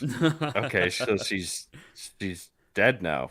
Okay, because at this point we don't know that there's another realm, so you're meant to assume like all these people are being picked off, yeah, one after another, and just they're dead forever. Okay, I had a look at the wiki. He has a shit ton of powers, like freaking clairvoyance, 9 vulnerability, weather manipulation, appearance alteration, infant. Nothing about this. I don't know, mental prison thing. If they invented Wait, a are new you looking at ability, the MCU character or the comic character? the comic character, Okay, yeah, no, they don't give a shit. like, but like the thing is, even if this is like a newly invented power, all the more reason to kind of justify it. Like, what the hell was the justification behind it? Like, why mental powers with this?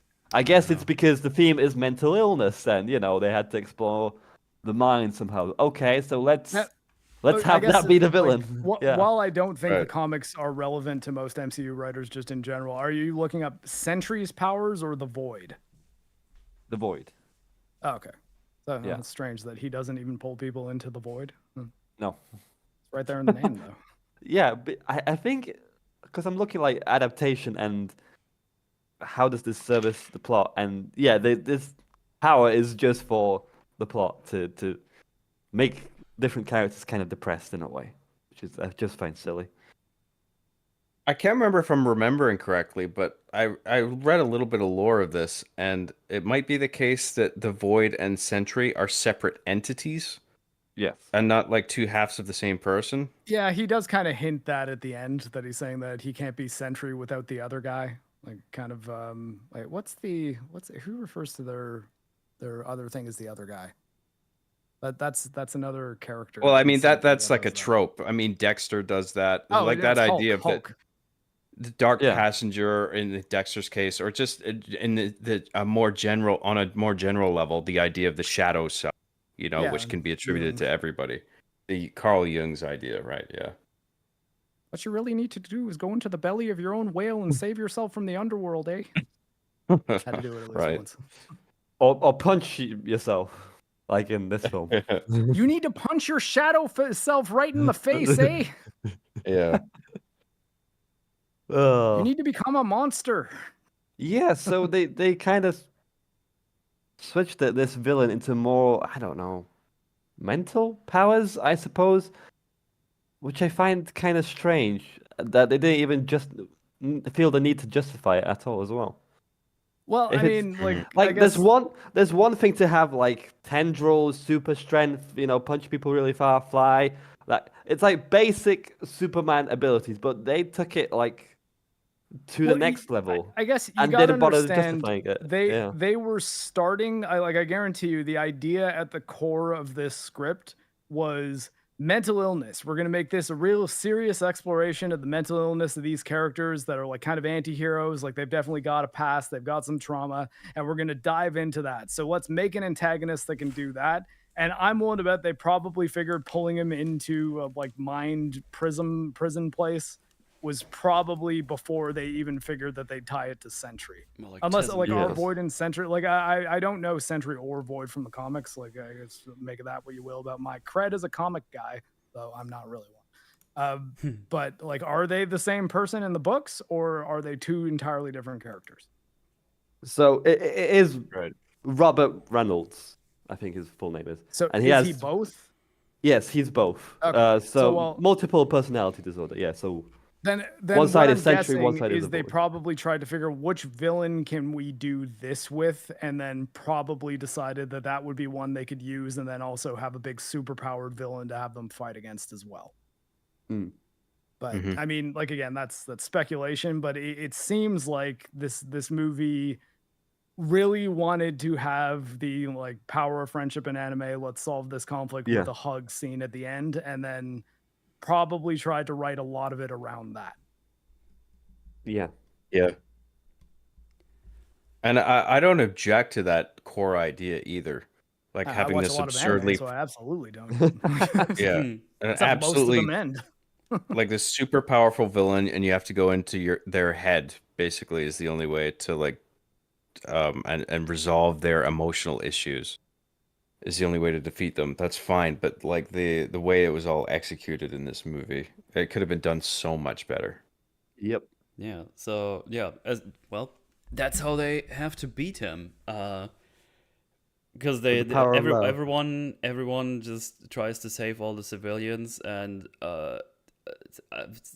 it's just so stupid. And, I mean, I I guess though, while they were saving the civilians, I was like, okay, they're doing actual hero stuff where they're like, it seems almost like the main thing they're trying to do is their role in this conflict is less trying to take him down and more trying to just help people, which, you know, I tend to like that in superhero movies. yeah. It's done for like 2 seconds and then made entirely irrelevant because they all get shadow blooped anyways. But Yeah, because right now a dark void just takes over the whole of the city, pretty much. We get like a big shot of Washington, and it's just all black void now. Yelena, though, she's got the fabulous idea. wait, hold on, they're in Washington or they're in New York? That's where the Avengers Tower is. Maybe I it was, think it's New York. maybe it was New York. I'm just stupid. I meant New York then. Maybe I might have been saying Washington the whole Well, it's- time, and nobody corrected it's me. So It I is just well, I kept mean, It is going. confusing, right? I mean, the movie I think would have benefited from some title slates, you know, where it's just like we're in New York now, we're in Washington now. If we're meant to be going back and forth, because you would think that Valentina is based in Washington. New York then. Sorry, my bad. Anyway, that's a void now. One of those two cities is a void now for now. But Yelena somehow assumes because she saw him in her dream thing earlier. She was like, "Oh, maybe if we just walk into the void, I can help him or stop him." And just Why walks would into you it assume and that? goes poof. And I mean, yeah, she was definitely taking one hell of a chance on that, considering yeah. the information she has Well, at this time. Like, I like- mean, I guess she did get pulled into his like mind prison thing, but it's not Yeah. like we're given a line where Walker says, "Wait, hold on, Yelena, how did you get back?" When she wakes up, it's like, "What do you mean? Like, I was unconscious right here." It's like, "Oh, I swear to God, I turned around and you were gone." Like, it's not like they disappear when it happens. Yeah, right? So, yeah.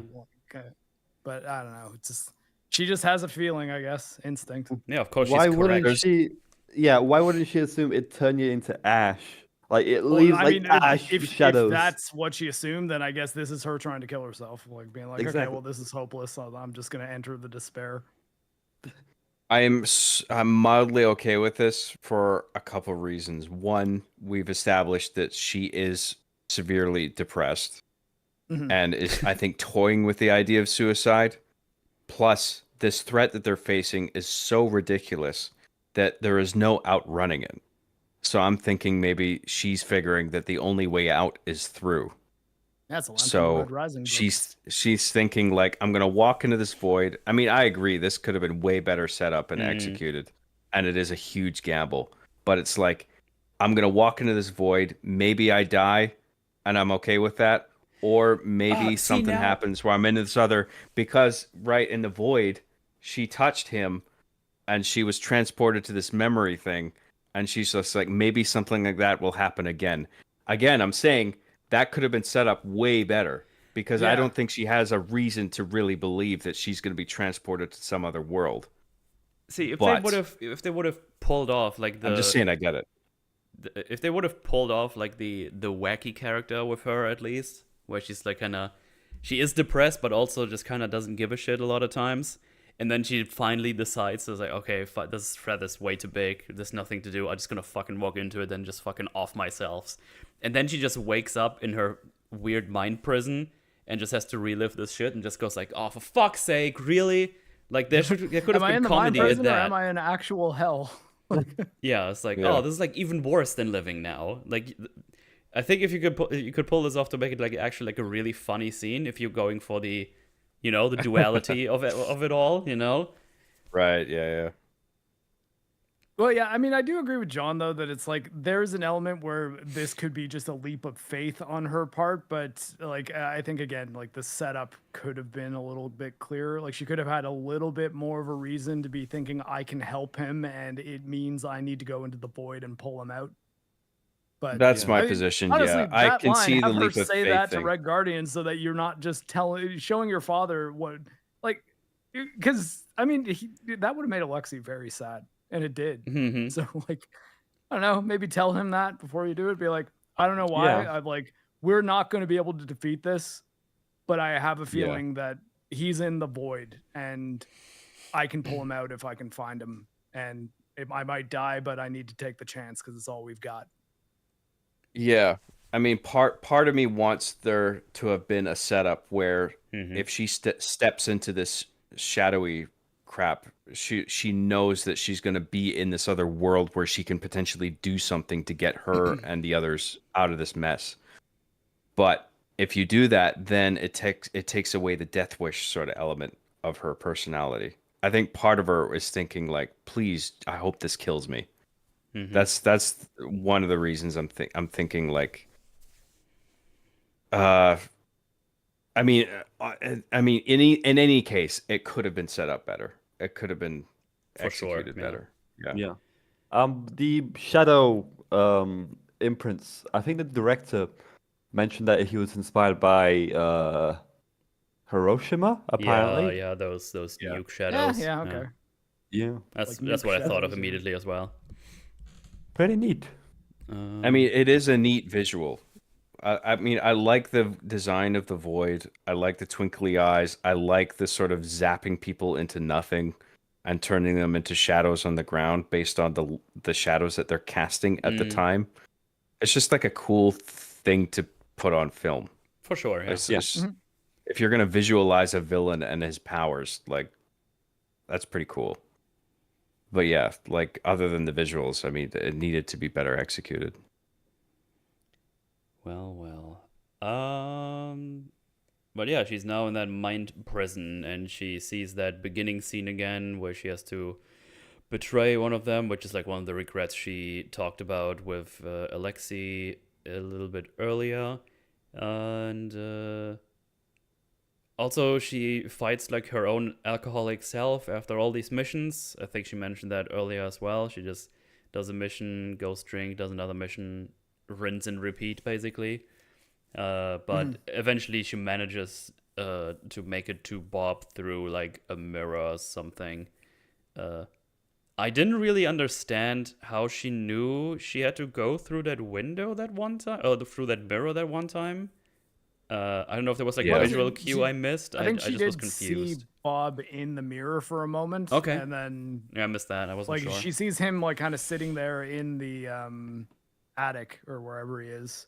And yeah, and then she bursts through the mirror wall and enters the next area, and then does it again, and then eventually makes it to the attic of sorrow. I don't get how she immediately understands the rules of this wacky universe that she is now in, where she sees a mirror John, and it's sees a because guy in she's it. depressed. That's why. It's I mean, the I guess power. the- Oh, I know. to be I gotta fair, if smash you're- through the mirror. Like, I guess if you're why- moving through magical zone and you see the target, like trying to burst through the wall to get through that target is like reasonable enough. Sure, like if she's only seeing the thing that she's looking for in the reflection of the mirror, I guess if you acknowledge that you're in this otherworldly space, then maybe the rationale would be like, what if I break the glass and then I'm in this new place? I guess I can buy that, but I feel like it's a little bit flimsy, Yeah. at least. Yeah. In any case, she makes it to him in his I don't know, depression room, and they talk about their voids and mental health and stuff. But at this point, so much retarded shit has been happening that I don't even know how we got here, how these insane powers even came to be by doing the Sentry project and human-made experiments. So I was like, I don't know what the fuck is going on, but I guess they're now talking about how sucky this is, and he's like, oh, at least this room is nice and it's peaceful, and it's just all like so fucking surface level stuff, like you just don't have to give up and stuff like that. Yeah. It's just like, man, it's like, of course you can have conversations about these topics in movies, and it can be very thoughtful, it can be interesting, But these characters are so fucking undercooked. It's like I Yeah. just don't Yeah. care. Like I don't give a shit. It's just your basic, this is the place the kid ran off to avoid the trauma of his actual home life. And Yeah. now he's just deciding to stay in here, hoping that none of the sadness can get to him. When like really that is that's wallowing in the sadness at the same time, right? Yeah. And we've talked about the whiplash of this movie a couple of times, and this is like one of the Yeah. reasons why I can't even take this seriously, really, because it's just Well, especially when Red Guardian somehow finds his way in here and then starts fighting a pillow. yeah, and a chicken that apparently was Bob at some point when he was on meth, as he says. Yeah, he did. He mentions that earlier, where he says that he had a job where he was spinning signs dressed as a chicken, and every time he was there, he was on meth. And And I even that's mentioned kind of played earlier. for laughs when they run through it too. They're like, "What the fuck is this place?" And then he's like, "I was on meth," which Yeah. is haha. That's funny because addicts doing drugs is funny. Apparently, I guess. It's I just had mentioned weird earlier that humor. I think this movie has the illusion of depth when it comes to exploring mental illness, and Yeah. it's like when just because you have the visuals of like going into someone's mind and then going through layer after layer in an almost Inception like way, that doesn't mean that it's actually deep. You know, like the depth would come from the conversations that are had. You know, that's like the only. scenes Well, I themselves. suppose maybe you could do it in visuals in some way, but this movie didn't do it. Mm-mm. You know. There's And, no like, we like, don't payoff see for the anyone's visuals. except for Bob's and Yelena's in this scene, right? Like we Yeah. don't ever go back to Walker's like flashback because he's the only other person who got one. Like, Yeah. no, you can do it with visuals, but there's just no payoff for them whatsoever. All they're meant to indicate to us is that they're sad. Well, and what are they supposed to do after they're sad? Well, cheer up. Well, let's get out of this depression place. That's all the film offers out of depression. And I'm Yeah. just left like feeling, fuck off. Yeah. Seriously. It's a big old Well, nothing You are- burger. Yeah. It's so ingenuine that I can't connect with it at all. I want to like this sequence, but Yeah. it's a little too disjointed. I don't understand the rules, but there are bits and pieces like when Yelena finds Bob in the room just sort of sulking and is talking to him. I mean, I like that basic idea. I like her peeking down into the floorboards underneath her feet and Yeah. she's seeing memories of his childhood past. Like Yeah, there's this little is the kind of pieces thing that he would be where up here hiding from. But they don't, and they don't Yeah. even commit to it. Like we don't get anything in this realm from all the other Thunderbolts. Like nothing. Yep. Which, just- you they know, just again, arrive would to- have been a good opportunity to help us connect to these characters better if they all had to fight through their own mental struggles. And even if the way the like the downstairs kitchen scene kind of, I guess, resolves in a way that is kind of cheeky. Like there's a bit of a laugh because Bob's abusive father just gets punched out by Walker, which, Yeah. you know, like as much as that, like, I don't think that is really undercutting the seriousness of it, because I think the idea of if you have people to help you through those kind of memories and trauma, you can make them less powerful to you. Like your friends can actually help you fight them, but we don't go through anyone else's things. No. Like the friends only help Bob, and the second one is really just played for laughs because it's him on meth in a chicken suit. Dude, And this that's is- after the abusive father one. No, you can not just thinking about how we could have used this whole premise here at the end, where you're like in this weird mind prison thingy, and you have to relive things over and over again to some degree. How cool would it be if we would have just had a movie that starts in here and we don't know that this is a thing? We just go for like a basic setup of like, this is this character doing the thing, and then things like start to get weird, they repeat, and all of a sudden you see like reflections in the mirror of like some guy, and it's like, that looks familiar. Like they've been here for a while in this realm, and then like, I don't know, in the mid part of the movie, it's like reveals like, oh yeah, this is actually like New York, and it's like shrouded by the void, and we're following these characters from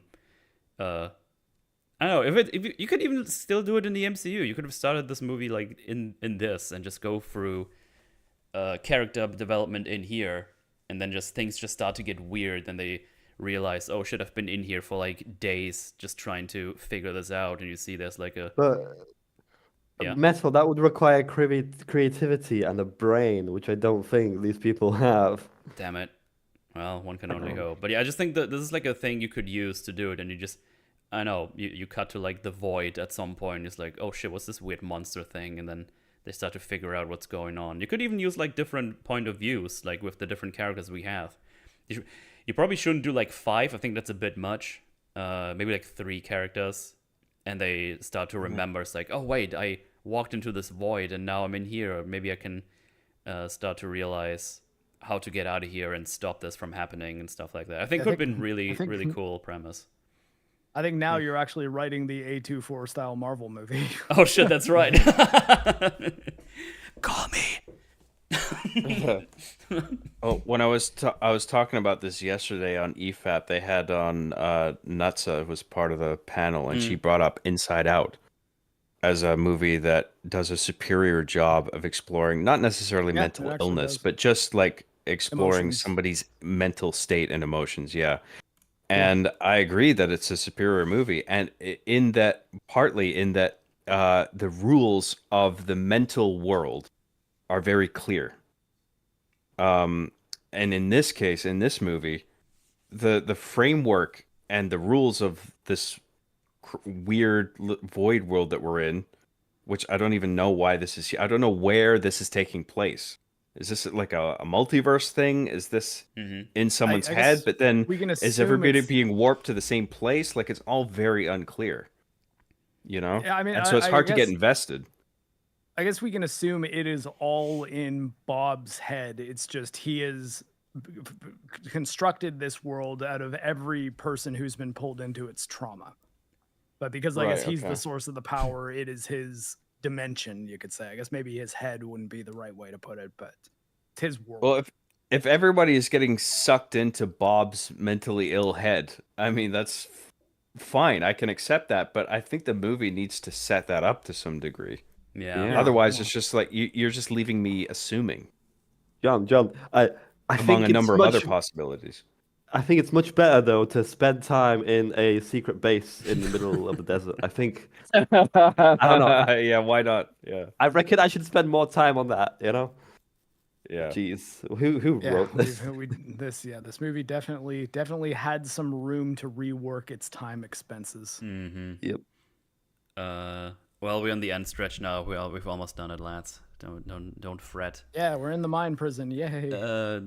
So after they're done talking about their feelings in a very baseline and lame way, I guess Void Bob starts to eat shit at them in their basement or their room, whatever it is. And they get dragged into the lab from the beginning of the movie. Oh my god.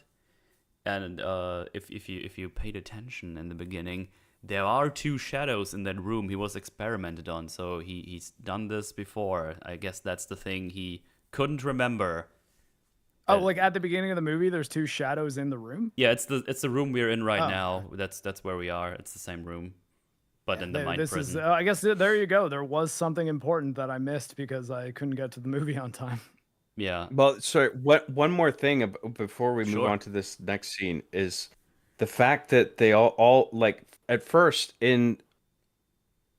because at first it's just Yelena, and she's navigating the crazy void world in her own way, breaking through mirrors, and encountering herself drunk and shit like that, and like going through her own memory. Finally finds the room Bob is in. And then all of a sudden, everyone else is there Yeah, to save in the same day. room. Yeah.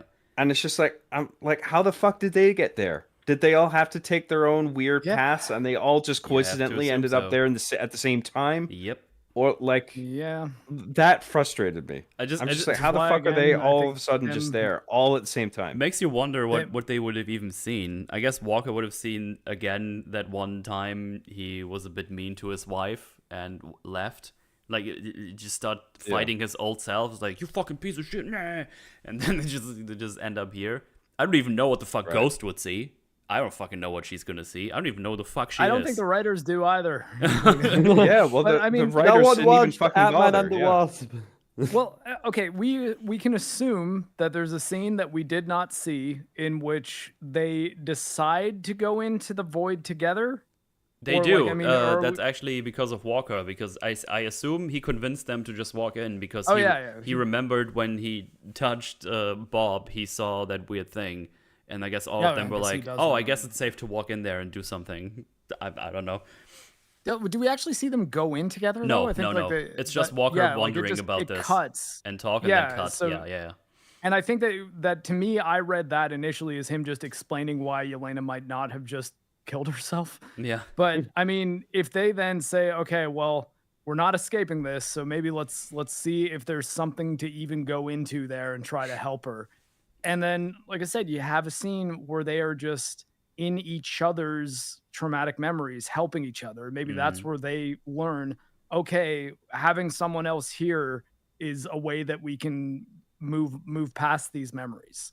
That, like, having someone there to help you work through your trauma might actually help you be more okay with the trauma to the point that you can move on Yeah. and then maybe help them with whatever they've got going on. But it's like that scene is that whole sequence, I guess, That doesn't is exist. totally not done just so it can be a wacky moment where they all pop in and show up right as the attic is getting destroyed by furniture. Yeah, it Yes, gets yeeted sheets around and pillows. then they land in the in that lab, and then they all at some point just get flumed into the wall.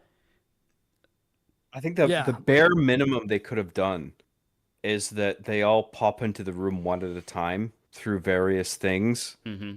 Like maybe Yeah, it's one like, guy "Oh, Yelena, we smashes through found another you." mirror, or one guy drops through the ceiling or something. Instead, they're all just there at once Yep. around Yeah, her. They show up at the same time, despite presumably well, not even presumably, because they do mention that they each go through their own traumatic memories separately. Yeah. Like, not together. You not could sharing at least the trauma, presume which- that if like- they were all to just drop in one at a time. Yeah. Yep. But yeah, no, they all end up there simultaneously, and and then they go through two of Bob's other rooms, and then end up at the lab. Yeah. where they, Void they just go immediately takes them all out of play. Yeah, they go through by the tying them wacky to the wall. go through wacky rooms, and they have like some weird camera angles going on. And this is where they fight Chicken Bob because he was high on meth back Yeah. then.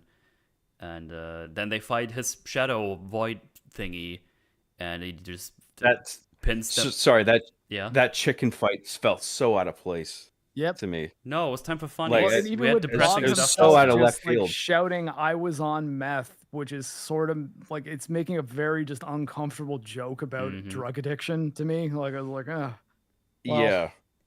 I mean, I don't know. I felt like man. they were- This is supposed to be traumatic memories, not wacky times that you did some crazy stuff on drugs. Yeah, right? Like, even Bucky, when he teleported here, he made like a quip as well. Oh yeah, this place is nothing for me. I never went for anything traumatic or something like that. well, and I They mean, sort I of made think the that jokes. like that I think was cheeky, and I didn't mind that one because he's like, oh yeah, I've got no traumatic memories, because everyone in the audience is like, yeah, no, Bucky's definitely been through a lot of shit. He was 100% seeing him killing the Stark's parents, Tony Stark's parents, and all sorts of other things that he would have. But I don't know. I guess I didn't mind that, although I would have preferred to maybe, hey, have him like show us a Winter Soldier memory that maybe we don't know about that might have been a significant one to him.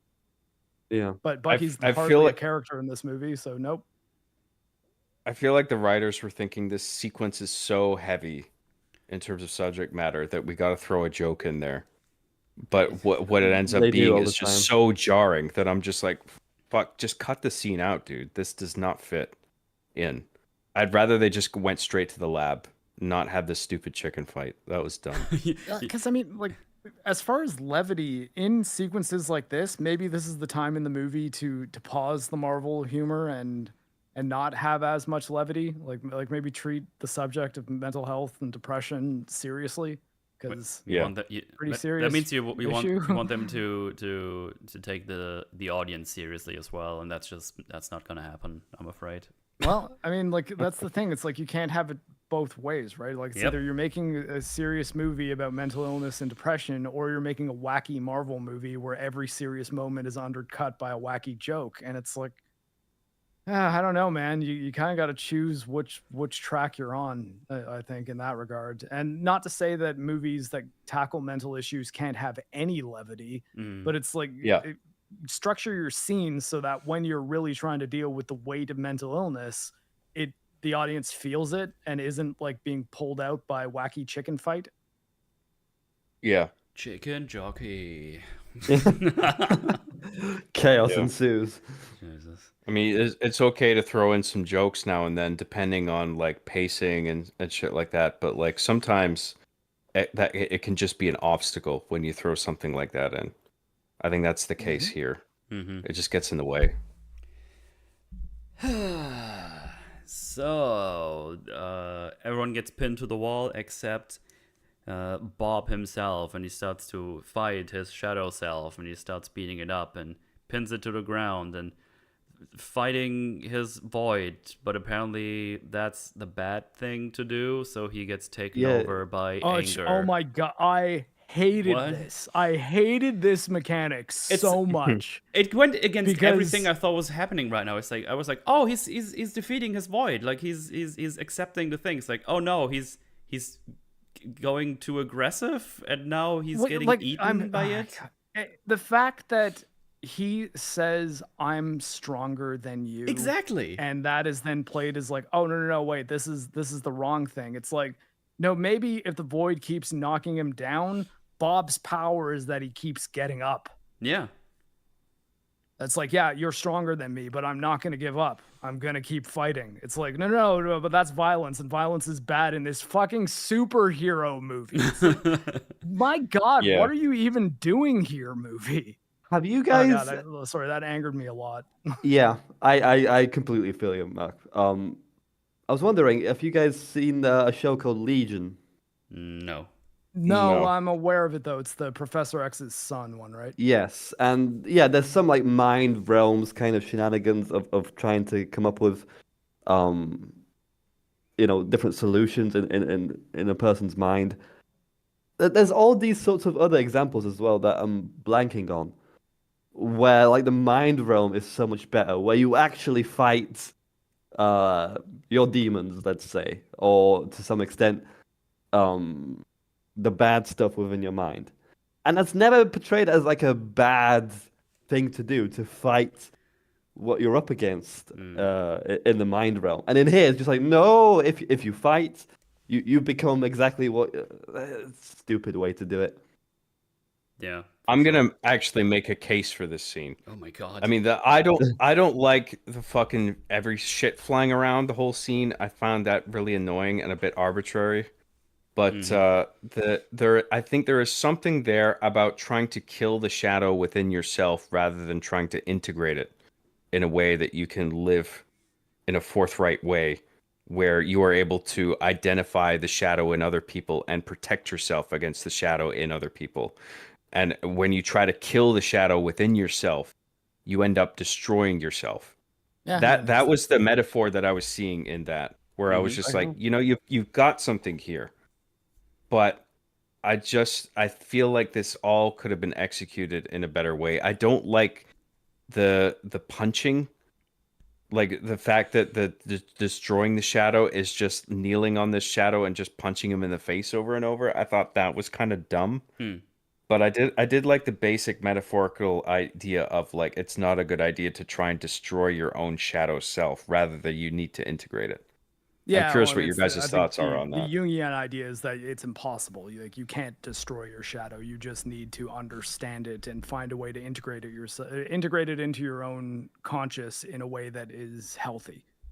But I think again, the real trick there is the idea that fighting in this context is kind of used as standing up to your own darkness and saying that it can't overpower you despite how powerful it is.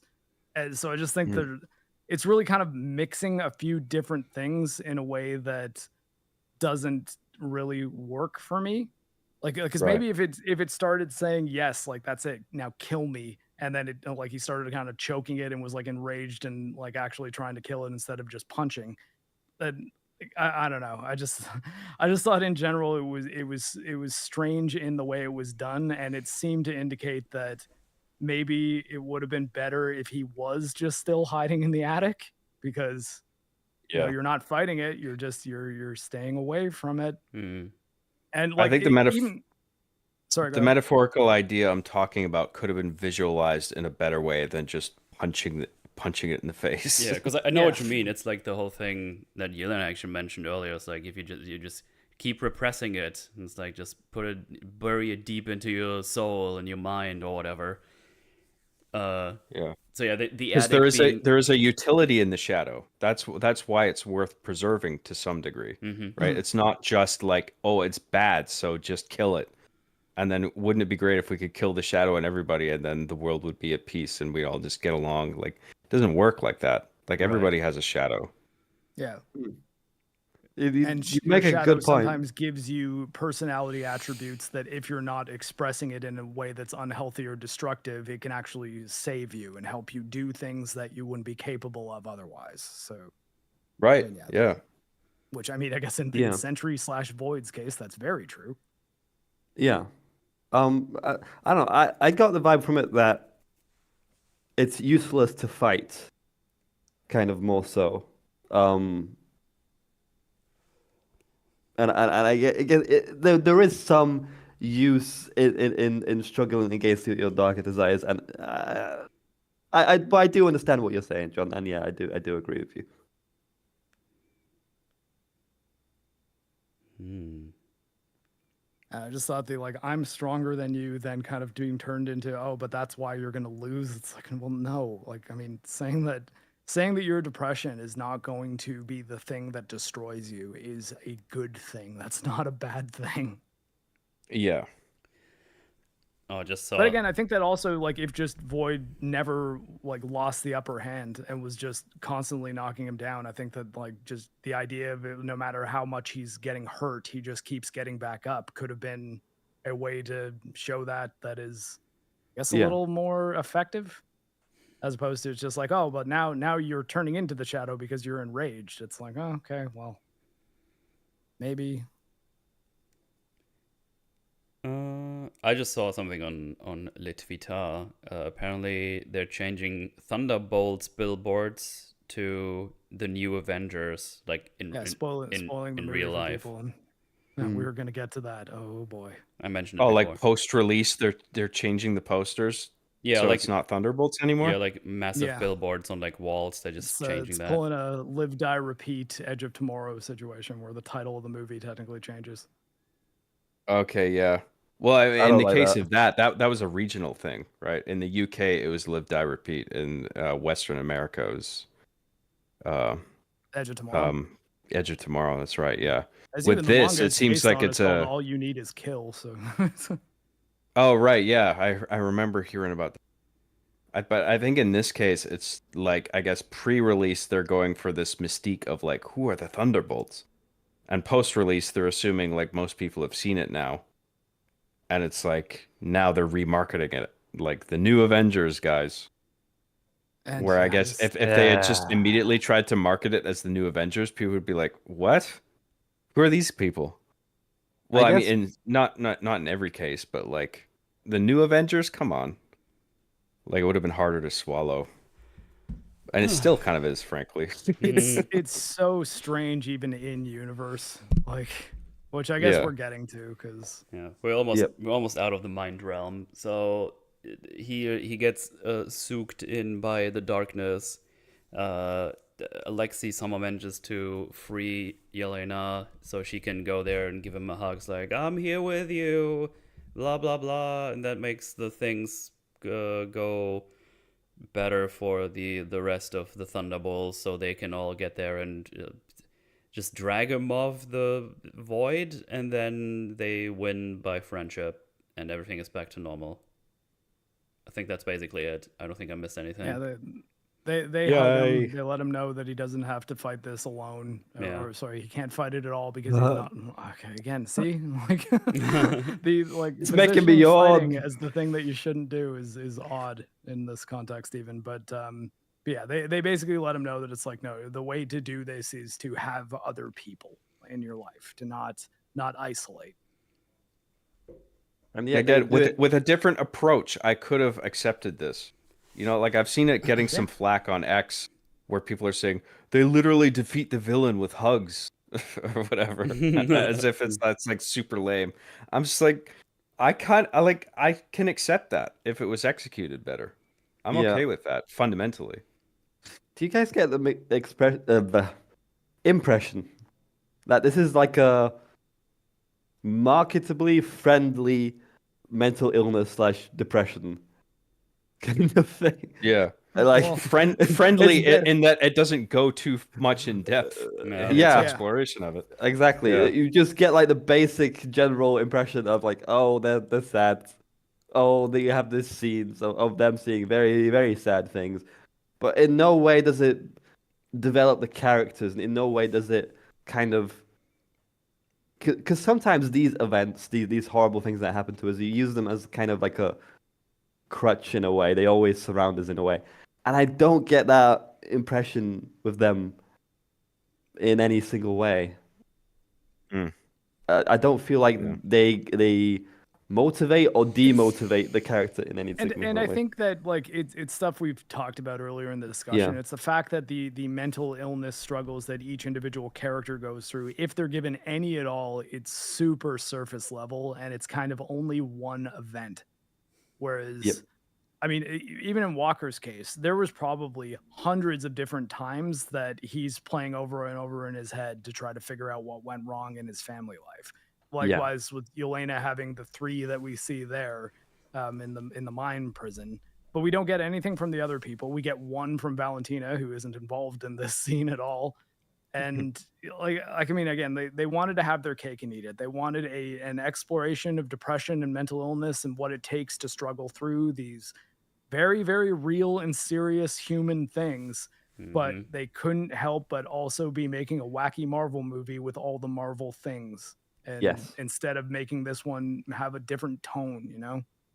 And yeah. Like, there's so many other movies that pulls this off better, of significant traumatic past. Like, for fuck's sake, Mark, you have Berserk photo in your profile pic. Like, I could go on and on about how many traumatic stuff happens there and how it mentioning it defines the earlier. character. Yeah, Yeah. there's a lot, and not just for the main protagonist there. Like you get a hell of a lot of backstory and psychological detail for several of the main characters of Berserk, including some of the villains. Yep. Yeah.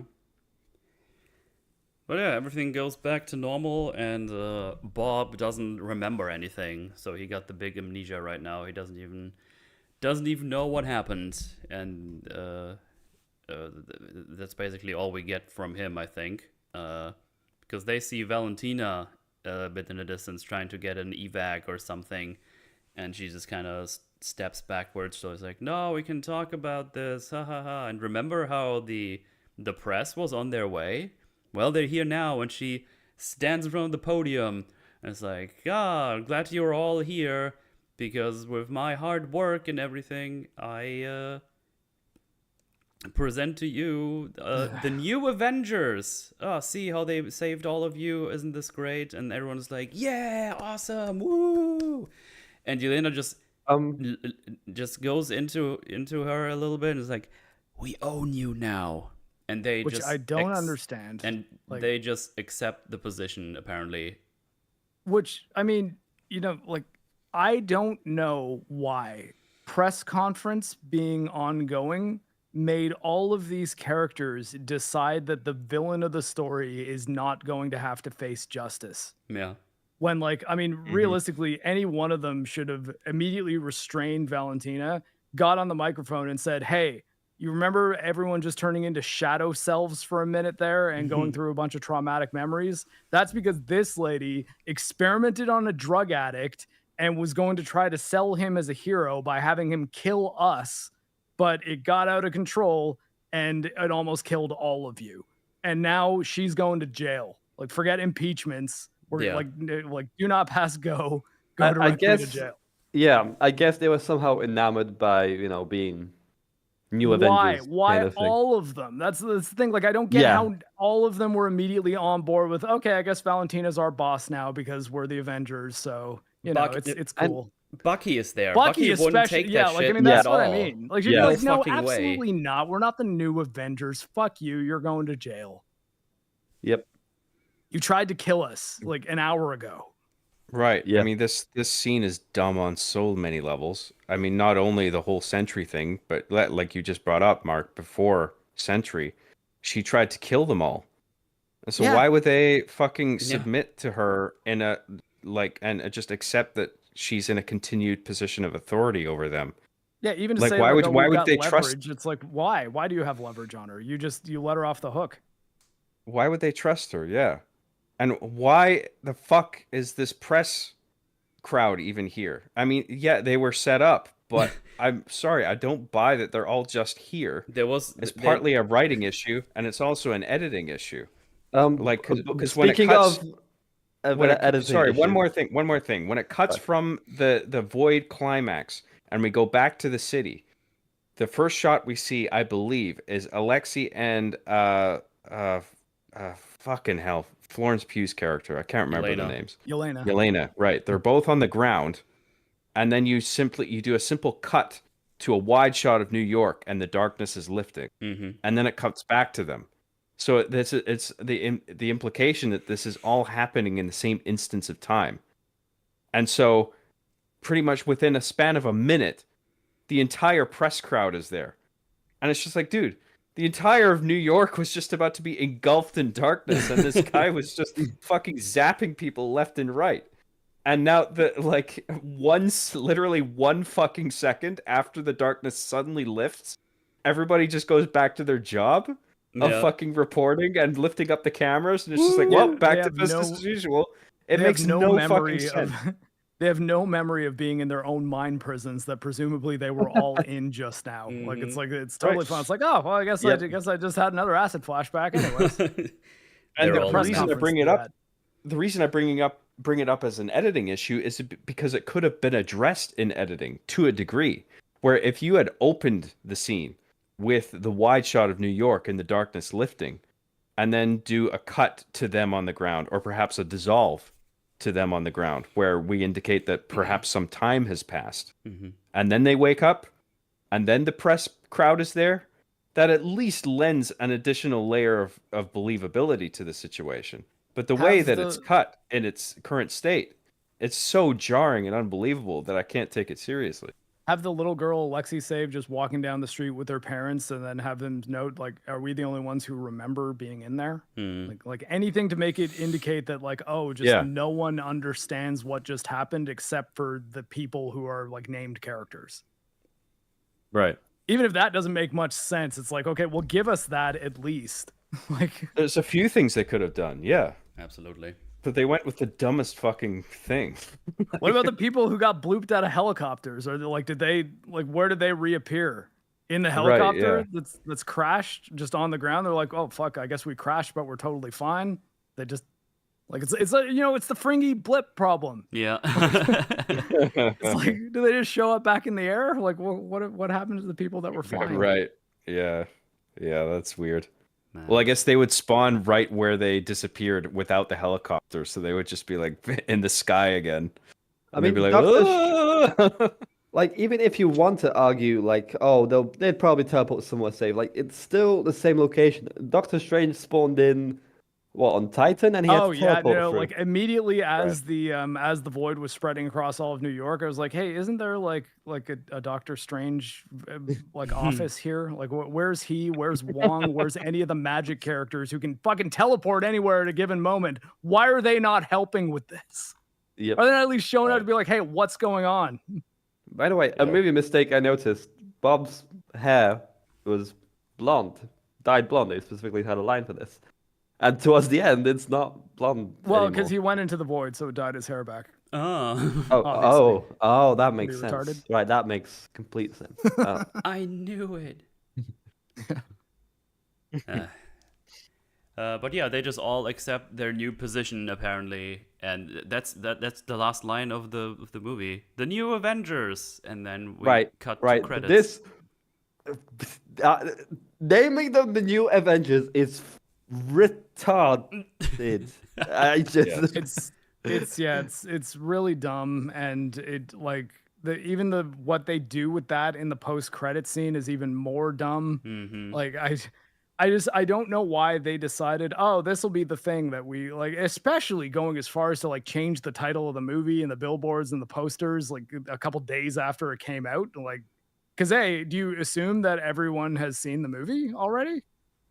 Like, you didn't even just decide to call it New Avengers when it hits Disney Plus or something like that. It's like already you were deciding to be like, haha, this was secretly an Avengers movie this entire time. It's like maybe having that whole element there, even as like Valentina say, well, why would she want to like compare them to the Avengers? Why would she not just say, this is the new superhero team that's going to be protecting this city? What do I call you guys? The Thunderbolts? How about just say, this is the new Avengers team, the Thunderbolts? Or have that's it. If you're gonna even to do the acceptance of it, to have Yelena say we're not the Avengers, we're the Thunderbolts, and then have that be the end of the movie would still be dumb because they're still letting Valentina off the hook. Just get away with it, yeah. You're like, why are you putting these characters in a situation where they are going to have to be compared by the audience, by normies, by people who don't watch every movie but sometimes pop in on them, to Captain America, to Iron Man, to Thor, to the Black Widow that we know and love, to Hawkeye, like to all the people who people associate with being the Avengers? Why put this movie in that position where it now needs to be looked at as an Avengers film? What's also hilarious it's so to dumb. me is I've been saying the whole time, like, we have 2 more movies. There's no way they're gonna address anything with the Avengers. And now they fucking dropped this on me. I was like, that's what you did? Like, really? It's like, oh yeah, we need Avengers for the Avengers movie. So I mean, like, that's the thing. So is this team going to be going against like Robert Downey Jr., Doctor Doom now? Like, No, I mean, I guess they established. You know what? I'm out, actually like super pretty confident they're gonna do a thing where they just make fun of these new Avengers and then they just fucking swap them out for something else. They're just gonna be there. Well, as I mean, a, they kind of do, stock. and again, like in the post-credit scene where for whatever reason, Bucky and Sam are now in a legal battle over the name The Avengers, which... Wait, really? I didn't even see that one. Yeah, I didn't see the post-credit scene? Yeah. I didn't see either. I mean, I saw like I saw some of the credits thing that were like the newspaper cutouts. That's what I saw. No. It's at the end of the like black screen credits, like the full credits. Oh, so there's I'll explain this. Okay, so because I've only seen the Red Guardian one where he's being Red Guardian's a a stupid Wheaties joke one where like I mean that was the scene that they needed to put in. But anyway, so there's a useless mid credit scene. And then the post-credit scene is them in the Avengers Tower talking about the fact that Sam Wilson has copywritten the name Avengers. So they're trying to figure out what they're going to call themselves. And Alexei has printed up really, really gaudy and super silly looking jumpsuits that say the Avengers with a Z at the end, or a Z for you Americans. Okay. And that like that's his like joke, be like, hey, this is how we can still be the Avengers without getting sued. And I'm just like, okay, well, like is Falcon and the Winter Soldier, are they actually in a position where they're so petty as to fight over the name of a team? And if Sam was like, hey, like you guys are kind of a ragtag group of like anti-heroes, so could you let me reform the Avengers as Captain America with all these other people? Maybe we can give you guys a different name. And then Bucky is digging his heels in? I just don't believe that. I'm just like, what do you mean? Like, do these people not know each other? Did Bucky not show up in Captain America Brave New World and have a really heartfelt discussion with Bucky? Yep. And now he's like, no, I've got the Avengers and I'm suing your ass. It's like, fuck you. I don't believe any of these characters are doing these things. It's ridiculous. And then they look at the monitor, like a monitor comes up and the Fantastic Four are coming back from space. Okay. Wait. Yes. What do you mean? In what sense are they coming back? Because they're from another dimension, Fantastic Four. So interdimensional. They're mentioned that it's an interdimensional spaceship, and that it's on their like readings, and then they look at it, and the camera zooms in, and there's a 4 on the ship. Okay. So it's like the end of Fantastic Four. Okay. Maybe I don't know. Like, I mean, I'm sure we'll figure it out at some point. Well, if you guys, unless Metal takes my advice and says we're just gonna not cover MCU movies anymore, which I doubt is gonna happen, but it's okay. I can handle one headache every couple months. But yeah, this is how they post credit scene this movie by. What bothers me as well is like the new Avengers title. That is another Avengers team. Pretty sure it includes.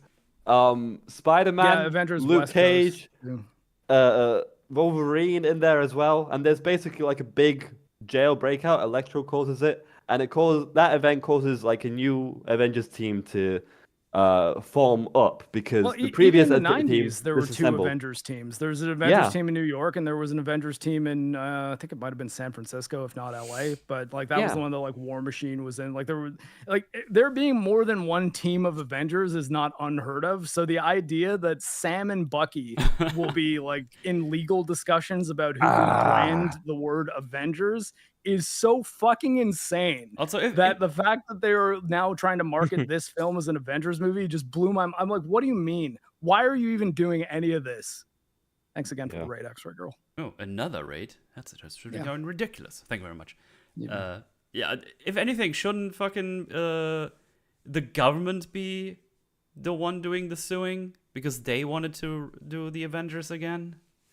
Yeah, maybe, yes, but like again, is Valentina the government? Like none of this makes any sense. I know. Wait, It's just and how does this avoid her from getting impeached again? It shouldn't even keep her out of jail. Never mind impeachment. She tried to kill the people who are now her current Avengers, and she's seeing no justice. Yep. God. Like as much as this movie was not great up until this point, the last like 5 minutes plus post-credit scene drove me up the wall. I was like, why are you doing any of this? This is all so stupid. Jesus Christ. Oh well. So yeah, 7 out of 10, right? Oh my god. IGN scale, sure, why not? I gave it a 3 on EFAB. I stick by that score. Yeah, 3 out of 10. I mean, I think maybe a 3 too, but I might have to adjust some of my like previous scores because it's definitely worse than things that I might have said were a 4. I don't remember what I called. 3 is pretty high for this. This is why I for don't current MCU. I mean, I guess it's slightly above a 2. There were a few scenes in this movie in which I was at least interested to see how they'd play out, which is more than I can say about pretty much all of Brave New World, Quantumania, or Multiverse of Madness. Yeah, 3 is a good score. And 3 points for Sentry because I want to like him, but I don't think he was used very well in this. Might give it a -1 for the pet peeve about the new Avengers because there is a new Avengers team roster that I like. These guys are not in any way, shape, any sort of Avengers team. I mean, the only reason they're called the Avengers is because Valentina saw it as her only way to get out of jail, and it fucking works. It worked. Just do a PR stunt, you know? Yeah. And I get that the new Avengers is another comic thing, but like I just hate the word new put into any sort of product or whatever. It's like the new adventures of Batman, and then like that show is what 20 years old now or something. It's just like everything inevitably ages. Like calling anything new is just inevitably it's going to be obsolete. It was titled that way because it was right after Avengers Disassembled, where I think Wanda or Vision kind of blew up in the headquarters because Ultron hacked him, something like that. Yeah, and it was a nightmare. People were falling out. You know, they were like the Beatles. You know, they broke up. And that, you know, a new roster, the new Avengers, they assembled because of this big prison breakout. And I just found that story cool. And calling these guys, just stick to the Thunderbolts. Yeah, Marc is completely on the money. Yeah, like I mean, like if I were the characters in this universe, I would not want to be compared to the Avengers. Yes. No. Like if I were any one of them, with maybe the exception of Walker and Cap, because like being a super soldier, he's like I guess 3 of them could be compared to Cap, I suppose. But they don't have anything close to an Iron Man equivalent. They don't have a Hulk. They don't have a Thor. Like what do you mean? Why do you want people? Because it's gonna do nothing but make people be like, well, the Avengers were like ultra powerful, and these are all just like people. Yeah. for the most part. I would rather they were simply just called the Thunderbolts and got rid of the whole asterisk marketing thing. Yeah, Because that's what that signifies, right? Is that it's not actually the Thunderbolts, it's the new Avengers. But like you guys were saying, by the time the new Avengers movies comes out, all these characters that have been established as the new Avengers are probably going to be replaced. I'm just thinking about the people who now driving past these these advertisements again just as the new Avengers, and they just see these fucking retards on the screen. It's like, what do you mean the new Avengers? They're a joke of a Avengers team. It's like they're a parody, And there's like tons of interesting Avengers teams, and this one is just a lame ass one. I mean, they already start making jokes about them being Avengers in the post-credit scene of this film. Yeah. So I can only imagine when the next big headline, "This is going to save the MCU," because every movie is going to save the MCU. Avenger movies comes out, they're just going to turn it into more of a punchline. Yeah, exactly. Yeah. And they'd be like, we were the Avengers for a little bit. It's like, yeah, okay. On this subject, it's just going to make all of them seem silly. And yeah, I don't know what this gains for either in universe or the meta of our world. How does marketing this film as an Avengers film help this movie? I would argue not at all. And in universe, it's like, how would marketing those characters as the people who are succeeding Cap, Iron Man, Hulk, Thor, Black Widow, how does that help them? And it doesn't. It just makes everyone compare them and be like, these ones are lame in comparison. Yeah, we were talking about the title of the new Avengers, and John, you mentioned how that ages. I remember that at one point in the comics there was also a Dark Avengers, and they weren't called the Dark Avengers literally; they were just called Avengers. And I'm pretty sure someone was dressed up as Hawkeye, but he was actually Bullseye. Someone was like a symbiote Spider-Man, but it was actually Scorpion in a symbiote suit. And the leader was Norman Osborn, who was wearing an Iron Patriot suit.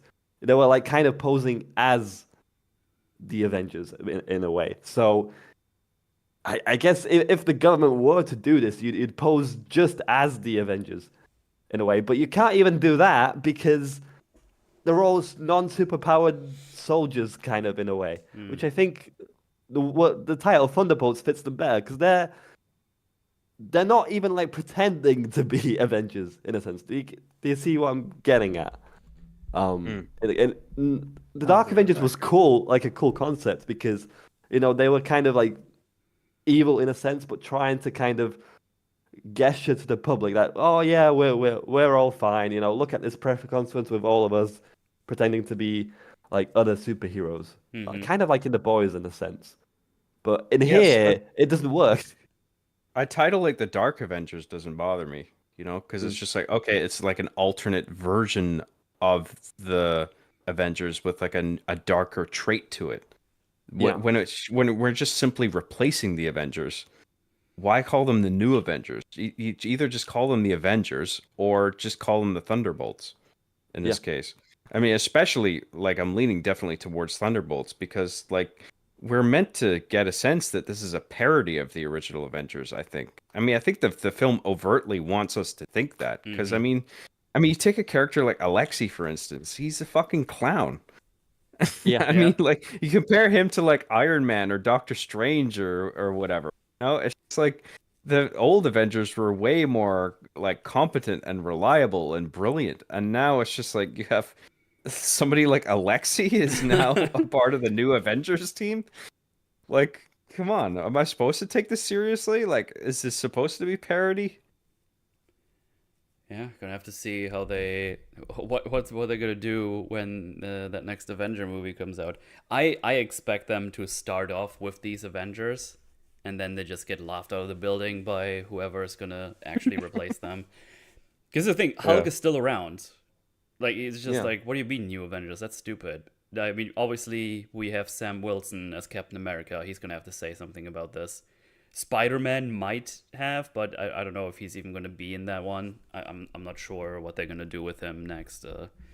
Who else is actually here? I mean, Strange is gonna come back eventually. He's gonna be very confused as to what was going on.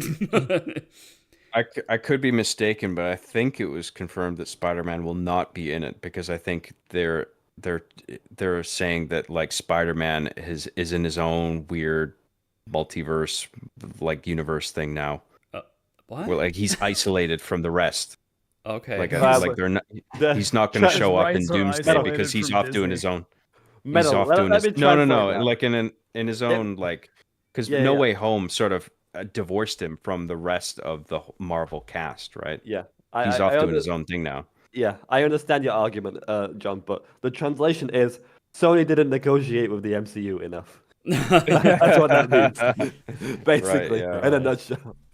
That's fair. Yeah, I was overlooking that. Nevrotic said that Punisher and Hulk will be in Tom Holland's Spider-Man 4. What a weird Oh my God, combination will they of stop putting characters. Hulks and things. Dude, I I keep saying doubt it. it. The cuckening of the Hulk just keeps going. Like he's just gonna be in all these random shows, and it's gonna it gets made worse and worse. It's just God, what could have been with Hulk? And he's still around, of all people. Like he's still around, and no one actually talks to him and consults him on anything. I just want to know what can't he's wait up to until- it day to day. It's Can't like, wait for the end of the first MCU X-Men movie where it ends with Wolverine saying, "We're actually a new team. We're the Avengers." dun, dun, dun, dun.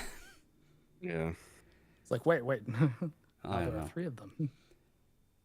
Oh well, yeah. Like, Movie you can have sucks. other teams. It's fine. It's like, Movie not is- everyone is- needs to be Avengers. Sucky, bad. It started the current Marvel watcher cycle. It's like this one is actually good, and then in 2 weeks it's like, when does the next one come out?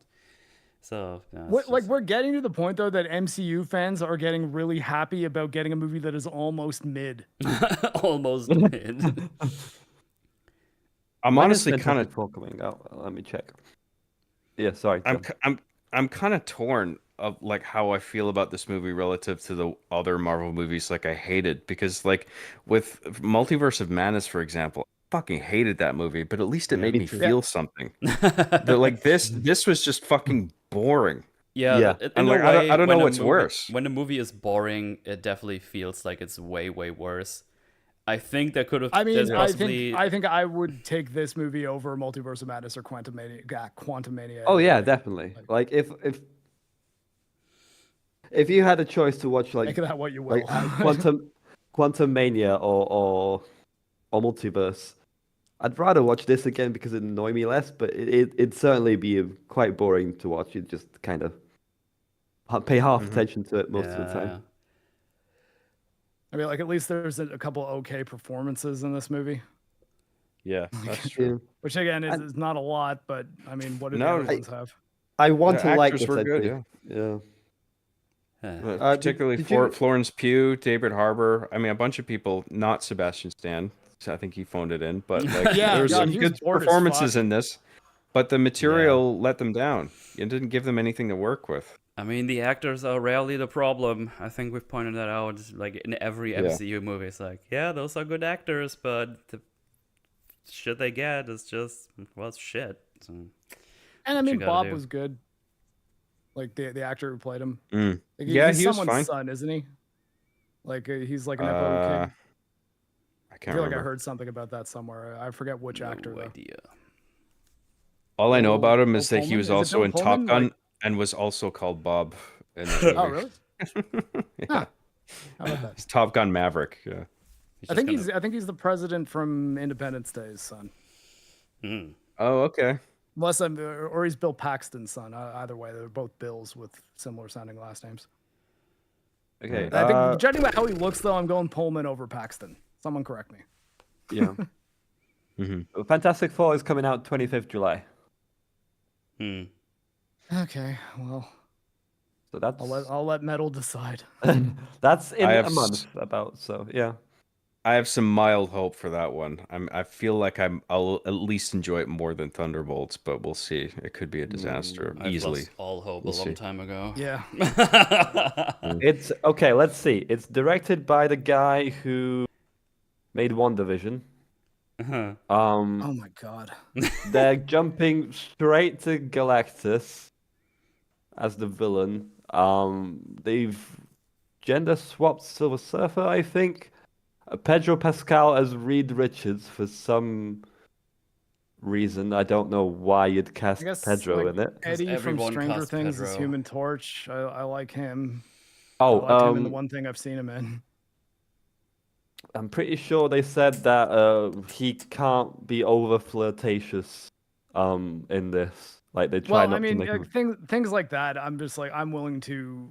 Granted, I don't want to watch the movie because I sort of don't want to watch any MCU movies. But like when I hear things like, "Oh, this character is like told to be less flirtatious" or something like that, or they want to like tone down the misogyny of random characters, I'm just like, okay, well, show me what you mean by that, because there's not really a lot to go on if it's just like a random statement that some movie marketing person gave to a newspaper. At the same Mhm. time, nothing about Fantastic Four, even from like when the cast was announced, made me say, "Oh yeah, like I'm definitely going to see this Fantastic Four movie." Because I mean, I guess the Jessica Alba one was kind of fun for a like mid 2000s superhero movie, but I don't think they were good movies. And the newer one was terrible. But like, yeah, there's a movie that had fucking amazing actors in it and was very bad. Like Toby Kebbell and Miles Teller, like Michael B. Jordan, those are all good Yeah. actors, and it did not help. I don't know. I just remember I was talking about this Fantastic Four movie on BSUP, and yeah, every little cranny we looked, it was just like they're giving us no reason to be hyped about this Fantastic Four movie, and the chances are that this Fantastic Four world will be destroyed, and then they go to like the MCU world. So it's not like it's like a one-off Fantastic Four movie. They're not really Well, establishing I mean, I guess anything. all we Right? know is they arrive here in a multi-dimensional spaceship, which I guess sort of confirms that they were in a different dimension. Whether they started in the MCU, went to a different dimension, and came back, or were always in a different dimension, I guess we'll have to figure out. But Yeah. it's the kind of thing, though, that like as far as using MCU continuity to track that, like what does that even mean in the current state of the MCU? Like, because it takes place in what, the 60s, I hear.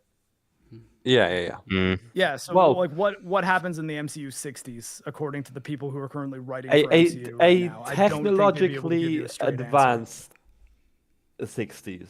Like Well, in but one I way, mean, I'm glad did the it's 60s not have PIM particles like in the current MCU? So like I mean, again, like what Yeah. does that mean? I guess I don't know. Like I I'm assume sure they'll we'll probably find out once the movie's out.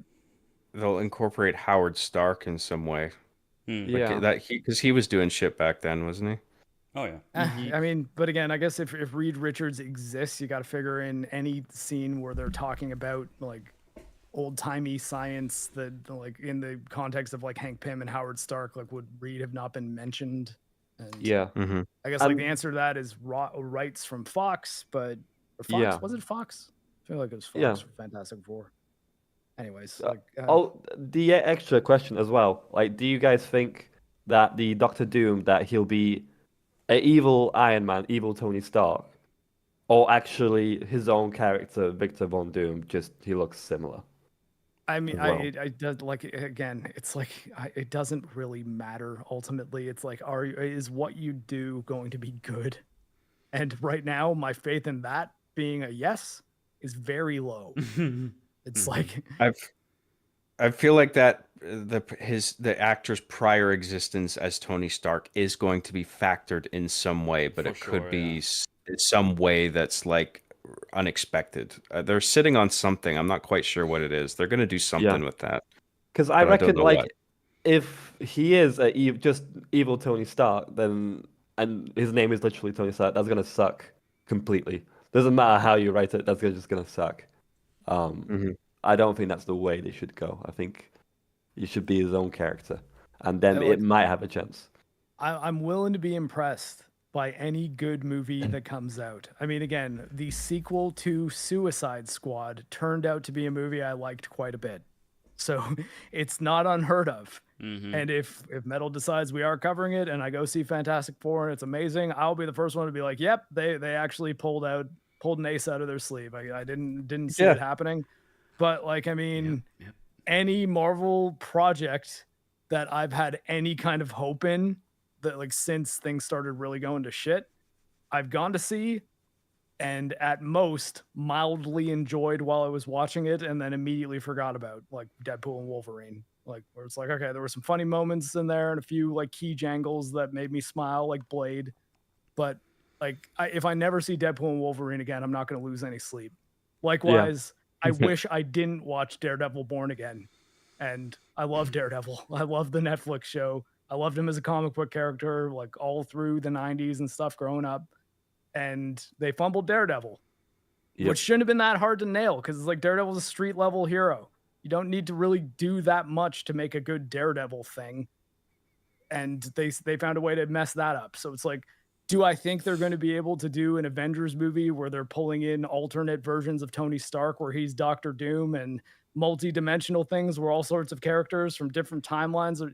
No, the answer is no. I don't think they have what it takes to actually deliver something good.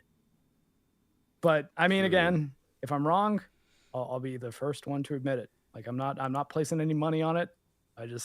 My hope is very low. Yeah, I'm the same. My hopes are low as well, but I want to be wrong. Like I'm not one of these people. Like if it's avoidable, I don't want Disney Marvel to be dragged out behind the shed and shot like Old Yeller. Like if I want them to do well. You know, like I want to have that excitement again where I can go to something like Infinity War and be excited and actually enjoy it and be like, holy shit, this is actually fucking awesome. And I can feel the energy of the crowd and we're all digging this.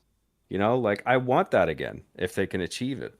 My secret hope is that Doomsday is going to be like a Infinity War, focusing on the story of the villain, establishing him well. I mean, it's in the freaking title, Doomsday.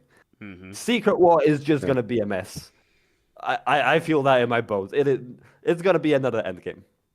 Definitely. I mean, like I would take another Endgame over pretty much anything we've gotten since, to be fair. Like there were moments in Endgame that were tons of fun, even if its story really falls apart when you think about it.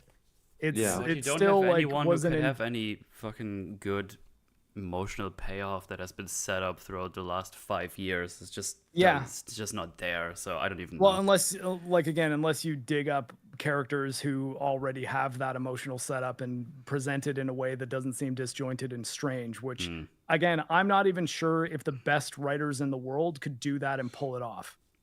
So like that's again like my hope for any future Marvel project right now in the sand. Like it's very, very low. Yeah. And that's not to say that if they make something that's even halfway good, I'm going to be like, oh, MCU's back. I will view anything they do that is good as a fluke until they're doing it consistently to the point that we're making me forget about like the last 5 years. Which again, like that's a tall order, but I think it's what Marvel would need to do for me to respect them again. I think one of the big problems the MCU has right now is that it feels an obligation to incorporate all these large-scale elements now that worked in the comic books, but not in the films, where you're dealing with characters like Galactus and Sentry, for instance, where they're just so fucking gigantic and powerful and like to the point where they're devouring planets and just like, you know, the characters that are just all the Avengers rolled into one, just so uber powerful. Yeah, definitely. I feel like in the films, like when you have characters like Scarlet Witch and Thanos, I feel like that's about as much as you can get away with, where you can just accept those characters and the tension between them and other characters and the proportionality of everything, you know what I mean? Like, but and then when you introduce these all of a sudden gigantic elements now, it feels like everything's just thrown out of proportion now, where you can't really take anything seriously. But it worked in the comics, but not now because it's film, and shit's different now because we're dealing in a more grounded medium. Yeah, I mean, which also kind of makes you think with all the reboots which happen in Hollywood, it's like, has Marvel not at least at a certain point considered, hey, maybe things have gone off the rails. Maybe we should just be like, okay, you know what? We're going to make a X-Men movie. That's going to be the start of a new universe, and we're gonna slowly build, do like one movie a year. We're gonna do a Disney Plus show maybe in 5 years once this universe is established a little. we're not going to be throwing out 3 movies a year and 5 Disney Plus shows with no one having any idea how to make it all make sense. And yeah, I don't think they want to do that just because of the perceived sunk cost of it, where it's like, well, we already have all these MCU fans, and while a bunch of them have fallen off, not enough of them have fallen off for us to do something that dramatic. And the quality of the product isn't the thing that they care about the most. It's retaining that MCU audience. Yeah. And I guess they figure that with like the times DC has done like a full reboot, not going so well. I guess, I mean, you know what? I guess if the new Superman movie does really, really well and we end up with a string of five years of big money making DC movies, that might give MCU more of a push. But yeah, no, like the current trajectory that they're on isn't working. And at least as of now, everything they've done to try to correct that has failed. And yeah, so I don't know. I'm at pretty much the same point with the MCU as I am with Star Wars, where maybe the odd thing like Andor could happen that almost kind of exists in its own pocket continuity that only involves the original trilogy and Rogue One. But like other than that, like I don't think the MCU can be fixed, just like I don't really think Star Wars can be fixed, like for real, to the point that it's like now things are back on track and everything we release is going to make $1 billion. What I wanted to mention is it all started from Iron Man, right? Where a genius billionaire built himself a suit of armor in a cave. Now we have freaking eternal celestial beings that were inserted into the Earth's core from the beginning of time, making their hands through the Earth. You've got Thanos with Infinity Gauntlets. You've got freaking multi-dimensional other people. Like, all of this weight, all of this world-building shenanigans, the foundation isn't built for it.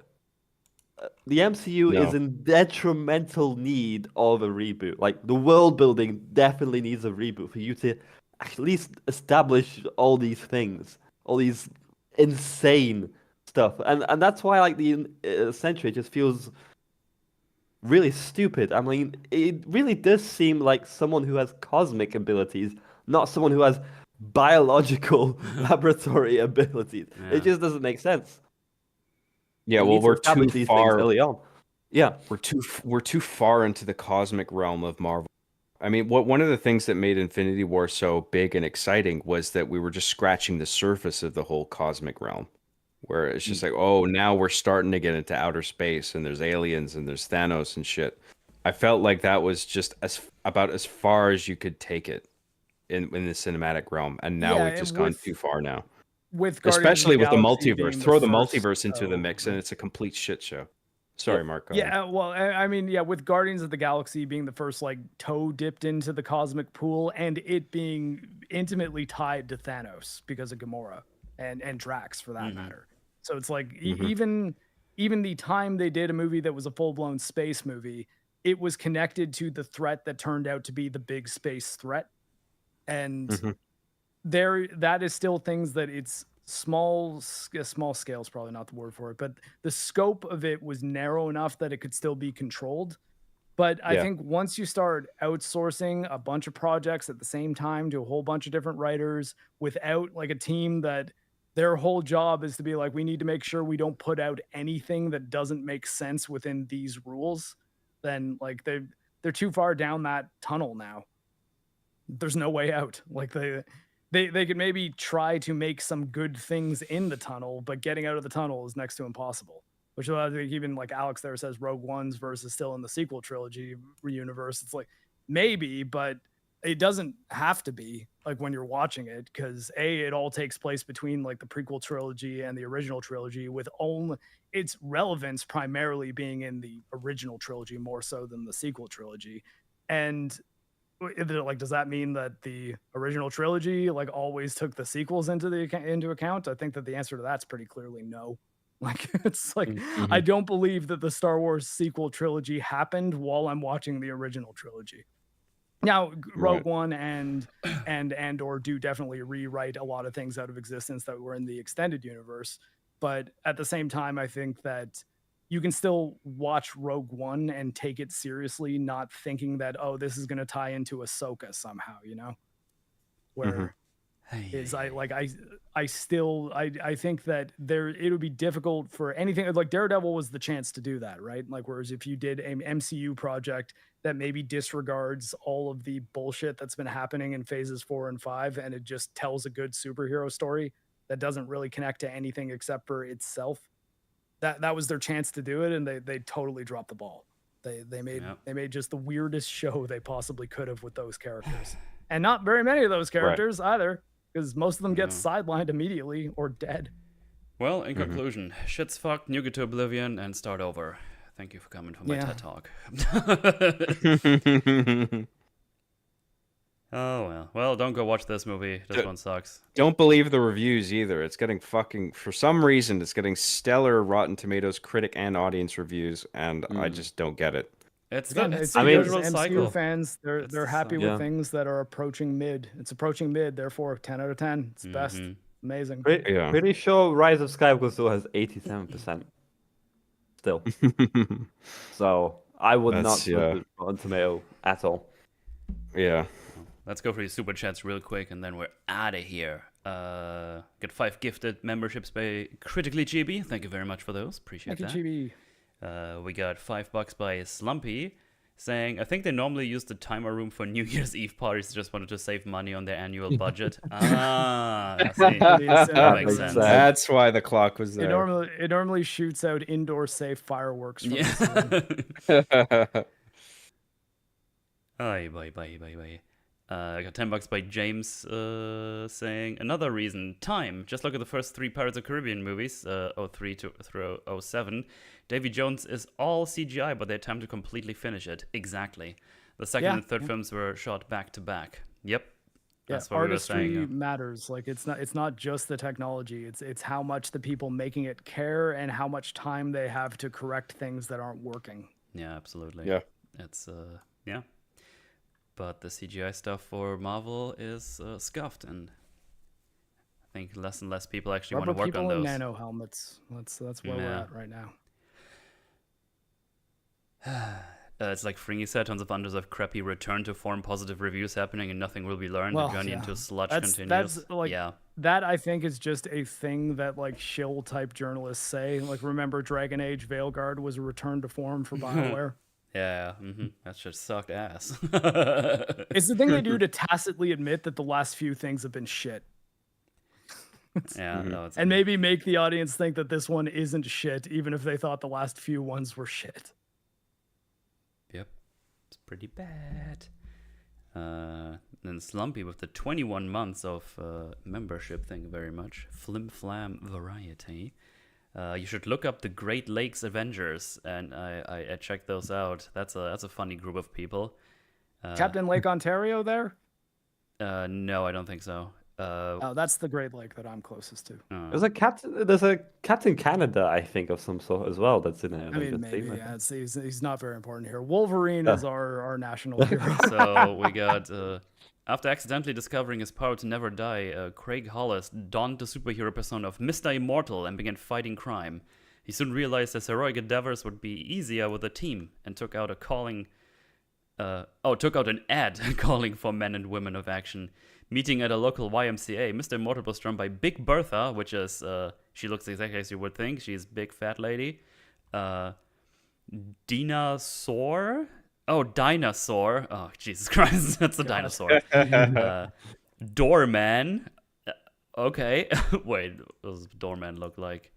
Wait, he's just he looks like a Spider-Man, but completely in black and with a white cape. Okay. Huh. Interesting. Never heard of that guy before. I haven't heard so of he's any not of dressed those. as a door. He's not dressed as a door. That's what I expected, actually. Flat man. That guy is just flat and looks elongated. I thought he was like another stretchy guy, but he's just long and flat. You can easily get underneath Doorman. Probably, yeah. Sounds pretty gay. And Leather Boy. And That sounds even more gay. Well, he does look like a gay guy in a gimp suit. So, Okay, well, well, not a yeah. gimp suit. He has like a leather vest on, the leather hat, a choker. So yeah, Well, those are your Great Maybe Lakes he's the Avengers. singer of Judas Priest. Was it misassembled, returning to their form? Wait, hang on. Wait, don't judge. Who's judging anyone? What's wrong with being gay, Snakes? You homophobic? Let's see. Great Lakes Avengers. The team began fighting crime and quickly caught the attention of Hawkeye and Mockingbird. The pair traveled to Wisconsin to check these imposter Avengers.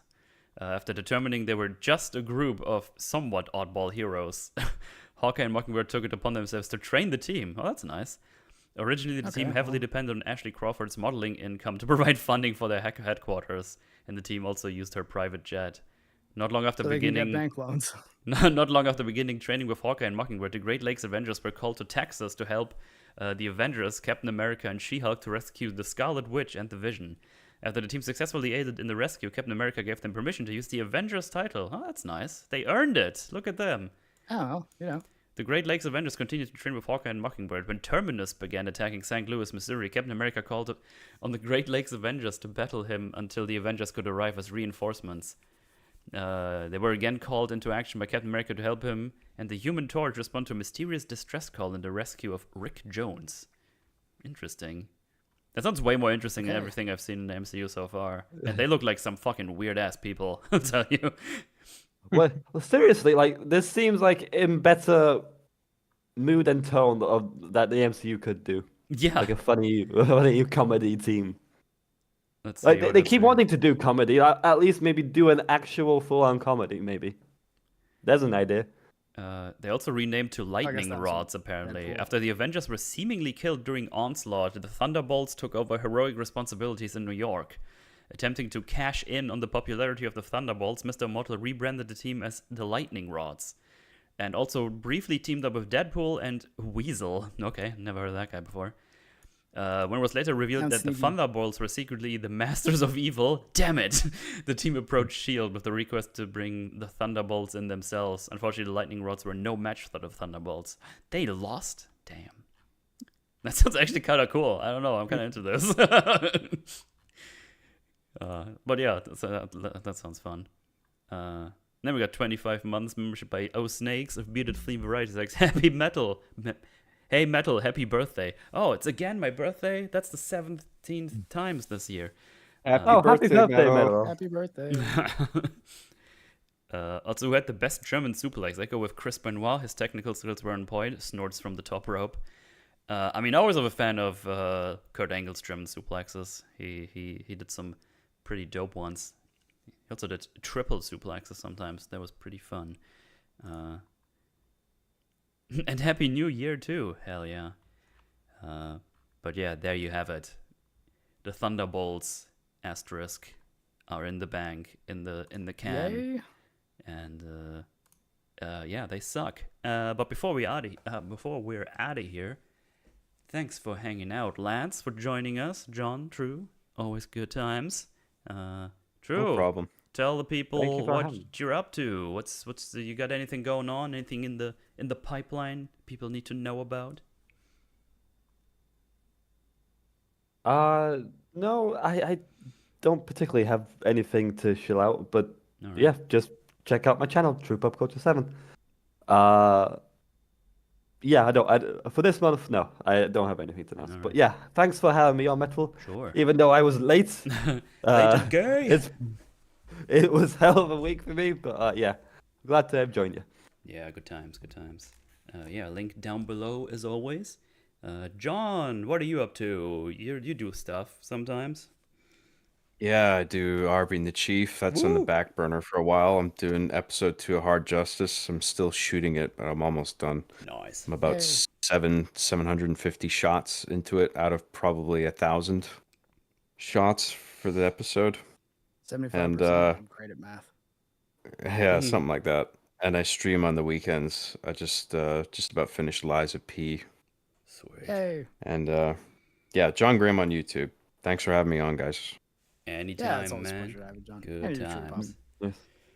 Mark, what you doing, buddy? I'm closing in on getting to at least the end of picture editing on the Berserk video. Figuring out music might be an interesting journey, and figuring out how to like use enough Berserk or Berserk-ish music without it getting claimed. But yeah, I'm hoping to have it all wrapped up by the time Doom Dark Ages comes out, so I can focus on that without seeing my editing program calling to me to be like, why are you procrastinating? You should just finish this video. And yeah, so hopefully I will have a video out by let's say the end of May, because I feel like I should be able to sort out copyright stuff by then. And yeah, it's about an hour and 20 minutes long. It covers all of the games that have been based on the manga / anime's Berserk.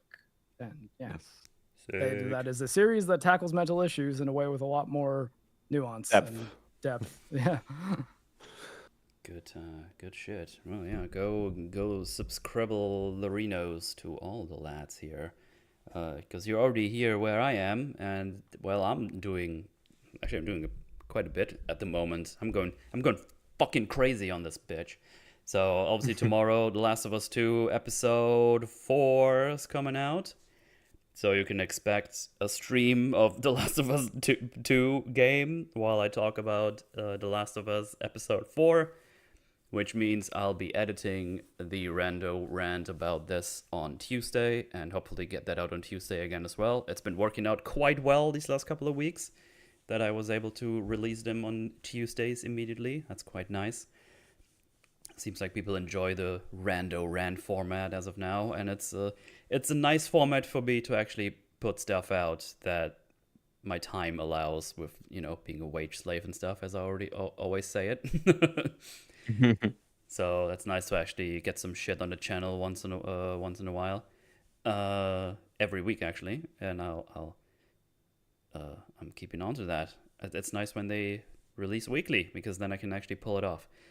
So yeah, that's I'm doing that. I'm probably gonna do one more Blueprints stream on Wednesday before I have to drop that from the streams for now, because as Marc already pointed out, Doom, the Dark Ages is coming out, and I'll be streaming that, of course, and then we'll do a Forge on that week and a half after this comes out. So May 25th. Yeah. Will that be on Game Pass? Probably. I think so. No. Microsoft publishing it, so. Oh, yeah, and then probably will be. Ooh. Maybe first I'll finish Claire Obscura if I can, before starting a new game. That makes sense. Well, you could. Yeah, exactly. Whatever that was. So yeah, doing that, and then obviously Sunday is the Forges, and I'll probably soon go back to a project that is partly edited already. It's actually nothing most people know about, because there was a plan of something I want to do, but it's going to be like a solo thing now, so I have to switch around some stuff in the script for that. But yeah, I'll try to get back to that and finish that one, and then you get another Vigia, like a proper edited video as well. So I don't plan to stop doing those. I just need to find a good time to do this. But with the rando rants, I actually have a format I can do on stuff that is also what I feel like worthy information to actually share, and just not just yell into the void, and just doing those. It's just, again, I'm just like, how do people just talk about one movie for 10 minutes? I just don't understand. I just ramble on without any incredibly scripted things. Like, I just have notes, like I have for like Forges, for example, and then I just go through those and talk about them.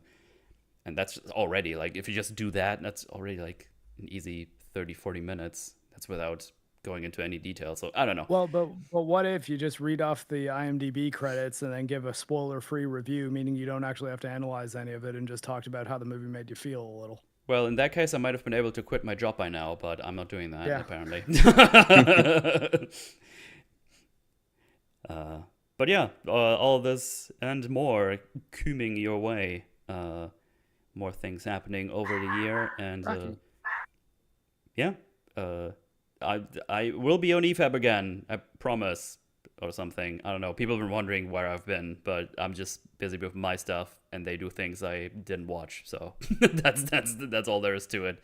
I had like a legit like one coast like, why is Metal not a host on EFAP anymore? It's like, I mean, I never was one to start with, but I don't know. I'm just busy right now with my own things, trying to get my own channel some traction.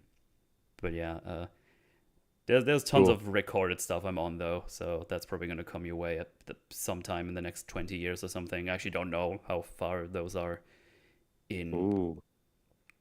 But yeah, I think I know one or two like EFAP movies. I'll ask you off stream. I should just say sorry to Mauler. He'll let you be an EFAP again. I could have been on yesterday's EFAP, but no way I'm gonna fucking double dip a movie like that. Job did. It's also weird if I'm on a stream of a movie that I plan to, cover on my own channel. I don't know, this feels weird to me. So I just keep the things to myself. And then I also won't be, tired from that discussion for this today, because we start earlier here, not like at 8. So I probably would be up for like way too long depending on what the movie is, and then I'm tired here, and then my own quality goes down, and we all know my quality is shit already. High five. No, you're good. But yeah, things are on the way, things are happening, and with that, we are out of here. Chat, thanking you for hanging out with us. It was fun. Thank you, Chad. Thanks for the lads Thanks, for guys. hanging out with us, and we will see Thank you, John. Thank you, TruePop. soon. Hi, Goodbye. everybody. Rocky's barking at whatever is outside right now. You might hear it as we're going live. I'm not going to mute. There he goes. Going live? Hey, I mean, go Rocky. offline. Go offline. Go on live. On a live. Okay, bye. Bye.